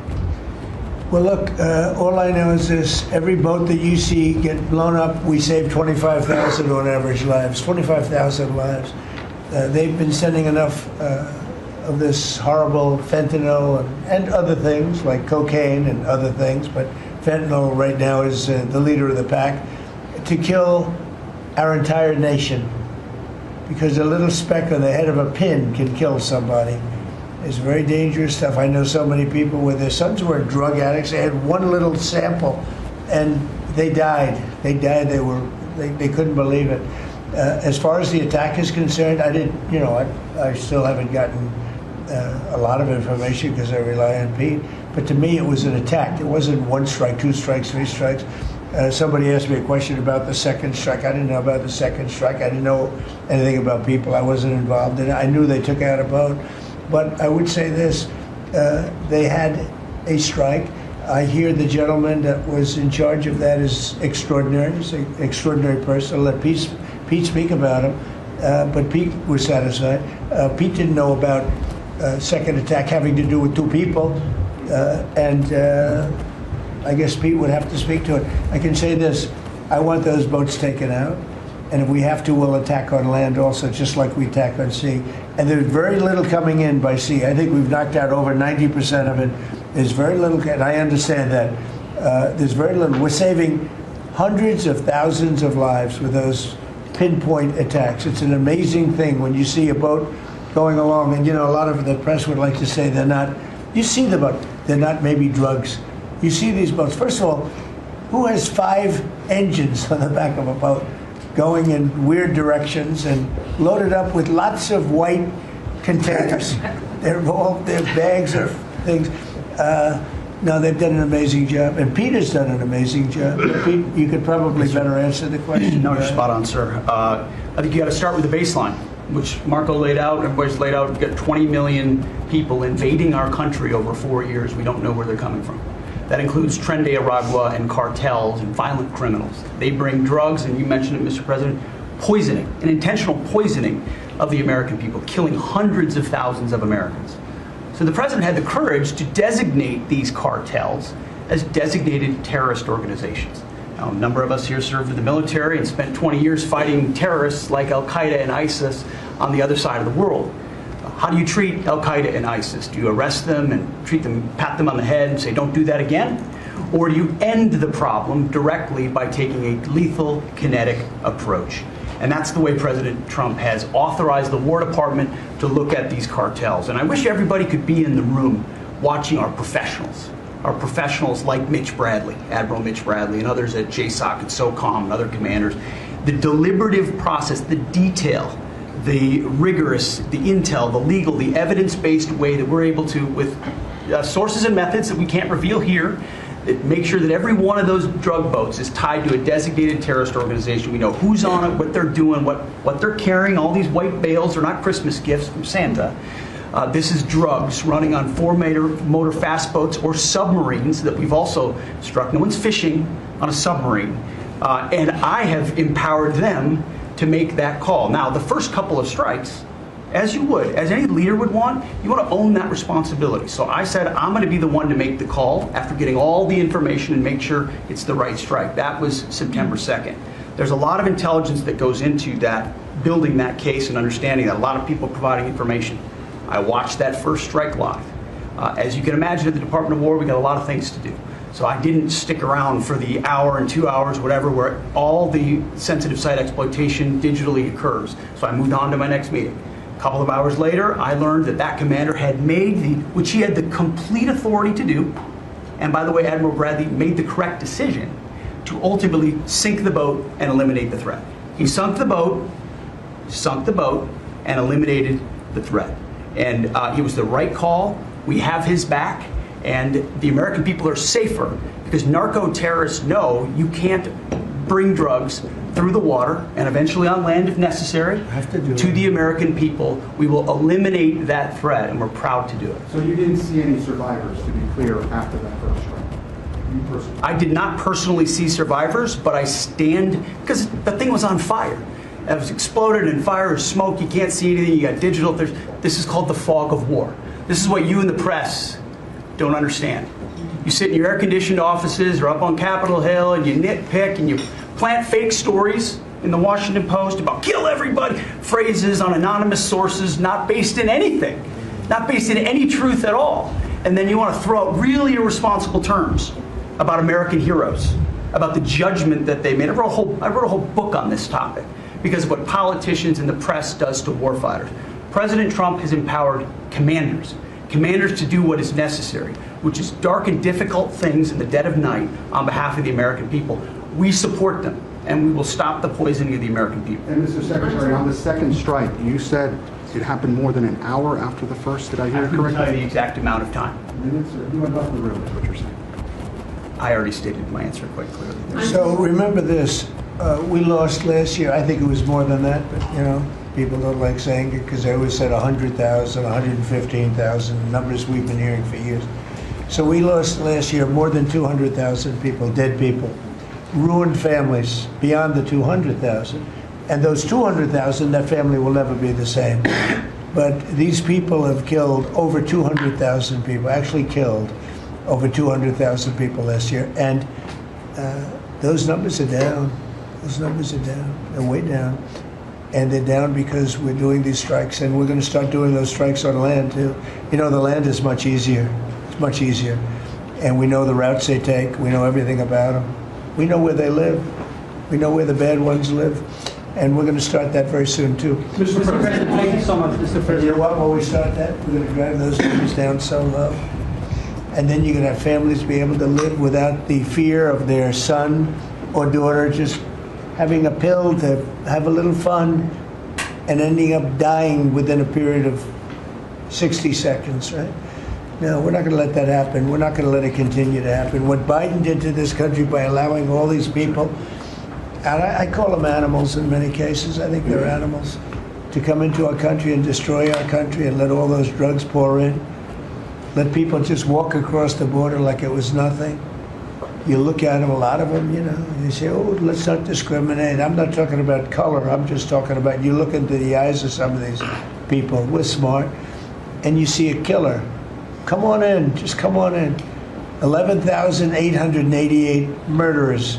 Many of them committed more than one murder. He allowed them into our country, totally unvetted, totally unchecked. But he also allowed drugs to come in at record numbers. And hundreds of thousands of people a year died. And we're taking those son of a bitches out, yeah. Thank you so much, Mr. President, for taking our questions. I think this is the most transparent administration I ever seen. I'm impressed by these people. I'll tell you, how strong are you? You've been holding it for 2 hours. You know, there are very few physically. There are very few people who could do that. I'm very proud of you. What the hell you? I have no idea who you are, but you're strong. Thank you, Mr. President. Mr. President, last week, militia groups in Iraq attacked the Kurdistan region's gas field, the largest gas field, which even the U.S. companies invested in the energy sector in the Kurdistan region. And the Kurdistan Prime Minister requested the United States to provide them some sorts of means and defense system to defending their civilian infrastructure and U.S. investment in the Kurdistan region. Are you willing to providing them this support? And if I had this question, tomorrow the United States is going to open and integrate one of the... Can you speak louder? Yeah, of course. Is that possible? You're the most gentle, beautiful voice, but you're a very gentle person. Go ahead. Just take fewer words and louder. Yeah, sure. I'll repeat my first question. Last week, the Iraqi militia groups attacked one of the largest gas fields in the Kurdistan region of Iraq, which even the U.S. companies have invested in these gas fields. Yeah. And then, are you from Iraq? I'm from Kurdistan, Iraqi Kurdistan. Okay. Yeah. Working for Ruda Media Network. And the Kurdistan region prime minister, he requested the United States to providing them some sort of defense system to defending these gas fields and U.S. investment in the Kurdistan region. Are you willing to helping them? Well, we're going to look at it. I heard about it, and I'm hearing about it more now, frankly. It wasn't at the top of my list. It's a very unusual question, I think, but I've assumed you're from the area, and to you it's a very important question, and to me it is also, because people are being killed. I will say this, Iraq has been much different in terms of us than they were prior to us taking out the nuclear capability of Iran. You know, Iran has gone down many, many steps in terms of its fear factor. They were the bully of the Middle East, and they're really not the bully of the Middle East anymore. And Iraq was being bullied by Iran. You know, we had a president that thought it was brilliant to blow them up, and they blew them up, and all of a sudden, instead of having a power that was basically equal to Iran, they had Iran ruling the Middle East for a long period of time. But Iraq, from the day we hit them with those B-2 bombers and knocked out and obliterated, because CNN said, well, maybe it wasn't total obliteration. Well, it turned out it was totally obliteration. It was every single one of those missiles hit its target. It was actually amazing, but it was wiped out, totally wiped out. I will tell you, Iraq has been a much friendlier place. They talk to us. The Prime Minister actually nominated me along with about 78 other countries for the Nobel Prize. I'm the only one that was nominated by almost 100 countries that didn't get it. But that's okay. But I saved a lot of lives. I saved a lot of lives. But Iraq nominated us for the Nobel Prize, and that was a great honor. You know, we didn't expect that from Iraq. Iraq has been a much different place since the taking out of Iran the nuclear capability. Yeah, let's get to another question. Here we go. This guy's a beauty. Go ahead. Secretary Rubio mentioned your meetings ongoing in Russia today. Do you have any update from Mr. Wickoff and Mr. Kushner? No, because I've been spending too much time with you. I mean, we're spending a lot of time in here. We wanted to do this you talk about being open and transparent. This has to be the most transparent administration in history. We spent a lot of time answering your questions and giving you a lot of good results. I mean, I think everybody here gave you good results. But no, I don't. I will have after I leave here. Or do you hope for a breakthrough, or is it not? I don't know. Look, I don't know. All I can tell you is that we're trying very hard to save 25 to 30,000 people, mostly men, mostly soldiers, every month. 25,000 to 30,000 soldiers. It's impossible. That's half a stadium. Take a big football stadium. Take half of those people in a stadium, and they're wiped out. They're killed every month. It's crazy. That war is crazy. That would have never happened with me, and it didn't happen for 4 years. And you just mentioned potential land strikes. Can you elaborate anything on that? I'll elaborate. If they come in through a certain country or any country, or if we think they're building mills for whether it's fentanyl or cocaine. I hear Colombia, the country of Colombia, is making cocaine. They have cocaine manufacturing plants, okay? And then they sell us their cocaine. We appreciate that very much. But yeah, anybody that's doing that and selling it into our country is subject to attack. So not necessarily just Venezuela? No, not just Venezuela, no. Venezuela's been very bad. Venezuela's been really bad in something else, probably worse than most, but a lot of other people do it too. They would send murderers into our country. They would empty their jails into our country. They sent people into our country that we don't want. They sent their drug dealers and their drug people into our country. They sent people from their mental institutions into our country, and we're getting them out. That was bad. That was real bad. And they also sent drugs. Yeah. On Tim Walz, Mr. President, do you think he should resign over the fraud scandal in his state? And who should? Tim Walz, over the fraud scandal in his state. Look, I think the man's a grossly incompetent man. I thought that from the day I watched J.D. destroy him in the debate. I was saying, who was more incompetent, that man or my man? I had a man and he had a man. They were both incompetent, and I had a man and a woman. I thought she was very incompetent too, but now she's leading the field, and I think she's leading the field for the nomination. Anyway, look, that's up to them. That's up to the Democrats. You know, the problem with them is they have really bad policy. And I'm not going to say what it is because I don't want him to change it necessarily. Because I want to run against it. Whether it's not going to be me, it's going to be somebody that's going to probably sitting at this table. Could be a couple of people sitting at this table. Could be a couple of people running together sitting at this table. You know, but I want them to win because we've done a great job for this country, and I want that to be carried forward. And you know, I think we have a tremendous bench, really a tremendous bench. But no, I think that Waltz is a grossly incompetent man. There's something wrong with him. Okay, there's something wrong with him. And when you look at what he's done with Somalia, which is barely a country, you know, they have no anything. They just run around killing each other. There's no structure.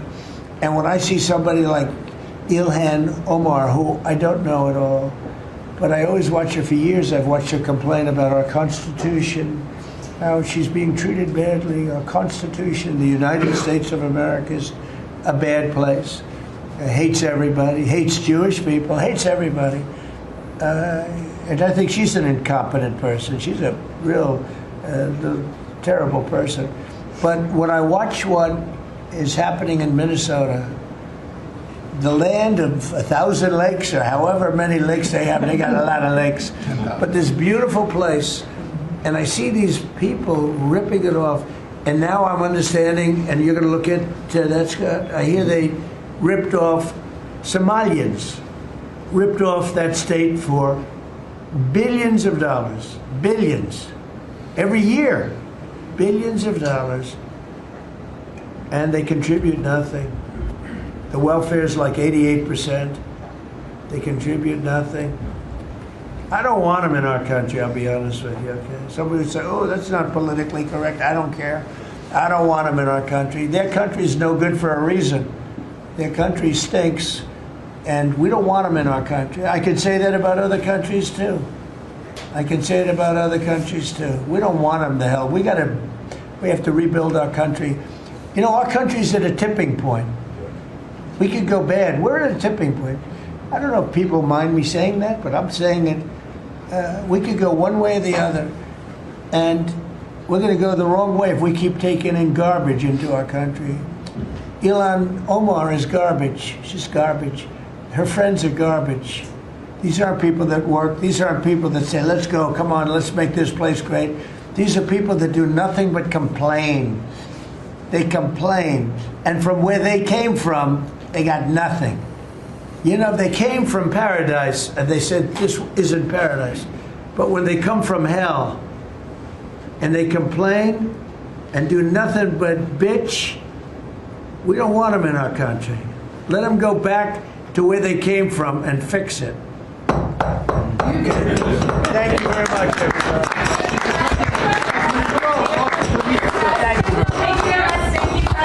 Mr. President, has Maduro offered to leave? Yes. Come this way. Come. Thank you, Press. Thanks, guys. Thank you. Thank you, Press. Let's go. Thank you. I'm waiting for her. Thank you. Hey, guys, keep going around to the right. Okay. Thank you, guys.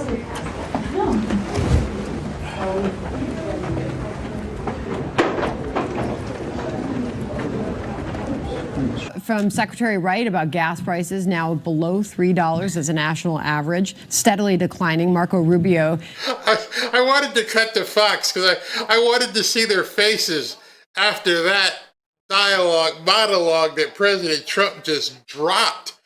Oh my goodness, he closed it with a proverbial bang, a smack across the face. Wow. Why it left them kind of like, oh, did he just really go there? Oh, he went there. Unbelievable how he ended it. So a couple of things I want to recap as they went around the table.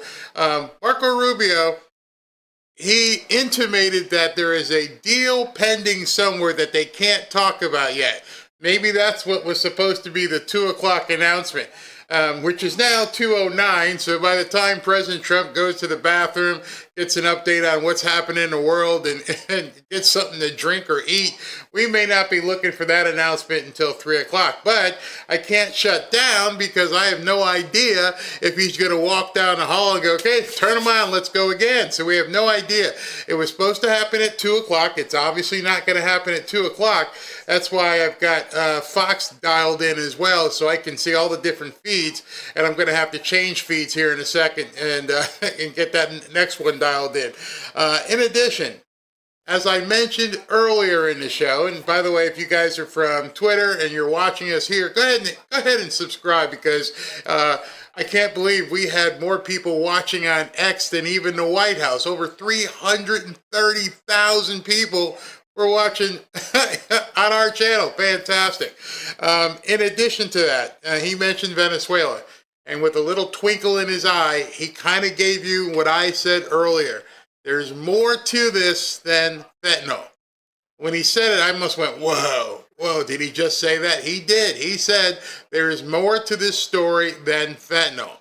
And then he said, similar to what I said earlier, we're at a tipping point. I called it a precipice. I said we're looking over the edge right now, and this country is at a tipping point, a boiling point.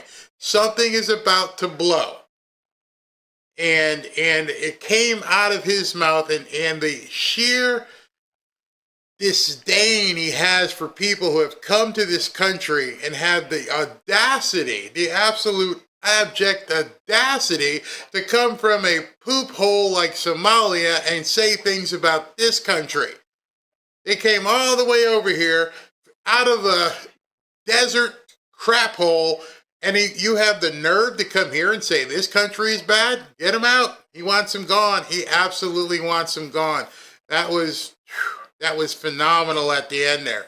All right, so just to recap, he's supposed to come on now. It was supposed to be on at 2 o'clock. Obviously, that's going to get pushed back as they went through everything. So we will see when he comes on. In the interim, I'm going to finish up on some of the stuff I was talking to you about, which is in regards to Venezuela, which may lead into his press conference or the next announcement he's supposed to make, which, if that was bombastic, I can't imagine how the announcement's going to go. So, SV, keep me abreast if you see something happening where they're getting ready to go live. I've got Fox up. I'm pretty sure everybody's waiting. Okay, what's getting ready to happen next? Because, man, that was absolutely incredible how he did that. Let me go in and take some of you guys' comments right now. Let me know what you guys were thinking as you heard President Trump say some of the stuff he just said. Yeah, somebody says, get all the people out that want us unalive. He's only showing us how we feel indeed. Absolutely. Wait a minute. Are they going to, no, they're talking about the Supreme Court. Hold on here. Thanks, SV. Look at me. I'm the captain now. Yeah, he did. He said it. He said it, Barry. And we are on the precipice, and there's much more in Venezuela than just the fentanyl. And they started talking about the bombing of the boats and that one reporter that wouldn't let it go. Stop. Enough. They killed bad guys. You're making yourself look stupid that you're bending over backwards or maybe frontwards to appease narco-terrorists. What the hell is wrong with this press that they feel that they have to do everything to advocate for narco-terrorists? And you want to advocate for people who do bad stuff? Go up to Kensington and Philadelphia and find out who's giving these people the zombie drugs. You know, because that's one of the things that we should find out. How are they getting those zombie drugs where they're all standing around looking like that? Do something like that. Help people out instead of trying to constantly go after the president. So I'm watching Fox. They're regrouping. It seems as though they're getting ready to do some things as well. So let me go ahead and take, while I've got time here, then I'm going to go back to the news I was going to talk to you about while I'm watching everything. Hold on one second here. Let me go ahead and read this from chapter. Get this on screen. Here we go. As I'm sure you're well aware, it's Medicare annual enrollment time. You only got a few weeks left, if that. And as someone who turned 65 recently myself, I know that means you're getting buried under the same spam calls and junk mail I was.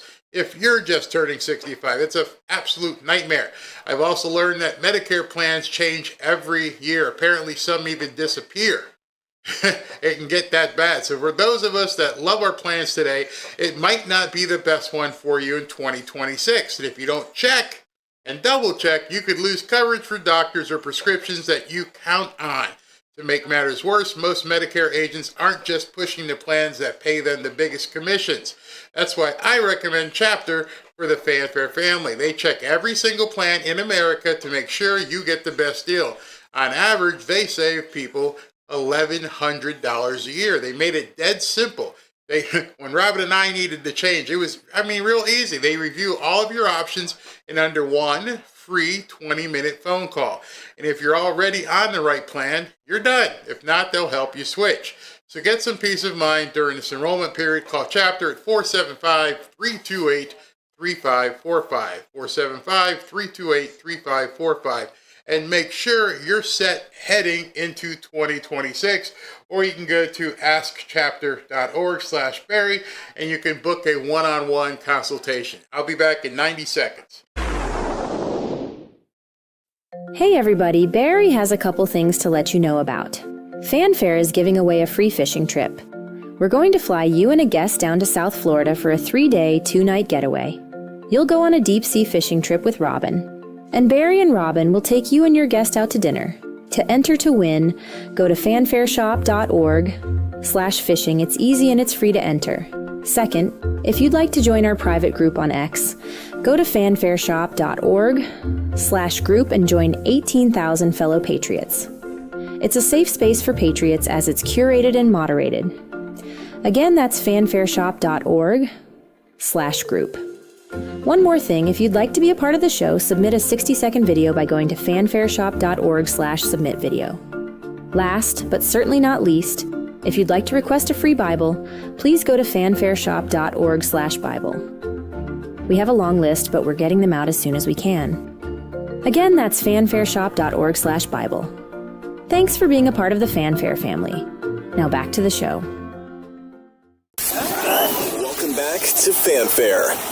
All right, so if you were here earlier, I was going through a tweet and talking to you about what else may be going on in Venezuela. And this was the tweet I was talking to you about at that time.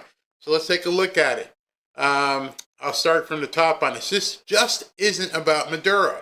This is the final nail in a coffin for the CIA black budget narco pipeline that's been running since the 80s. The Sinaloa, the Xijing, Trident, Aragua, they're all tentacles of the same beast that's been protected by rogue elements inside Langley, i.e. CIA, and the Pentagon for decades. Who do you think really armed the Venezuelan gangs that flooded swing states right before the election? So why do you think they flooded swing states right before the election? What was the purpose? It wasn't to deal more drugs. It wasn't to traffic children or women. There was a reason why they went to the swing states, and they flooded them in there right before the election.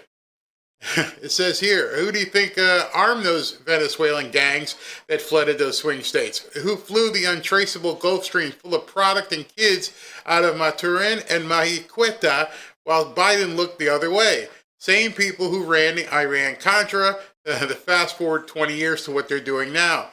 Trump isn't just closing airspace, he's cutting the oxygen to the deep state money laundering superhighway that's been funding black sites, color revolutions, and child trafficking networks across the hemisphere, and land operations will begin very soon. He mentioned that also in the press conference or cabinet meeting. He said, we may have to go in. You think he's going to be going in just to stop narco stuff? No, it's much more than that.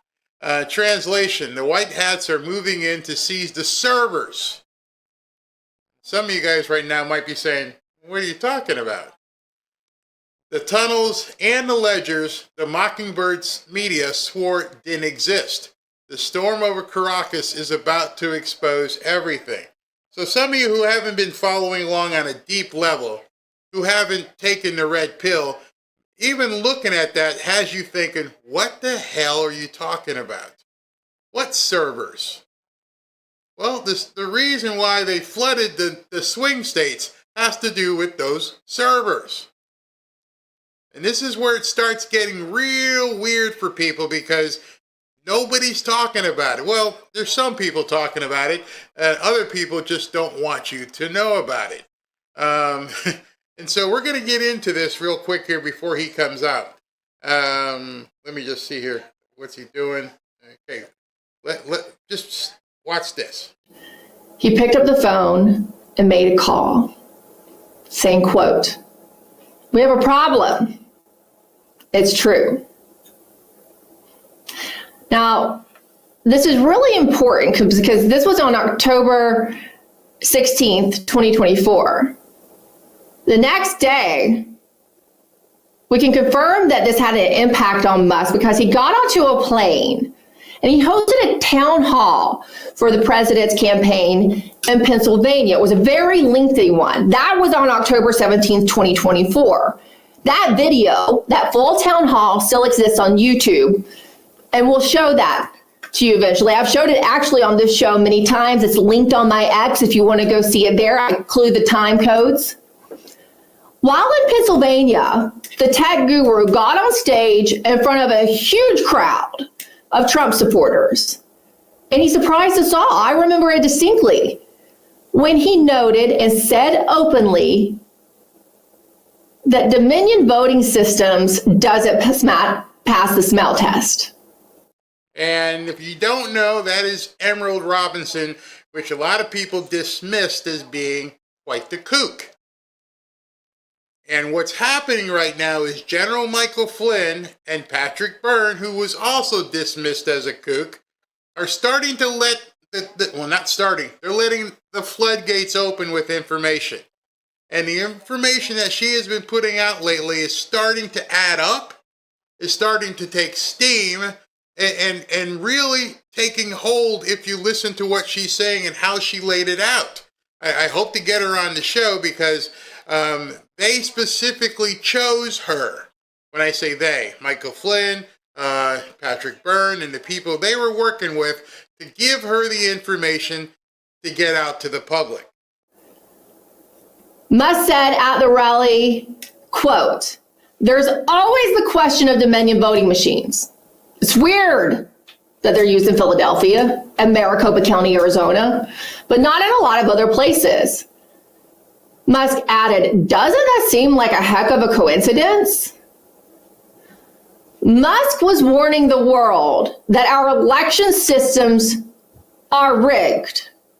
All right, so now she's into that area that would get us kicked off of networks because we dared say something doesn't make any sense. We all saw the graph. How did that jump at 3 o'clock in the morning? Where did it come from? How does it even manifest itself? Can't talk about that. You can't talk about that. And you Q people and red pill people, you're all nuts. Here it is some years later, and this stuff is, with what you see in public and what you're getting innuendos from the president, there's something there. There is something happening in Venezuela that is absolutely monstrous. There are people who have been on the inside who have said it is earth-changing. The complete complexity, the makeup of our country is going to be completely changed once all this comes out. And it's happening so fast, you have to now look at this from a different perspective. What exactly is Emerald talking about?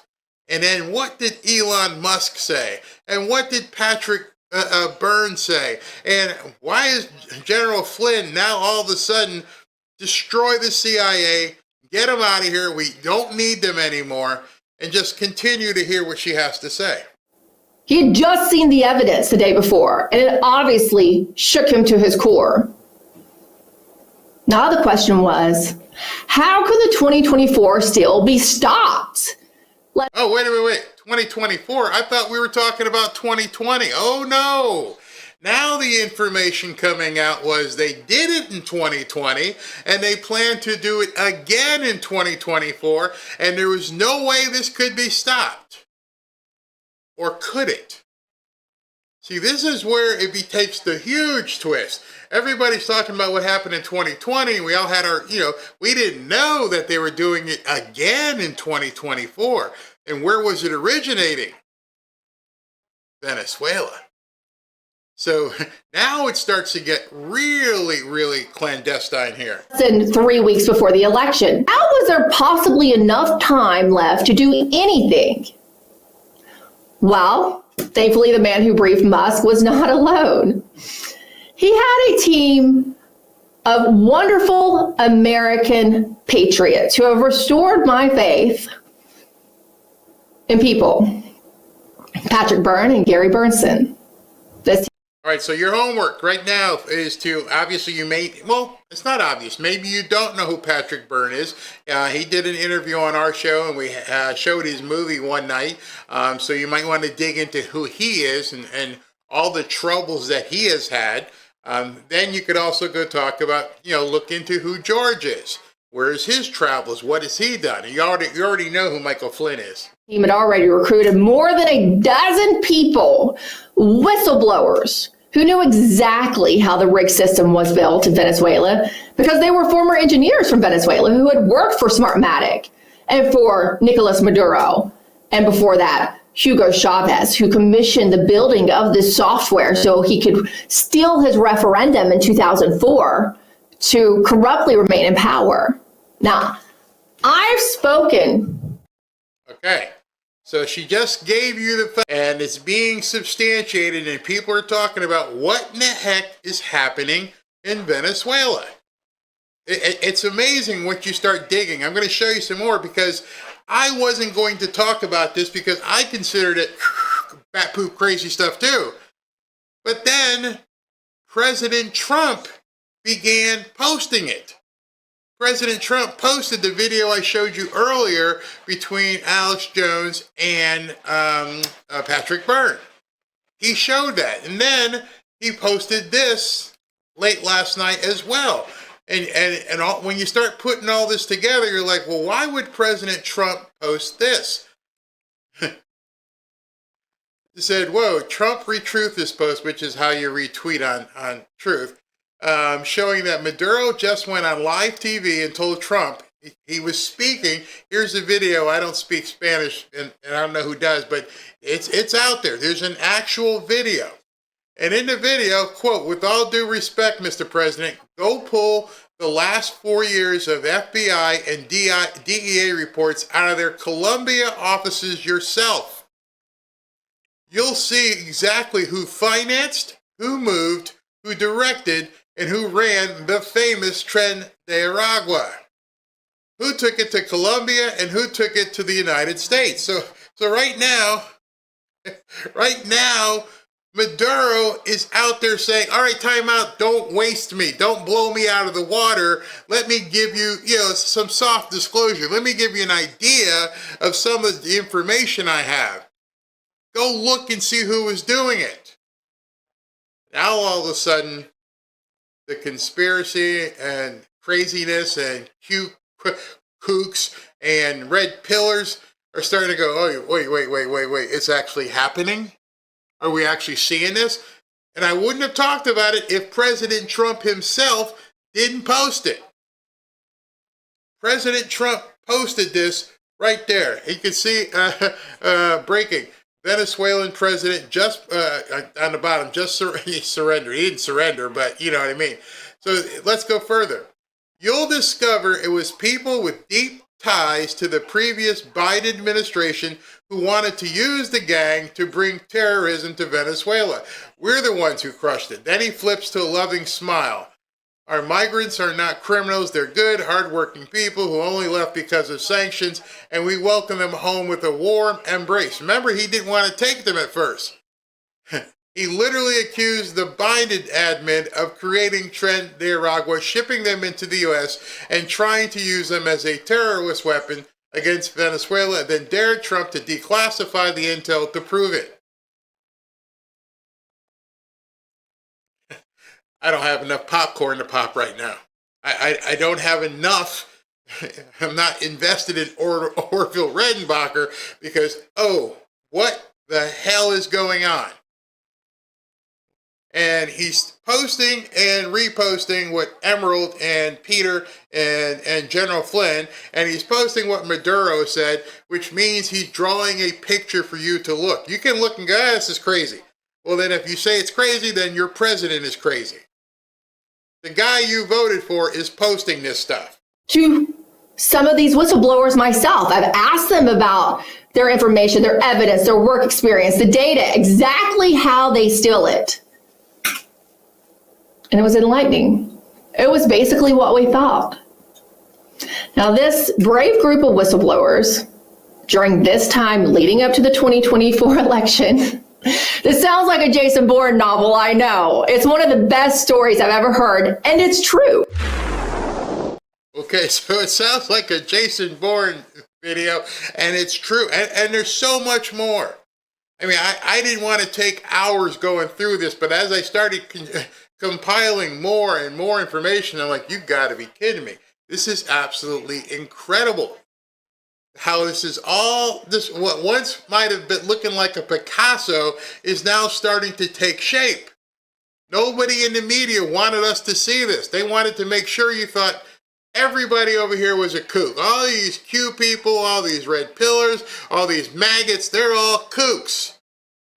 And now, as this thing is starting to come together, the puzzle pieces are matching, they're running scared. They don't know what to do. As I showed you earlier, let me go back and bring this up. Oh no, I deleted it? Yeah, I'll bring it back in. I want you to hear what this woman said because it's very, very important. Proves that they know exactly what is coming. And they're trying to get out in front of it themselves because, well, listen. So you hold onto it with everything you have. That seems to be Trump's approach right now. And from everything we've seen so far, the Caribbean strikes, the list of domestic terrorists, military and law enforcement deployments across our American streets, he seems to be laying the groundwork to stay in power. There are two ways this can happen, both straight out of the same authoritarian playbook. The first, a scenario in which Trump finds a pretext, invokes the Insurrection Act, and tries to impose martial law. Elections, therefore, could be canceled, or if they happen, he could surround polling places with military and federal law enforcement to intimidate voters. The second option is harder to track, but can still swing an election, labeling opposition groups, candidates, and elected officials as terrorists or criminals, and going after the infrastructure that allows for competitive elections. Going after the infrastructure. How about the infrastructure in Venezuela? How about the infrastructure in Ukraine? These people are starting to realize it's all about to crumble. As President Trump said, the exact words, we are at a tipping point.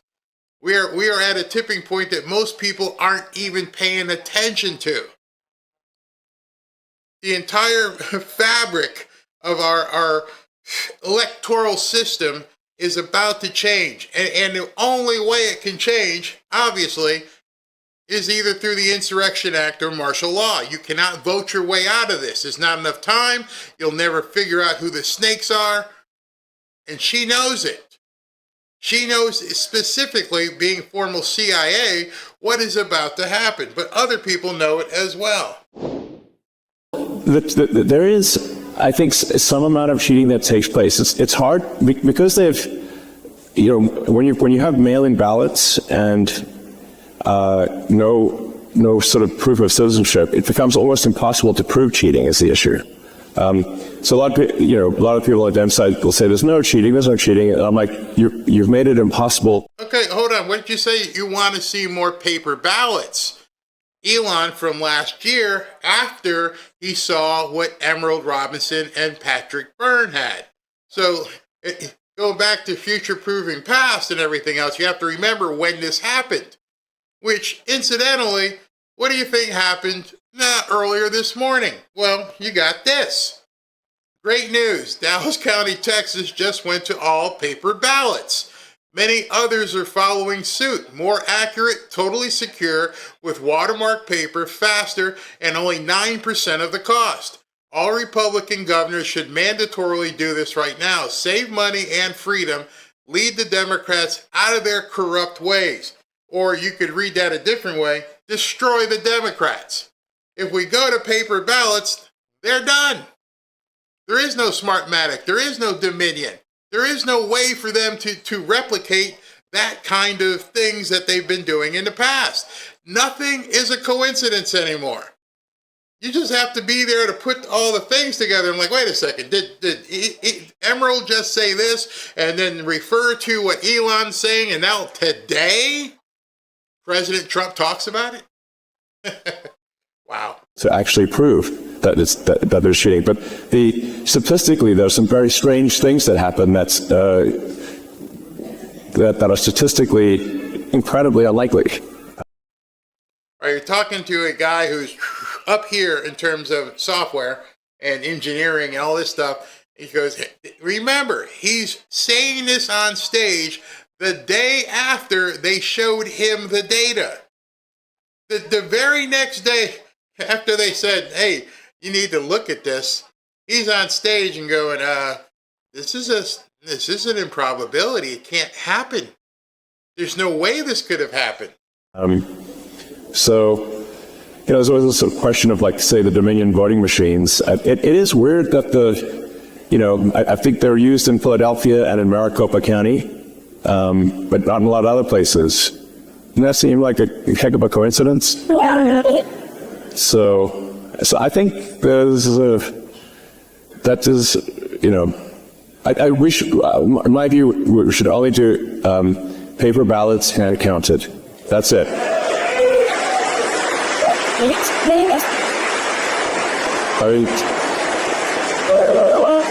I'm a technologist. I know a lot about computers, and I'm like, the last thing I would do is trust a computer program. Because it's just too easy to hack. It's too easy to add just one line.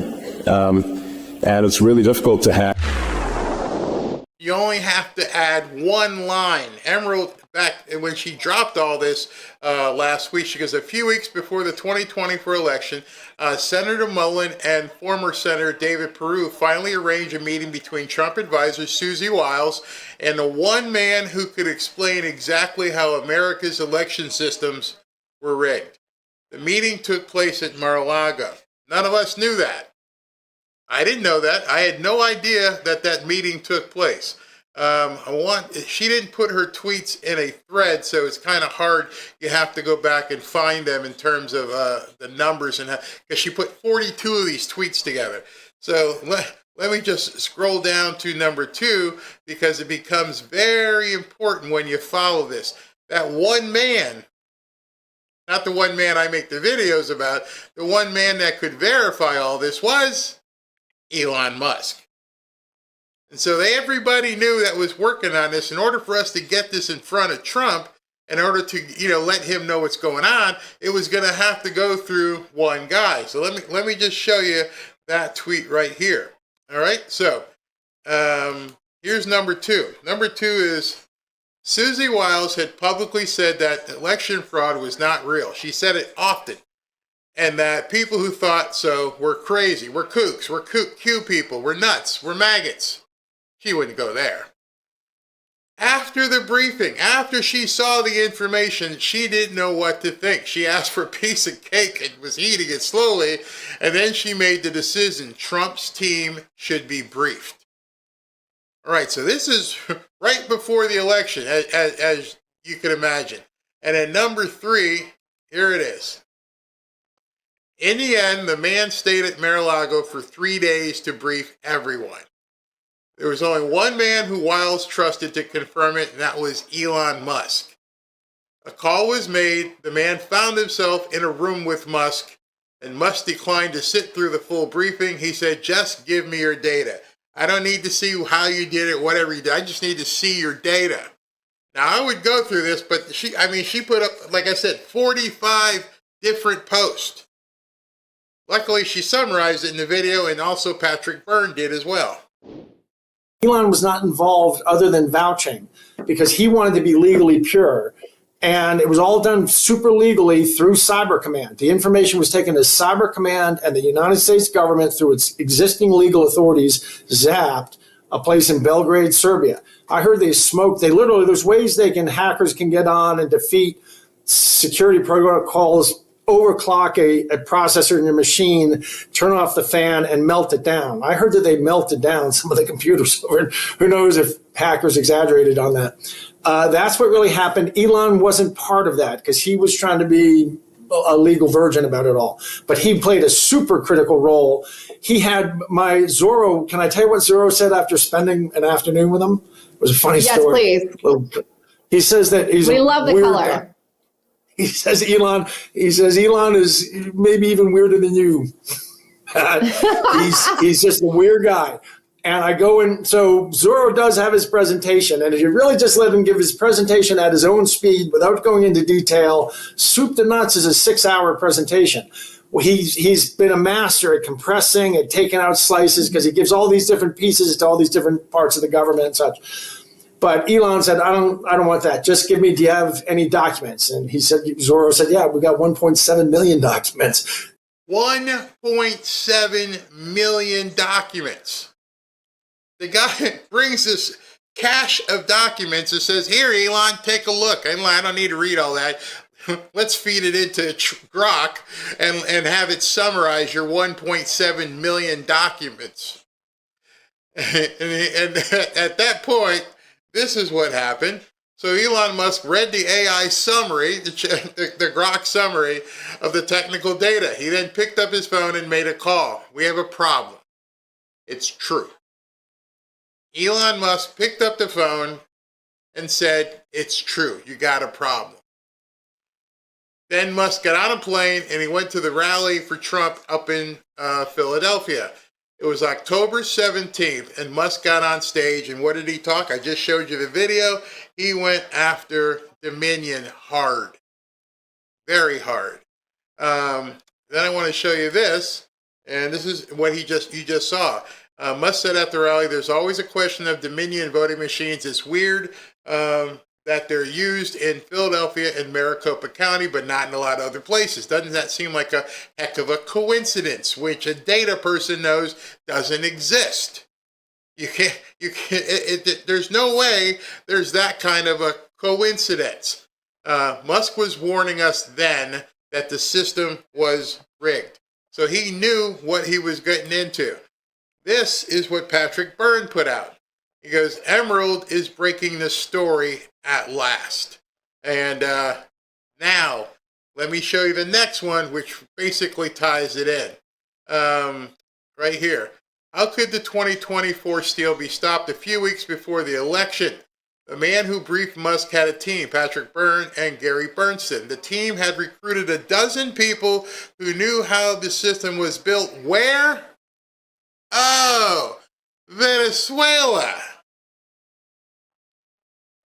They worked for Smartmatic and Maduro.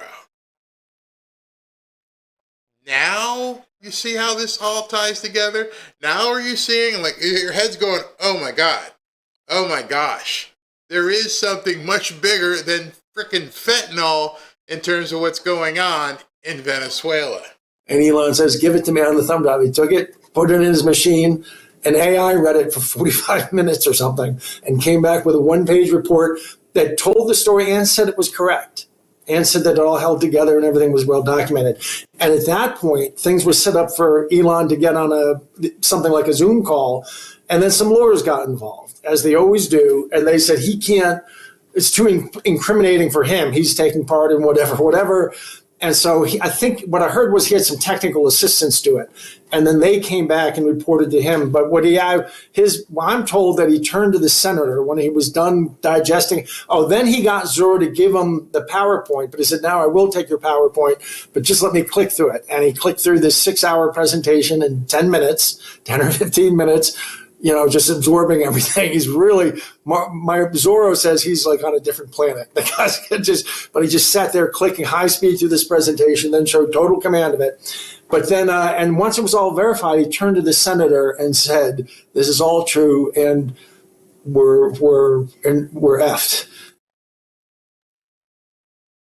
Arguably one of the smartest men on the planet goes through a 6-hour presentation in about 15 minutes. He gets AI to basically verify and look at all the data and then turn to the senator, which they didn't name, and said, we're effed. Luckily, they figured out what they needed to do. Remember, Trump wasn't in office. He was a candidate. So that means there had to have been some white hats who were working on behalf of cleaning this up. Which means the Biden people also knew what was happening behind the scenes. They were trying to get it through fast enough where he wouldn't get elected. But he gets in, and he gets elected. And now all the things have been, since the day he's gotten elected, have been to stop Trump, stop him, slow him down. In case you were wondering, why is there such an emphasis on slowing everything down? Get the judges involved. And then you have to go back and think what President Trump, and he said, we have it all. Why they haven't gone full nuclear and disclosed all this, I'm just seeing it begin to happen. We're seeing it begin to happen, and we're watching right now, and I think this is probably the biggest chess move on the board. Maduro actually coming out and saying, hey, it was that guy. Don't blow me to smithereens. I know you gave me a week. By the way, the week expired. The week expired. And if you know what happened in Iran, what happened in Iran? Okay, the bomber, Trump said, if you don't have this done by this date, you're not going to want to face what's coming.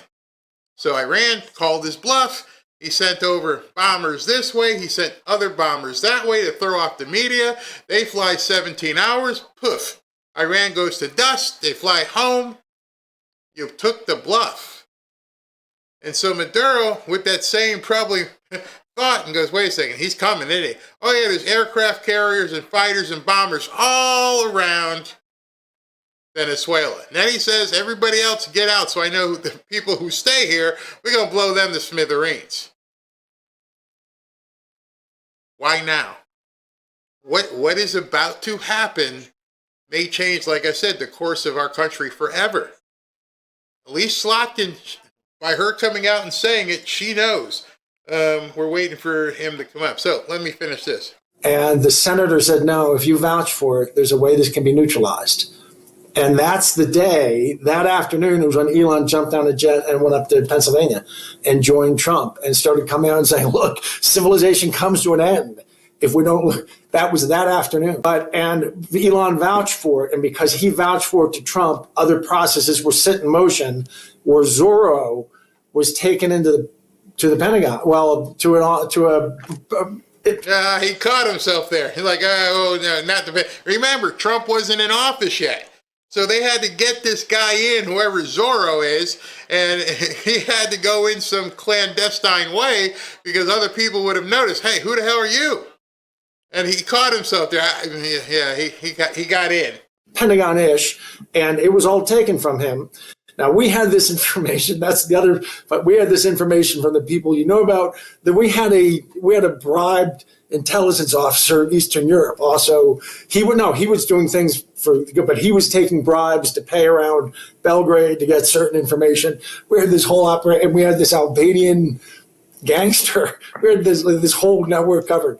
And so it was taken in officially and legally, and people, part of the government that already had the authority to do this, what it was put into where Joe Biden wouldn't hear about it. And my understanding was this actually was November 4th is when they got on and smoked Belgrade. You always say 3 days. I think it was the prior day, but it went on for 4 or 5 days. Okay. I'm just clearing up the details. Sorry if that was too autistic. No, it's great. No, it's great. So where do you want me to go? Where do you want me to go now? Just keep going, because you can now find. Yeah, I mean, it went on for a long time. So I'm going to try and get both of them on the show separately. Ashley's trying to get in touch with Patrick Byrne and Emerald and Michael Flynn because this thing is about to blow. This entire shenanigans is about to explode, and they've kept it under wraps for quite some time. So this is going to get good. Let me hear what you guys, while we're waiting for President Trump to make his way out. What do you guys got to say? Zorro's a fox, right? I don't know who Zorro is. I don't know if I want to know who Zorro is. Use Maduro like Biden. Soros used the newcomers. Every time the Democrats do something evil, they try to point their fingers at something else. Sherry goes, I feel like a big red wave. I don't know if it's a red wave or something big is about to happen. I don't know this announcement. I don't know when it's going to happen. Like I said, he's an hour behind right now, so he probably went and got something to eat and was chilling out. But the bottom line is the stuff is coming to a feverish pitch. You can just see the crescendo that's happening. And then it got worse today. Let me see if I can, where was I? Because I want you to see this. This is absolutely nuts as well. Trump yesterday, last night, dropped something like 100 posts. 100 posts he was talking. And one of the posts that he dropped was this one. Let me move so you can see it, this chat. All right. President Trump is posting that Michelle Obama might have used Biden's auto pen to make pardons in the administration's final days. And this was something that Alex Jones put out, and Trump reposted it. While Michelle Obama may have used the auto pen in the final days of his disastrous administration to pardon key individuals. What's this? Oh, all right. So the big announcement isn't what we think it is. On Patrick Byrne reveals. All right. So the big announcement they're talking about it on X is again, it's not what we're waiting for. It is about Michael Dell. If you guys haven't heard about Michael Dell, he committed like $6.5 billion of his own money, I believe, to give to people for health accounts. But let me continue with this. All right, so you see that. So if he's going to say that Michelle Obama is now involved in all this stuff, this is pretty big, pretty substantial. I mean, a lot of stuff going on. Let me see what here. Call her into Congress right now. Remember, Obama bought a house not too far from the White House and set up what is essentially a shadow government where he and Valerie Jarrett and Michelle and a lot of his sycophants can hang out there. And oh, I said the word sycophants. Where did that word come from? He posted about that too. Let me see if I can find that real quick because he talked about sycophants. I think it was this morning because I'm scrolling because there's hundreds, literally hundreds of posts that he put out here. Let me find it. The sycophant. Again, this was about Obama as well. 1 second. I'm having to scroll back because there's so many posts. He's been nonstop posting for the last 24 to 48 hours. And this one was indeed about Obama's sycophantic relationship with the Democrat Party. I'm scrolling so I don't blind you guys by scrolling. In case you haven't seen it, hold on. I'm getting there. Here, so I don't bore you. Hold on. Hey everybody, Barry has a couple things to let you know about. Fanfare is giving away a free fishing trip. We're going to fly you and a guest down to South Florida for a 3-day, 2-night getaway. You'll go on a deep-sea fishing trip with Robin. And Barry and Robin will take you and your guest out to dinner. To enter to win, go to fanfareshop.org/fishing. It's easy and it's free to enter. Second, if you'd like to join our private group on X, go to fanfareshop.org/group and join 18,000 fellow patriots. It's a safe space for patriots as it's curated and moderated. Again, that's fanfareshop.org fanfare.org/group. One more thing, if you'd like to be a part of the show, submit a 60-second video by going to fanfareshop.org/submit video. Last, but certainly not least, if you'd like to request a free Bible, please go to fanfareshop.org/Bible. We have a long list, but we're getting them out as soon as we can. Again, that's fanfareshop.org/Bible. Thanks for being a part of the Fanfare family. Now back to the show. Welcome back to Fanfare with Barry Cunningham. You know, as I'm talking, I realize I'm talking about something, and I bring it up, and there's just so much information that's happening right now. And so I've got to go back. Okay, this one is pretty interesting. This is about him talking about what I told you earlier, the stuff in Honduras. Looks like Honduras is trying to change the results of the presidential election. If they do, there will be hell to pay. The people of Honduras voted in overwhelming numbers. The National Electoral Commission, the official body charged with counting the votes, abruptly stopped counting at midnight. Oh, sounds familiar. On November 30th, their count showed a close race with Tito Asfura and Salvador Nasrallah, with Asfura holding a narrow lead of 500 votes. Their tally was stopped when only 47% of the vote was counted. It is imperative that commission finish counting the votes. Hundreds of thousands of Hondurans must have their votes counted. Democracy must prevail. So here he is getting involved in the Honduran election, which is part of what's going on with, what's his name? Maduro. So let me find, okay, here it is, finally. Whew. Took me all that time to find it. Here it is. Obama's sycophant, the former Attorney General of the United States, Eric Holder, weaponized the Obama administration against the Republican Party and me. Eric Holder, known as Fast and Furious, just gave a speech where he emphatically stated, above all else, the Democrats will pack the Supreme Court of the United States if they get the chance. The word is he wants 21 radical left activist judges, not being satisfied with the heretofore 15 that they were talking about. It will be 21. They will destroy our Constitution, and there's not a thing that the Republicans can do about it. And I'll continue, but here comes the boss is coming out, so let's go ahead and jump to this really quick. Boom.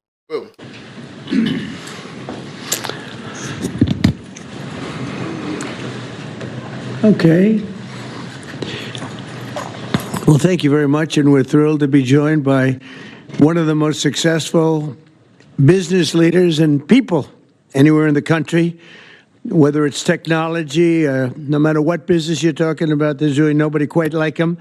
He's chairman and CEO of Dell Technologies, make great everything, great computers, great everything.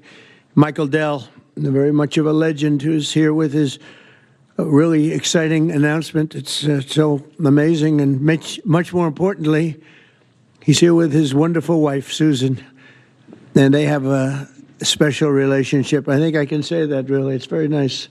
I don't see too much of it. I see the opposite, but I don't see too much. I have two special people, and I've seen that. I've known that for a long time, and I think it's a tremendous thing.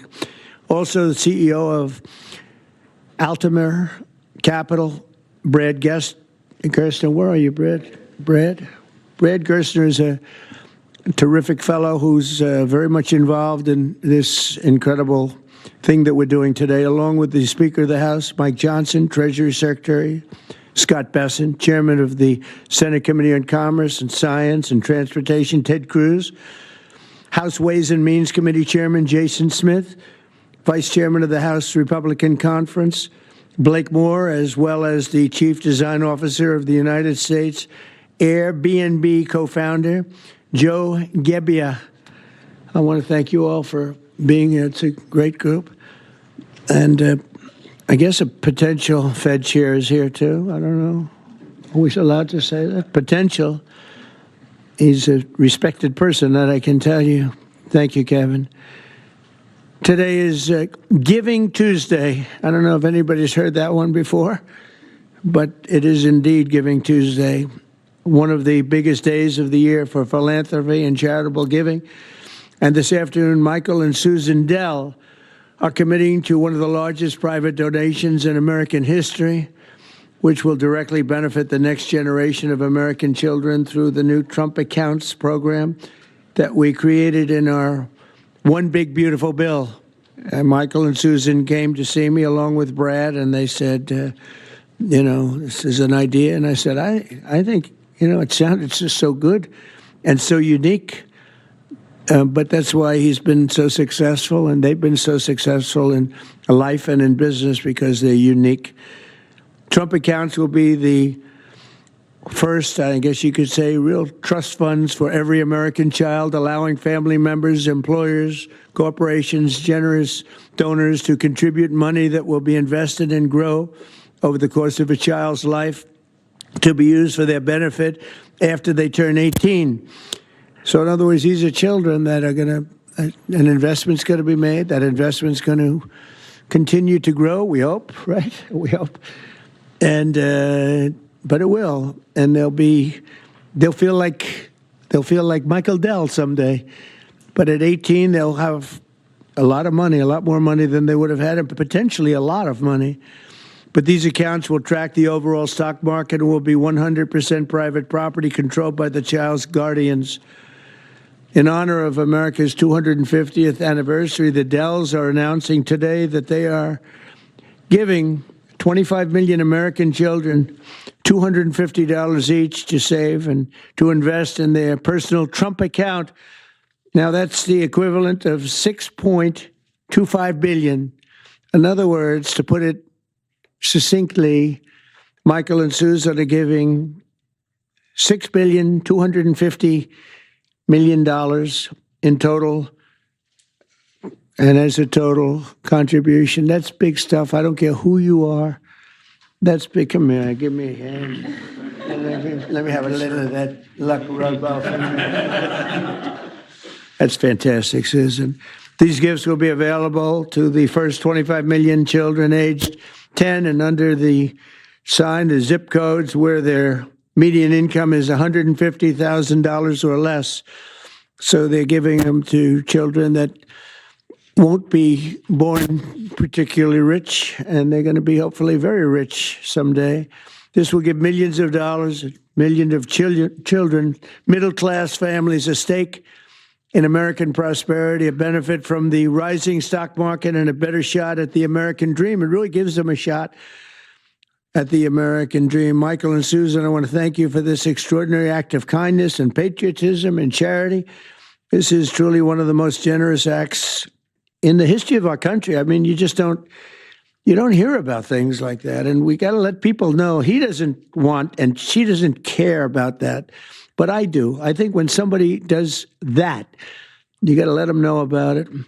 As I mentioned, this gift is being made possible by the largest tax cuts in American history, which our Republican majorities passed earlier this year. And the Speaker worked so hard, and John Thune and Jason and all of them, every one of them. Ted Cruz is with us. He worked so hard getting that done. That was the biggest, most consequential bill they say ever passed. And, if they remember, Michael, they thought we had to put that in 12 to 14 bills. I said, I don't know if we can hold it that long with the Democrats. And we said, let's try doing it once. So we did. And people were surprised, but we got it done. So I congratulate you guys. Amazing job. Under that bill, the federal government will also automatically be making a one-time seed contribution of $1,000 into the tax-deferred Trump accounts for every newborn U.S. citizen, fulfilling a promise I made in the 2024 campaign. Trump accounts should grow to be worth many thousands of dollars by the time the child is 18, and even more by the time they are 20 or even 30 years old. We think it's going to be something really unique and really special. We hope many others will follow Michael and Susan's example and make their own contributions. I'll be doing it too, to the next generation, including businesses, churches, philanthropists, family members, and parents themselves. I think we're going to have a lot of people, Susan. I think a lot of people are going to be contribute. A lot of people are watching us right now. They might not be $6 billion plus, but there'll be a lot. There aren't too many people that are in the 6 billion range, but there'll be a lot. A lot of friends of mine have already told me they're going to contribute a lot of money, and a lot of them are going to leave a lot of money in their wills. So that's very important. And as you watch us today, I hope you'll be doing that. Contributions to Trump accounts will also be a great benefit for employers to offer their workers, which they'll be able to do tax-free. It's tax-free. We expect hundreds of major companies to announce plans to contribute to these accounts in the coming months. And we've had tremendous interest in that regard. So the Trump accounts will be available starting on July 4th of next year. And Michael and Susan, to you again, it's an amazing act of just incredible everything. I mean, the life you've led to be able to do this, even to be able to, even a lot of people have a good heart, but they can't give $6.25 billion. And Michael, probably knowing you, it's not the last of it either. It's not the last. But on behalf of the United States of America, I want to thank you both, and I want to thank all three.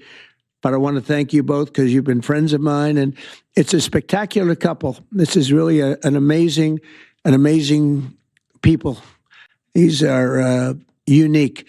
And I'd like to have you come up and say a couple of words and tell us what you have in mind, because what you have in mind is good. Thank you very much. Thank you. Thank you, sir.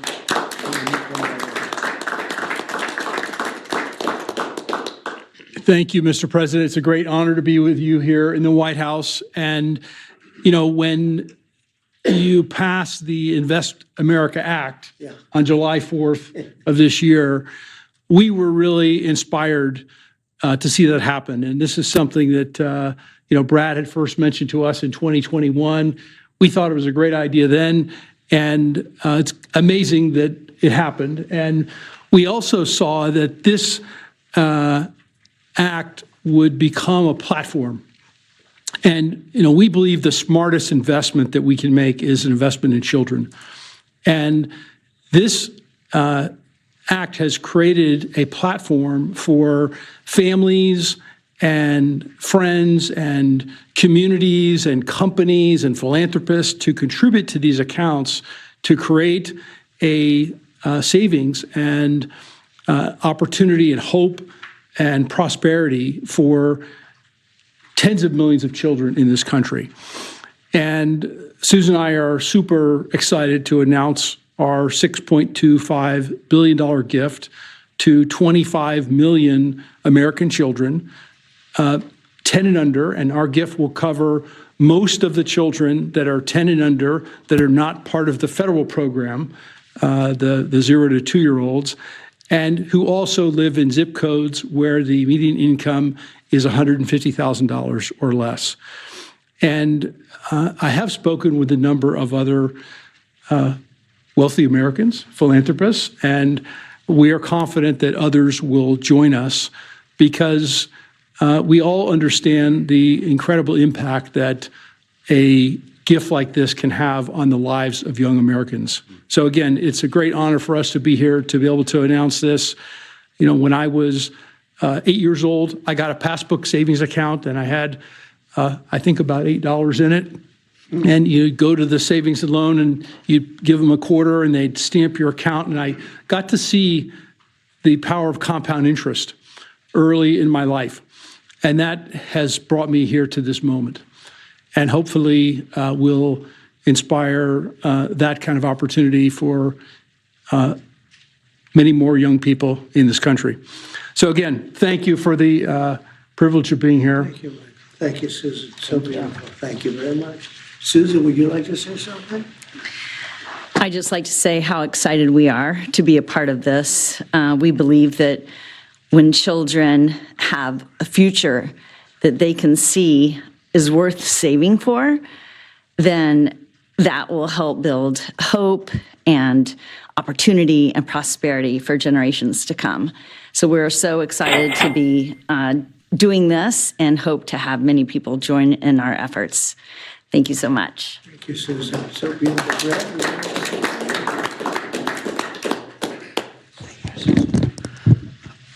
Well, first, it's an incredible honor to be here.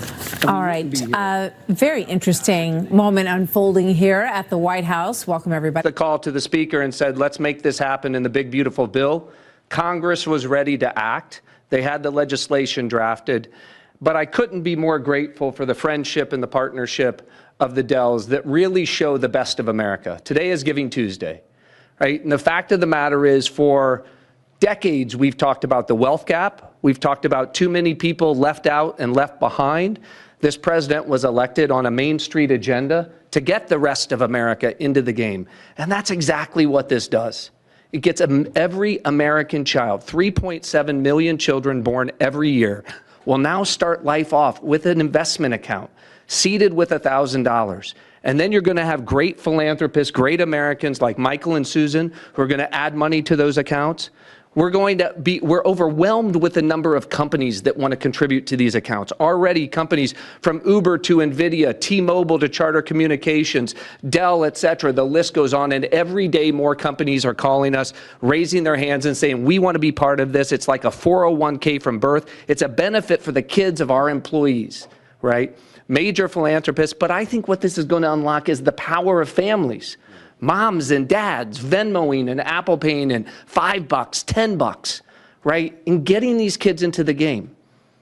When we had the roundtable at the White House earlier this year, Dara Khosrowshahi, the CEO of Uber, said, after fleeing Iran at the age of 9 with nothing, he came to America because it was the land of hope. And he said what the Invest America Act does is it bottles up hope for every child in America. Whether you're in rural Mississippi or rural Indiana, where I came from, inner city Trenton or Compton, you're now in the game, right? That act alone, I think, reinvigorates the American dream. It reinvigorates the idea of free market capitalism. Too many people are losing faith in you, sir. By passing the Invest America Act and getting all these kids into the game, this is a transformational act in this country forevermore. Every child starts off life in the game with a piece of the American dream compounding in the upside of America. So thank you for having us here. I think the secretary first. I defer to the brains. Good afternoon, everyone. And I think this is a major change in philanthropy and for American working families. It is the merging of President Trump's agenda of parallel prosperity, Main Street meets Wall Street. For the next 5 years, every child born in the U.S. will get a $1,000 Trump account that will be with them and compound for the next 18 years. Treasury Department with other branches of government is going to do financial literacy, and we are going to make sure that all American families have a stake in the success of the United States of America. So every day when the stock market goes up or down, and we believe over the 18 years it will go up and families will learn the power of compounding, that it will be a game changer. People who have a stake in the system and become more and more vested in the system, they do not want to bring down the system, they want to make it better. So I think we will look back on today and know that these Trump accounts, they have started a new age of the capitalism and market interest for the whole country. I also think that it is a game changer, as we're seeing with Michael and Susan Bell today, that Americans are the most generous people in the history of the world, and the Trump accounts will provide a vehicle for philanthropists such as Michael and Susan and many more to contribute. And at Treasury, we are working, so Michael and Susan want to do it for children born in the past 10 years, a certain income level. As Brad said, it can be tailored, it can be to employees. It could be a philanthropist could adopt a state, they can adopt a school, they can adopt a zip code, they can adopt a street. And so we will constantly see these accounts be topped up. For those of you on the Treasury, will be running this on the operational side. For those of you who would like to, you can go to trumpaccounts.gov today and see the homepage that has a basic outline. These will become operational on July 5th of this year. And we will have families start signing up for them. So, and that homepage will answer all the questions on eligibility and investments. And then finally, today we're here on Giving Tuesday. Michael and Susan have led the way, but I think that there's a chance that every Tuesday can become Giving Tuesday as more and more philanthropists see the power of this, of giving to American families, giving to American children, and giving everyone a stake in our great economy. So thank you very much.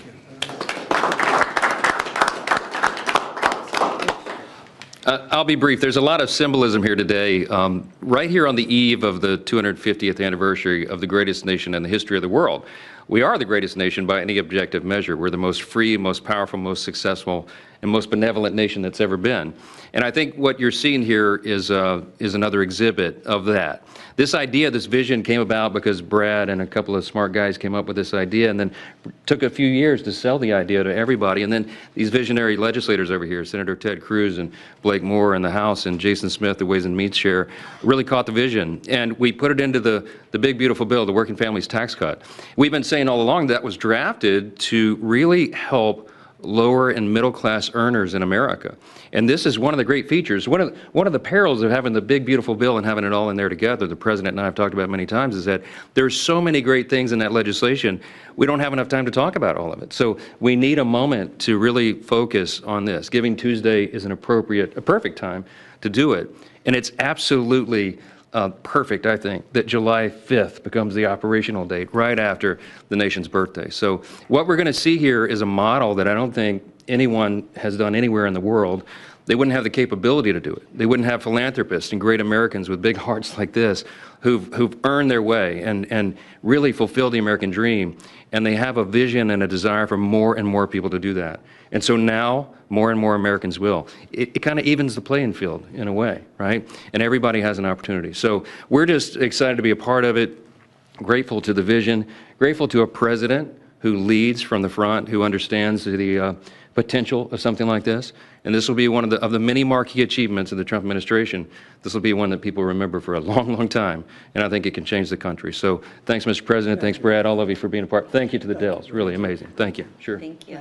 Ted, please. Well, I want to congratulate all the men and women up here. And, Mr. President, I think objectively on the merits, the case can be made that there has never been a president who's had a greater positive impact on the children of America than you have. And in particular, in this one big, beautiful bill, I think the two most long-lasting and far-reaching provisions are, number one, the school choice provision that you signed into law that is going to unleash tens of billions of dollars to scholarships to low-income kids all over the country and is going to change the lives of millions of kids. And the second provision is this provision right here, the Trump accounts. These Trump accounts, starting on July 4th, every child in America will have a personal investment account opened for them. Newborn children will have it seeded with $1,000. Parents and family and employers can contribute up to $5,000 a year in a tax-advantaged account. That money will be invested in the S&P 500 in the stock market, broad-based equity index account. Two massive benefits that change this country. Number one, every child in America will experience the benefits of compound growth. Take a little girl born next year. She's born next year. She has the account opened for her. $1,000 is automatically seeded. Her parents or family or an employer puts $5,000 a year each year into that account. If you assume the historic rate of growth of the S&P 500, which is 7% a year, by the time that little girl is 18, she will have $170,000 in that account. And if she keeps saving, by the time that little girl is 35, she will have $700,000 in that account. That is game-changing, and we're not talking the children of Michael and Susan Dell, the children of Donald Trump, the children of people of great success. We're talking the kids of a single mom waiting tables who could have $700,000 saved by the time she's 35 to get an education, to start a business, to buy a house. That changes their whole lives. But the second benefit, and what I'm really excited about, is we are creating a new generation of capitalists. Every child in America is going to be an owner of the biggest employers in this country. We've all seen the sad statistics of how many kids are losing faith in capitalism. Well, 10 years from now, a little boy is going to pull out his phone and he's going to look at his app and he's going to see his Trump account. And instead of thinking of big, bad, scary corporations, that little boy is going to say, I own $50 of Apple. I own $100 of Dell. I own $75 of McDonald's. And every child is an owner of the biggest employers in this country. That will transform this country. Mr. President, thank you for signing it. Let me say, Brad, this would not be a law if Brad Gerstner did not pursue it with absolute dogged determination, relentless.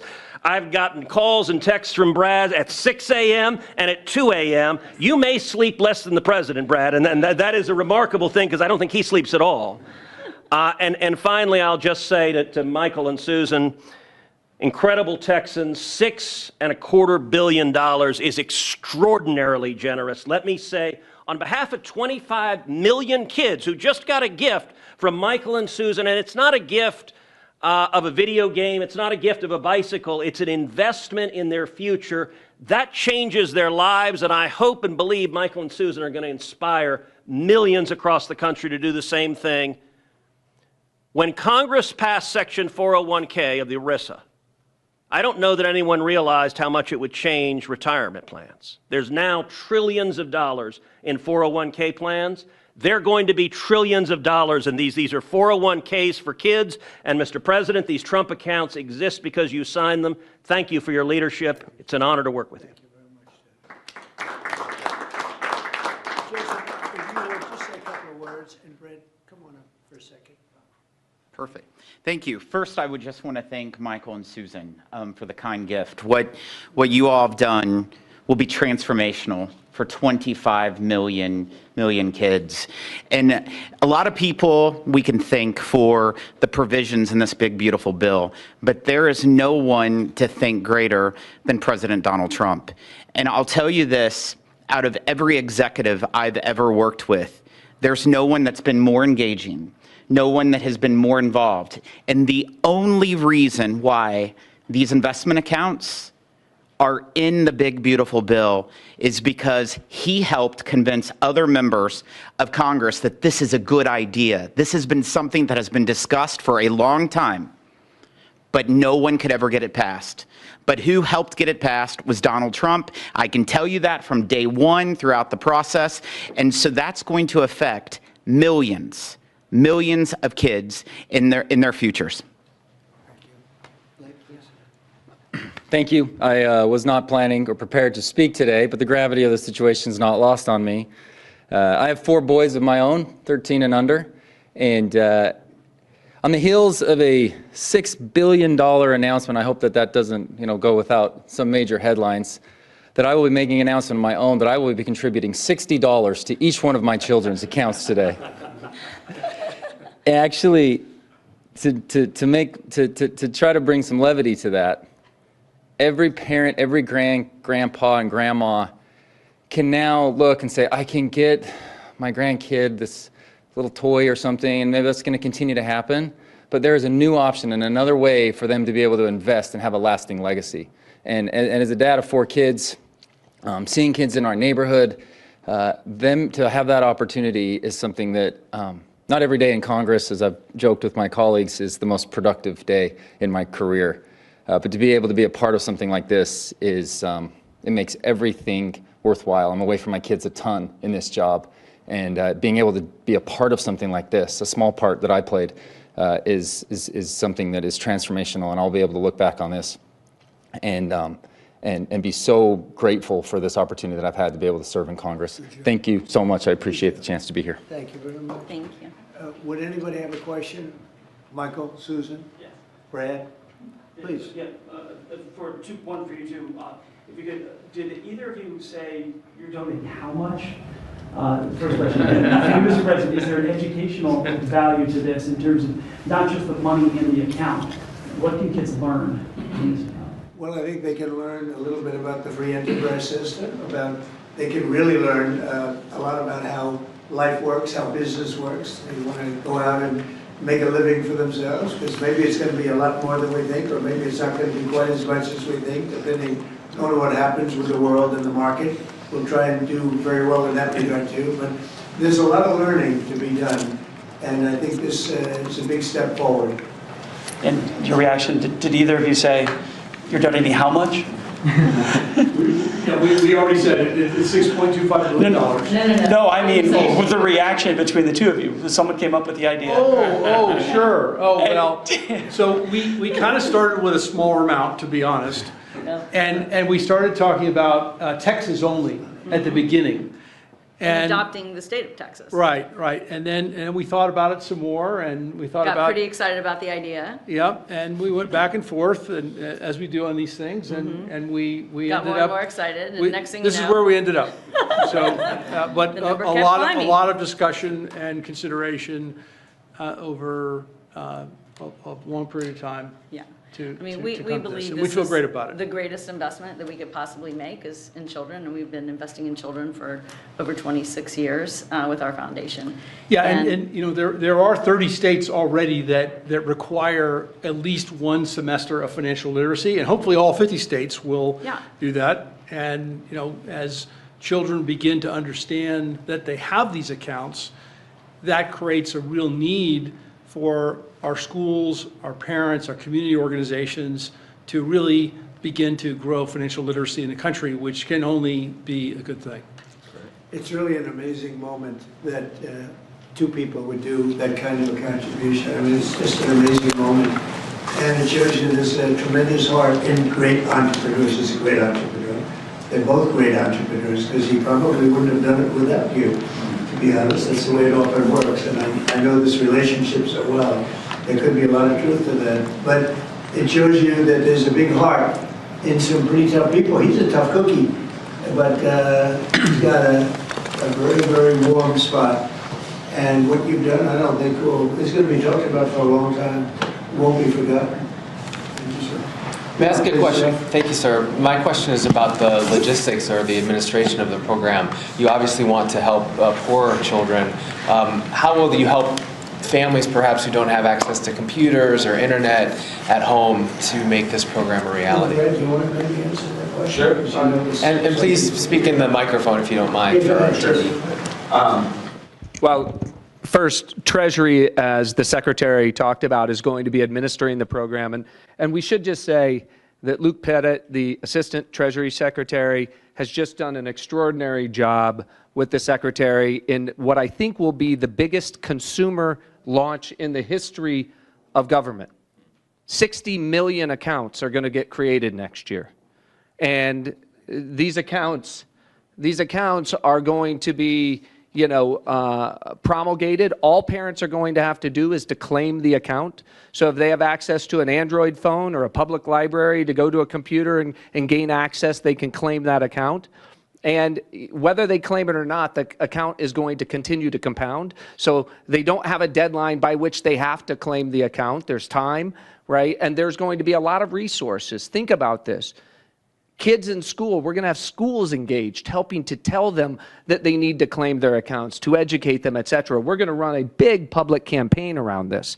So we're just getting started. Today is day one.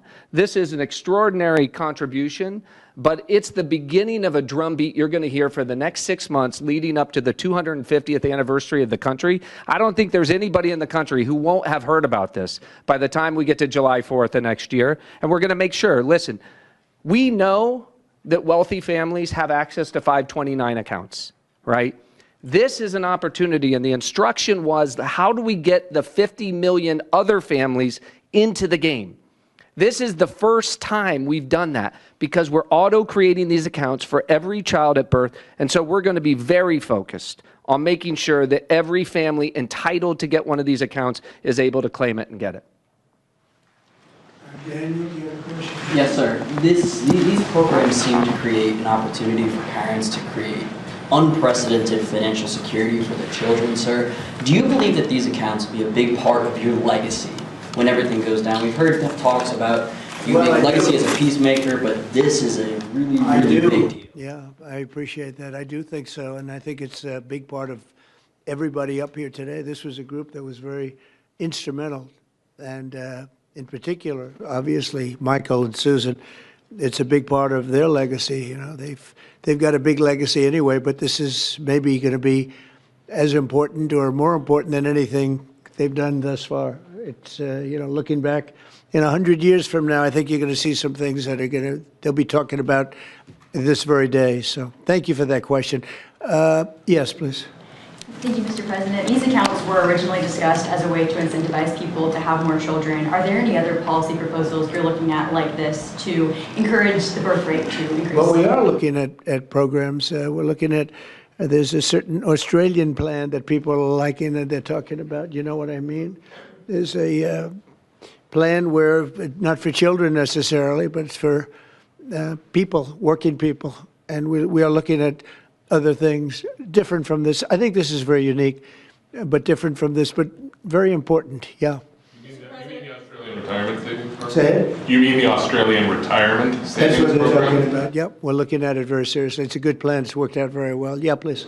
Mr. President, can you talk about what tax benefits these accounts come with?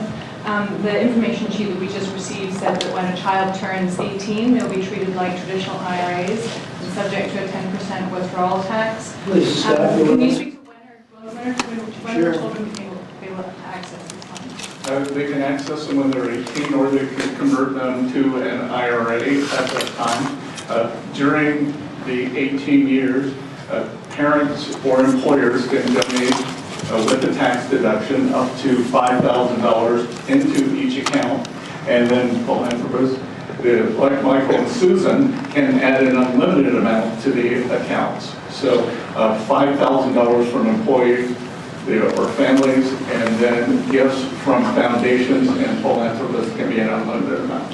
Mr. President, you said that you have been talking to your wealthy friends, as well as you, Mr. Dell, about contributing. Can you walk us through maybe who you've been talking to and how much more we can expect on top of I think the people you probably would think I would be talking to. There's a group of people out there that have been very successful, and we've already started talking to them. We're doing ballrooms, we're doing arcs, we have a thing that's being planned that's going to be a great tribute to the country, as you know. You probably heard about it. The arc that we're looking at by the bridge near Arlington, there's going to be something. We're doing some other things for Washington itself and for the country itself. But a lot of the people that have, gone in and done a real job with that. The ballroom, I think Michael and Susan, the next time we meet, well, I think hopefully we'll meet before then, but we're going to have a big event over in the ballroom to celebrate this. We're building a ballroom that they've wanted at this beautiful White House for 150 years. They've wanted it so badly. Right now we can hold 109 people if you're lucky in a room. It's a beautiful room, but it's 109 people, and we're building something. You see the trucks in the back. You see the clanging, the banging, and when it's completed, it'll be one of the greatest ballrooms anywhere in the world. It's going to be amazing. So people that were involved in that process, I have a lot of friends with a lot of success, and every one of them, I would be shocked if anyone turns us down. We're going to have a lot of big contributors. Jeff? On a separate topic, if I may, sir, you had a call with Brazil's President Lula today. Can you tell us what you discussed? Yeah, we had a great talk. We talked about trade. We talked about sanctions, because, as you know, I sanctioned them, having to do with certain things that took place. But we had a very good talk. I like him. Very good. We had some good meetings, as you know, but we had a very good talk today. Yes, I did. You also pardoned the former president of Honduras, and he was released from prison I yesterday. did. Well, he was the president, and they had some drugs being sold in their country, and because he was the president, they went after him. That was a Biden horrible witch hunt, which was, a lot of people in Honduras asked me to do that, and I did it. I feel very good about it. If you have some drug dealers in your country and you're the president, you don't necessarily put the president in jail for 45 years. That was a Biden-inspired witch hunt. Did his letter impact your decision on that, sir, from Mr. Stone? Thank you so much, Mr. President. Your recent decisions to Syria renewed many hopes for the Syrian people. And now the minorities in Syria, like Kurds, Christians, and Jews, they want U.S. help them to have some sort of autonomy and their rights being protected in Syria. How do you we're going to give them help, and I think Syria's come a long way. The new leader of Syria was here, as you know, 3 weeks ago, and he was really into making that country, bringing the country around. Not an easy job. Not an easy job. It's centuries of problems. But I think he's going to do a good job. I mean, I have a lot of confidence in him. Yeah, please. Mr. President, Mr. President. In the broader context of the economy with these childhood investments, we just saw the biggest Black Friday in history, up 4.1% from last year, $26 billion. Kevin told me about that. We also saw that they're going to spend $1 trillion on Christmas this year, $1 trillion. Increasing 4.1%. 25 states, gas is below $3, a handful below $2.50 and getting better. Energy policy matters. I like this guy. And timing matters. Who are you with? Real America's Voice. That's what I heard. That's what I heard. But I timing like you matters. very much. Keep talking. So to invest with these children now, the better the economy is better for the children, right? We're in a pretty good spot right now. Sure. Well, I do, and I appreciate it. No, we have an amazing thing going. We have over almost $20 trillion of investment coming in. I don't even know if you know that. 20 trillion, that's a lot by any standard, right? But Biden, as an example, I say this, his administration over a 4-year period had much less than $1 trillion. And we're up to 18, I guess right now, Scott, about 18 trillion in 10 months.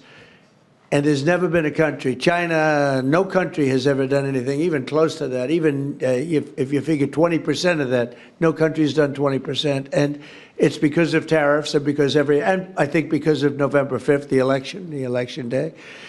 But we have now under construction, I guarantee you're expanding a lot of your different places, right, for Dell. But we have places like that. We have car companies. We have AI coming in at levels. Nobody's ever seen anything like it. It's amazing. And all of these places, hundreds and hundreds of plants, thousands, they're going to be opening, and they're going to be producing a lot of success, a lot of jobs. And I say it all the time. The king of Saudi Arabia said to me a year ago, he said, 1 year ago, your country was dead. And now you've got the hottest country anywhere in the world, and that's what we have. And it's one of the reasons Michael's able to do this. It's one of the reasons I'm able to be here and, haven't really run a very successful campaign. We won all 7 swing states. We won the popular vote by millions. We won the districts. I'll tell you, the district vote is the most impressive. 2,750 compared to 550. That's some difference. And we just had a tremendous election and a tremendous vote of confidence. And thank you very much for that question. Thank you. On immigration, sir. Will you make a deal with Democrats? Thank you, press. Mr. President. Thank you, press. Will you make a deal with Democrats on ACA subsidies? Thank you, I like to end with that question. Expand the travel ban, Mr. President. All right, can't help it. It's very glamorous. Can you believe those losers were talking about the AC frickin' A as he just outlined a way for, boom, prosperity for people. Now, I'm going to go over this program for you. So there was a lot of questions. I saw them in the chat. I want to bring these to your attention.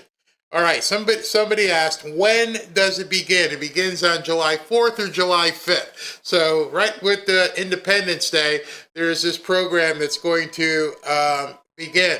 There's going to be 60 million accounts that they expect right off the bat. I don't understand how any Democrat would have a problem with this. How can you possibly look at this as having anything negative whatsoever? It is simply amazing. You know what else is amazing? I don't know how it happened. What's that noise? I don't know. Hold on. I gotta check. Hey everybody, Barry has a couple things to let you know about. Fanfare is giving away a free fishing trip. We're going to fly you and a guest down to South Florida for a 3-day, 2-night getaway. You'll go on a deep-sea fishing trip with Robin. And Barry and Robin will take you and your guest out to dinner. To enter to win, go to fanfareshop.org/fishing. It's easy and it's free to enter. Second, if you'd like to join our private group on X, go to fanfareshop.org/group and join 18,000 fellow patriots. It's a safe space for patriots as it's curated and moderated. Again, that's fanfareshop.org/group. One more thing, if you'd like to be a part of the show, submit a 60-second video by going to fanfareshop.org/submit video. Last, but certainly not least, if you'd like to request a free Bible, please go to fanfareshop.org/Bible. We have a long list, but we're getting them out as soon as we can. Again, that's fanfareshop.org/Bible. Thanks for being a part of the Fanfare family. Now back to the show. Well, I was going to say, that was the warning after the feed ended, is thank you if you tuned in from X today. I don't know what happened, but we had 500,000 plus concurrent viewers on X. 500,000. I mean, I don't know what happened, but thank you. Thank you nonetheless. That was incredible. All right, so again, 60 million new accounts. There is no qualification. You don't have to meet any bar other than being an American child. It begins on July 4th, so everybody's going to be able to get them. So let me go over real quick a little bit of information about this so you guys can see this. Just want you to look at this. Nobody has ever done anything like this. There is not a single Democrat. If they say anything about this, if there's anything negative, just delete them and move on. They're idiots. At age 18, you will get based on current numbers, $191,000 at 18. Well, Barry, I'm not sure if that's really true. We might not get 191. All right.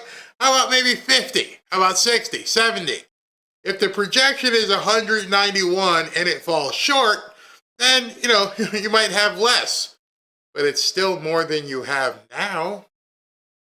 Or conversely, since I like to look at investments as growing, as appreciating, what happens if the market and the ancillary things around it do even better? If there's presidents unlike the socialists, if we have Republican presidents, what if that number grows to 250 or 300,000?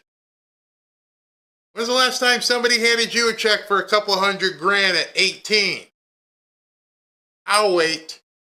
Then, if you leave it as a retirement account, you're going to have 2 million, 2.2 by the time you turn 60.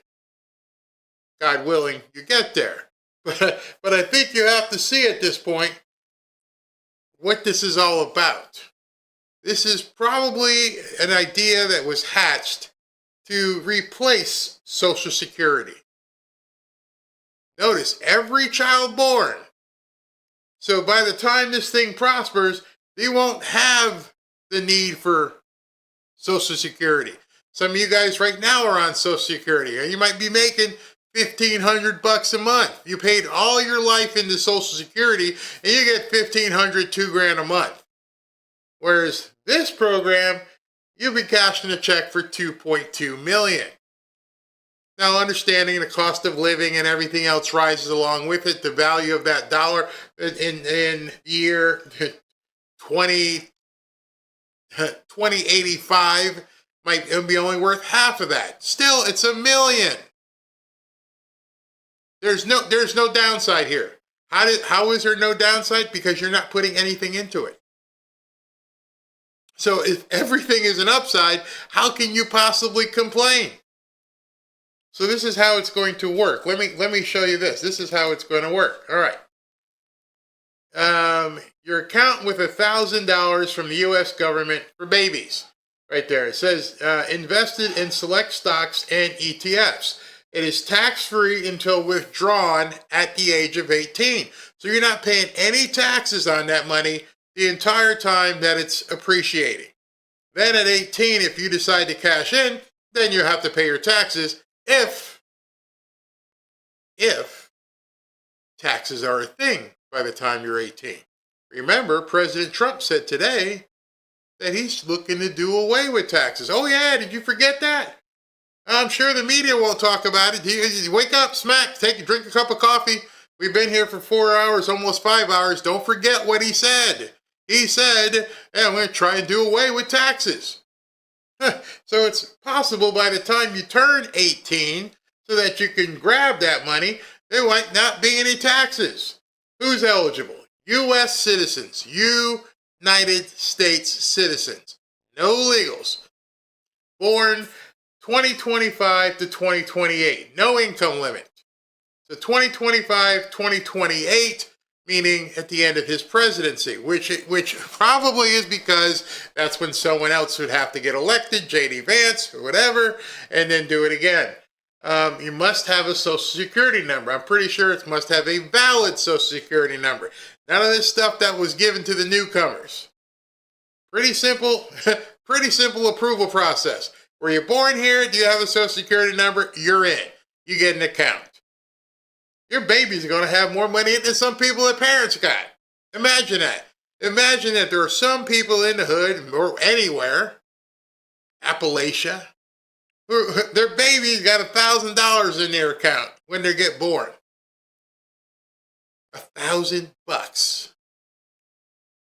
But it doesn't have to stop there. This is where grandparents can do things as well.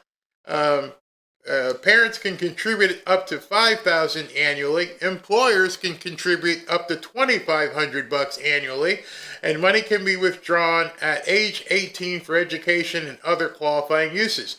After 18, the account functions like a traditional IRA. So, if you don't know what an IRA is, this entire program is now going to make you, almost compel you, as a grandparent and a parent, to begin understanding what prosperity means and financial literacy. See, that whole thing I just said in that like 2.5 minutes of discussing it may go flying over some people's heads. They know that. That's why they create a website. Go to the website. If you're not understanding what's a traditional IRA, go look that up. What would be the tax basis of somebody when they turn 18? Go look it up. What is the concept of compound interest? Go look it up. Everybody always complains that they don't have any money, but what happens when you do have money? You see, this is to build wealth. And it doesn't say white, doesn't say black, doesn't say person with blue hair. It's a baby at this point. And what it's also going to do is incentivize people having babies. Because one of the biggest things people and parents have, like, I can't afford to have a baby. I don't want to be on food stamps. I don't want to be a ward of the state. I don't want to do all that. I don't want to have a baby removal process. I feel like I'm being forced to because I can't afford it. And now you're going to look at this and go, wait a second. So I'm going to be changing diapers and stuff for a while, but when this kid turns 18, he's getting a big chunk of cash. Oh, I think I could handle this. I can handle the diapers and the crying and everything else for the next 18 years. As most of you who are parents know, it doesn't end when you're 18. In some instances, it just begins when somebody turns 18. But in any event, your 18-year-old child, as they're going off to college, is going out the door with a couple $100,000. And then there may be people here saying, well, it's not guaranteed. Why are people going to try and find any reason to attack this? Why would anybody in the chat have any reason to have a problem with this? When you're starting from zero and somebody else is investing in your future, just say thank you. That's how people have to look at it. Somebody else is funding my child. And he doesn't have to do anything but sit there and breathe and poop and spit up. And he's got $1,000 that's just going to keep growing and could grow faster if you, put into it as well. See? Parents, grandparents can contribute up to $5,000 annually. So if you have a bit more money, well, let me throw an extra $5,000 into Jimmy's account here, or Susie's account. Susie, hey, you looking good there? Yeah. Yeah, okay, here's $5,000. Granddad gave you. So now that $1,000 that was going to turn into $191 at 18 may end up being $1 million at 18. See, once you start learning about compound interest, now your light bulb should be going off. Let me go back to that picture. since you now know they're going to contribute $1,000, and you can put in as much as you want. I mean, not as much as you want, but $5,000 every year. Then you end up with that. So if this is the projection of $1,000, $191,000. A one-time pop of $1,000 in 18 years should be worth $191. So you're a little bit better off than some parents or grandparents. And you say, you know what, let's put $3,000 this year. Let's put $8,000 the year after that. Your kid at 18 is going to turn 18 on their birthday, and depending on that, whether you told them or not, and like, hey, Mom, the bank's about to close. We need to take a ride because I'm about to cash out about $300,000. Thank you very much. What a better way to teach prosperity. Now it's forced prosperity. Imagine that, having to force people to become financially literate. And if you choose not to, it doesn't matter because your kid's going to get it either way. So the only drawback at this point is that certain people won't take the time to educate themselves. But in any event, that's not a drawback for the kid. The kid's still getting paid. How can anybody have a problem with it? I'm almost scared to look in the chat. I'm like, do I dare look over there? Do I? Please don't tell me people have a problem with this. Oh gosh, what do we have? If you never start investing, having 18 years is a sure thing. Exactly. What do we got in here? You know what's funny? I love when people say stuff like this. Stop talking about that dumb red pill from a stupid movie. Okay, you can check out. Meanwhile, these people are about to get $192,000. Yeah, good for you. Yes, anyone under 18 are eligible. If born January 1st, 2025, they get the $1,000 startup. The Democrats are busy pushing baby removal instead of population growing. It's great to have money for them when they turn 18. Yeah, exactly. Well, how can you have a problem with this? The important thing is to educate the child so they won't squander it. Yep, that's on you. That's on you. Yeah, Francis, I don't know. I haven't seen many. I don't understand why people could possibly be upset about this program. Maybe jealous. Maybe that's what it really is. Let's see here. Most people don't make $150K a year unless people learn how to manage money. They'll just waste it. Well, then you need to show them. You see, that's not a negative for the child. That's a negative for the parent. If you know one or two of your kids are gonna, by the time they turn 18, are gonna sit on, a couple $100,000, that's on you. That's on you to make sure. Well, I need to put them in a program so that they understand where they're going to be. Man, this is crazy. It's crazy. There they are, jealous and gotta hate to feel better. Yeah, I mean, understanding, you're an older person, you've grown up, and maybe that pisses people off, but man, why would you be upset that children are going to grow and have something, a nest egg? All of them. Not one, two, white, black, all of them. This is a great way to teach kids about capitalism and wealth, and that's going to be the problem. They don't want children and their parents knowing about wealth building. Oh yeah, there's not even some people in here who don't like me talking about wealth building. They don't want to even know. But now here's the problem. The problem is the anti-prosperity, anti-socialist crowd, anti-capitalism crowd. Some of them are going to have babies. They're lefties. They're losers. Well, that baby's got to be making money. That baby now has an account.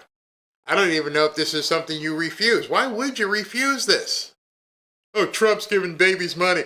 I don't want my child to have Trump money. All right, give it to the other kid in the nursery because your kid's going to be doomed. What's this one? A question to people who object should be, are you a stupid person? Are you a stupid person? Yes, they are. Yeah, they actually. Families making less than $150,000. That covers a lot of poor families. Great idea. 150 grand. If you make under 150 grand a year, you get this. Oh man. Will its accounts be established for 10 years old? No, it starts July 4th for newborns. Babies born after, here, let me show it to you again because some people may have missed it. Okay, so here it is. Who is eligible? All right, you see it there. It's on the left-hand side in the second box. U.S. citizens, U.S. babies born 2025 to 2028 and must have a Social Security number. That's it. They're all in the same line getting paid. People look at the chart, 2020, 25, USA born citizen. Exactly. What is the website, Barry, please? I believe, let me see if I can pull it up. I believe it's trumpaccounts.gov. Trump account. Let me see if it comes up for me. If that's it, then it's probably overwhelmed with traffic right now because the first one I pulled up, let me try this one. Yep, here it is, Trump Accounts with an S, which means somebody's probably going to get Trump account and buy that website. All right, so let me pull this up for you so you guys can see the website so you know if you're not getting scammed if you go to the wrong site, different site. Where are we? We're going to go to let's go to number 36 so we can go here. All right. It says Trump Accounts. Jumpstart, there it is right there. Trump accounts with an S, trumpaccounts.gov. An official website of the government. Trump accounts, jumpstart the American dream. Each account provides eligible children with a $1,000 gift courtesy of Donald J. Trump.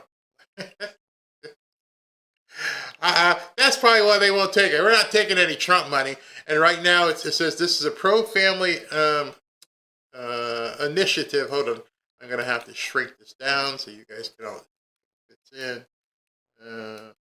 All right. So, as it says here, this is a pro-family initiative that will help millions of Americans harness the strength of our economy to lift up the next generation, and they'll really be getting a big jump on life. What are Trump accounts? You just heard it. It was started by the Dell family. Susan and Michael Dell, and it's all ready to go right there. All you got to do is put your email address in, and you can sign up if you got a baby coming, or if you had a baby that came.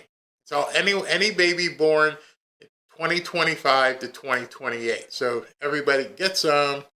Let's see here. Yes, any child, but not for the 1,000. They could set up an account. Yes, any child, but no, any child. All right, let's do this again because there seems to be some confusion.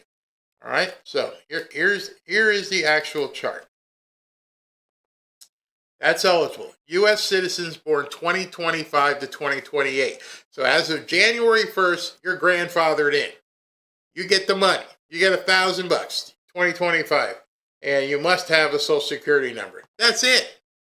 So if you're going to hear people say stuff all over the place, understand that's it. Get the kid his Social Security number, and when you get him his Social Security number, if he was born January 1st or forward, he's getting $1,000.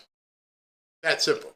And yeah, but only Americans. Yep. What's happened to the money if the child dies before 18? I don't know. Didn't say that. But I'm sure you can. I'm sure that will be written where people can say that. Cat Snow says there's 553,000 people watching on X. Mind blown. Mind absolutely blown. I have no idea.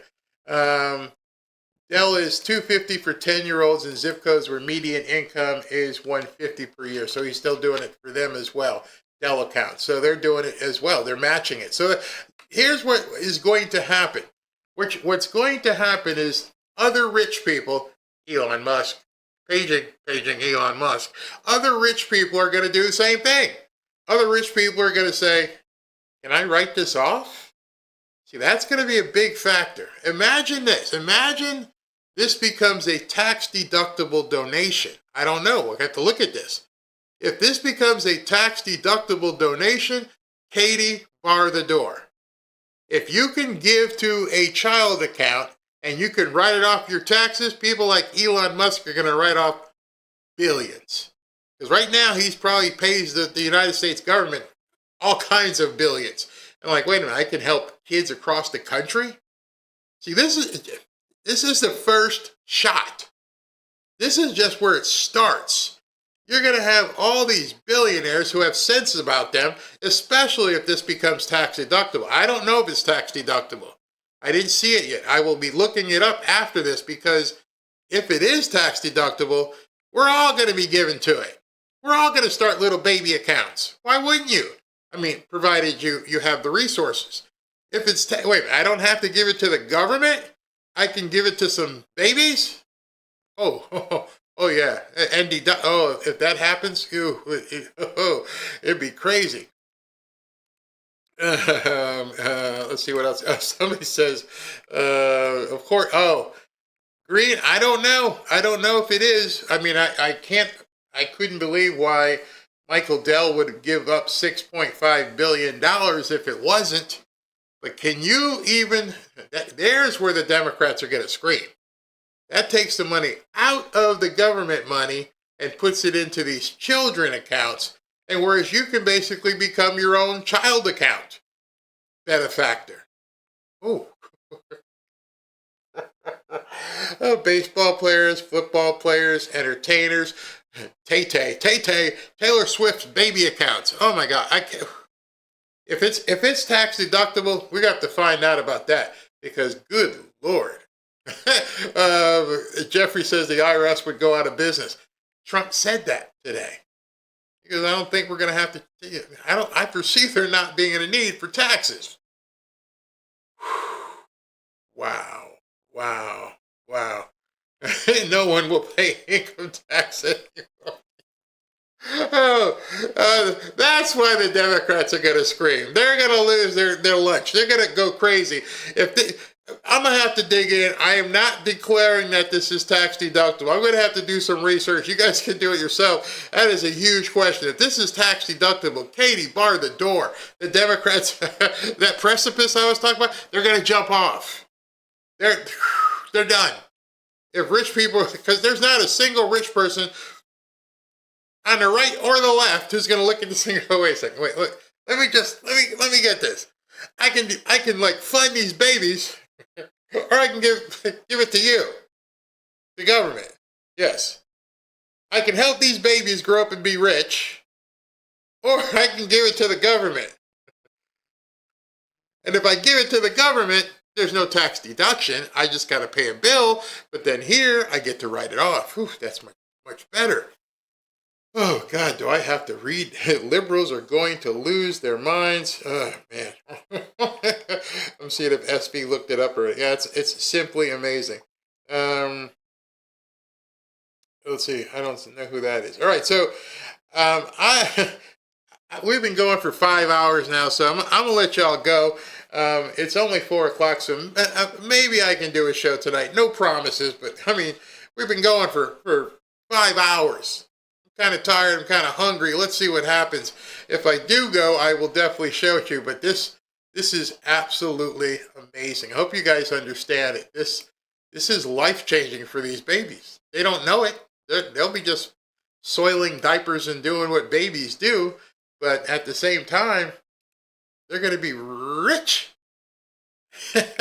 Oh my goodness! I can't even imagine what would happen at that point. What would happen to the Democrat Party? And how do you fight against it? Are you going to actually come out in public and say this is a bad thing for young kids? Wow. It's simply amazing. It's simply amazing. All right, let me get to the super chats before I get you guys out of here. All right, here we go.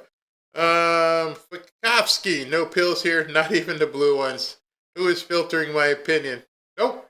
No filtering. No, you weren't booted. Leona Harris, the rabbit hole is deeper than you think. You have seen nothing yet. The Democrats can never get in the White House, which Republicans are dirty as well. You're great. You're right. Fukovsky, I'm okay with it. Despinum, You should have put yes and would see again for matrix at the top. Click yes only for before seeing that at the bottom. Okay. Chiosop, could Venezuela be a CIA deep state launch pad? Cindy Brook, make sync. What's this? Wait a second. Wait a minute. SV just looked it up. It says that it's not taxable. They are made with post-tax dollars. So we'll have to check and verify that as well. Make sanctuary states and cities illegal, please. They are destroying America. I agree. Silver stock has gone up 117% since I bought it. I've been telling you. George Rivera, this is awesome. Barry Fanfare is one-stop shop for everything I need to know. Thank you. Rob, thank you. Judy Branch, thanks, Barry, as always. God bless you. Tinley, I learned Smartmatic helped Chavez won in Venezuela. Shh. Be very careful. They don't want you to know this stuff. Imagine Maduro testifying about everything as a deal. Now you're thinking. Chiosop, those military installations may not be for Maduro. They might be for the CIA and FBI traders. Pakowski, it's Giving Tuesday. Yep, it is. You know what? I forgot. Hold on, I'll do it later on. Got to give away silver. So Sidney Powell was right about the Venezuelan Dominion. Now you're starting to connect the dots. Absolutely. The only downside for a politician of the program is that government can't raid the accounts like they do with Social Security. Good point. And Lisa, happy, cheerful giving to the best political... Oh, wait a minute. I can't see that. Oh. The best political podcaster and mods in the biz. Thank you. Let's see how... And Chio said, let's have the Democrats graph this one. Baby scams. Oh, yeah. I just had a baby and make up fake baby birth certificates or something. That's absolutely crazy time. Hold with me for a second here. I got to give out this silver and happily give it out. So give me a second here so I can do it. And let me do this while I'm doing that. It's genius. It's pure genius. America is the country that started the AI race. And as President of the United States, I'm here today to declare that America is going to win it. We're going to work hard. We're going to win it. Why do so many financial experts call silver the most undervalued asset today? Because silver is essential to the future, from solar tech and electric vehicles to the explosive growth of artificial intelligence. Demand is rising fast, and yet silver is still trading at a bargain. With billions pouring into AI, silver prices have only one place to go, and that's up. In fact, silver may be the most overlooked asset class in financial planning. The opportunity for silver is well documented. The market for silver could double or even triple by 2026. You see, I believe in hard assets like this bar of silver. You can hold it in your hand, you can put it in your IRA, you can put it in your home safe, and relative to gold, it's very affordable. That's why I urge you to call my friends at Lear Capital and get their free report, The AI Revolution, and see why silver prices could be set to soar. Call 800-601-5430 or go to learberry.com. But don't wait. We all know. We've seen it. The government can print lots and lots of dollars, but they can't print silver. All right, so we're going to give away some silver. Here's what it looks like in case you haven't seen it. This is an actual ounce of silver. When I first started talking to you guys, this thing was worth about, I think, $25. This thing is now worth, this one thing here, this is worth about $57, $58 as of today's numbers. It has literally exploded over the last 12 months. And guess what? Since it's Giving Tuesday, we're going to give away 5 of these. I'm going to give away 5 different ounces of silver. So let's get to it. And let me go to my giveaway program and let's draw a winner.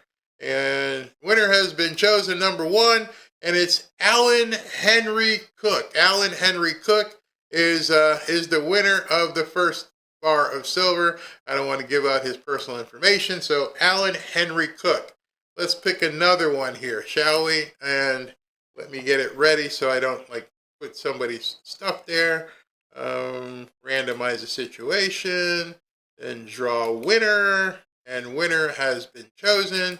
And let's look at the next winner. The next winner is Craig Phillips. Craig Phillips, you just won a free ounce of silver. And, you know, working with Lear Capital, this is pretty awesome. People get to prosper here. Let's look at number 3 here. We're going to do another one. It's random.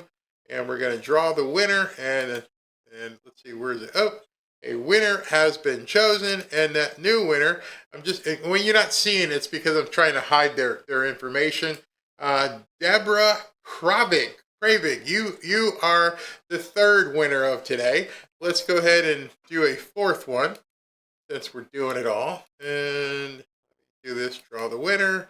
And a winner has been chosen. And the new winner, the 4th winner, is Dennis Reinhold. Dennis Reinhold, you have just won an ounce of silver. And let me do one more. I said I would do 5 here on Giving Tuesday. Let me just give out one more. And where is it? Draw the winner. View winners. And the next winner is Janice Gunning. Janice Gunning, you have won a free ounce of silver. Look for an email from Ashley. She's going to have to get with you and get your actual physical mailing address and all that kind of stuff so that people from Lear can actually fulfill your free ounce of silver. So congratulations on Giving Tuesday. Thank you for sticking with this for 5 hours. Long show, not sure what's going to happen tonight. I'll let you guys know. Not a lot of people do 5-hour shows, so 5 hours. Wow, thank you guys. We've been talking so long, the sunlight has changed. It was like really bright earlier, now it's like regular light in here. It's crazy. Oh, we ain't done now. We got the after party, so stick around and talk amongst yourselves, and I'll let you know whether I go tonight, depending on how I'm feeling in terms of sitting in this chair for 5 hours. Thank you very much. And to everybody who is on X, salute. 550,000 people. Wow, Santa. Thank you very much, Santa.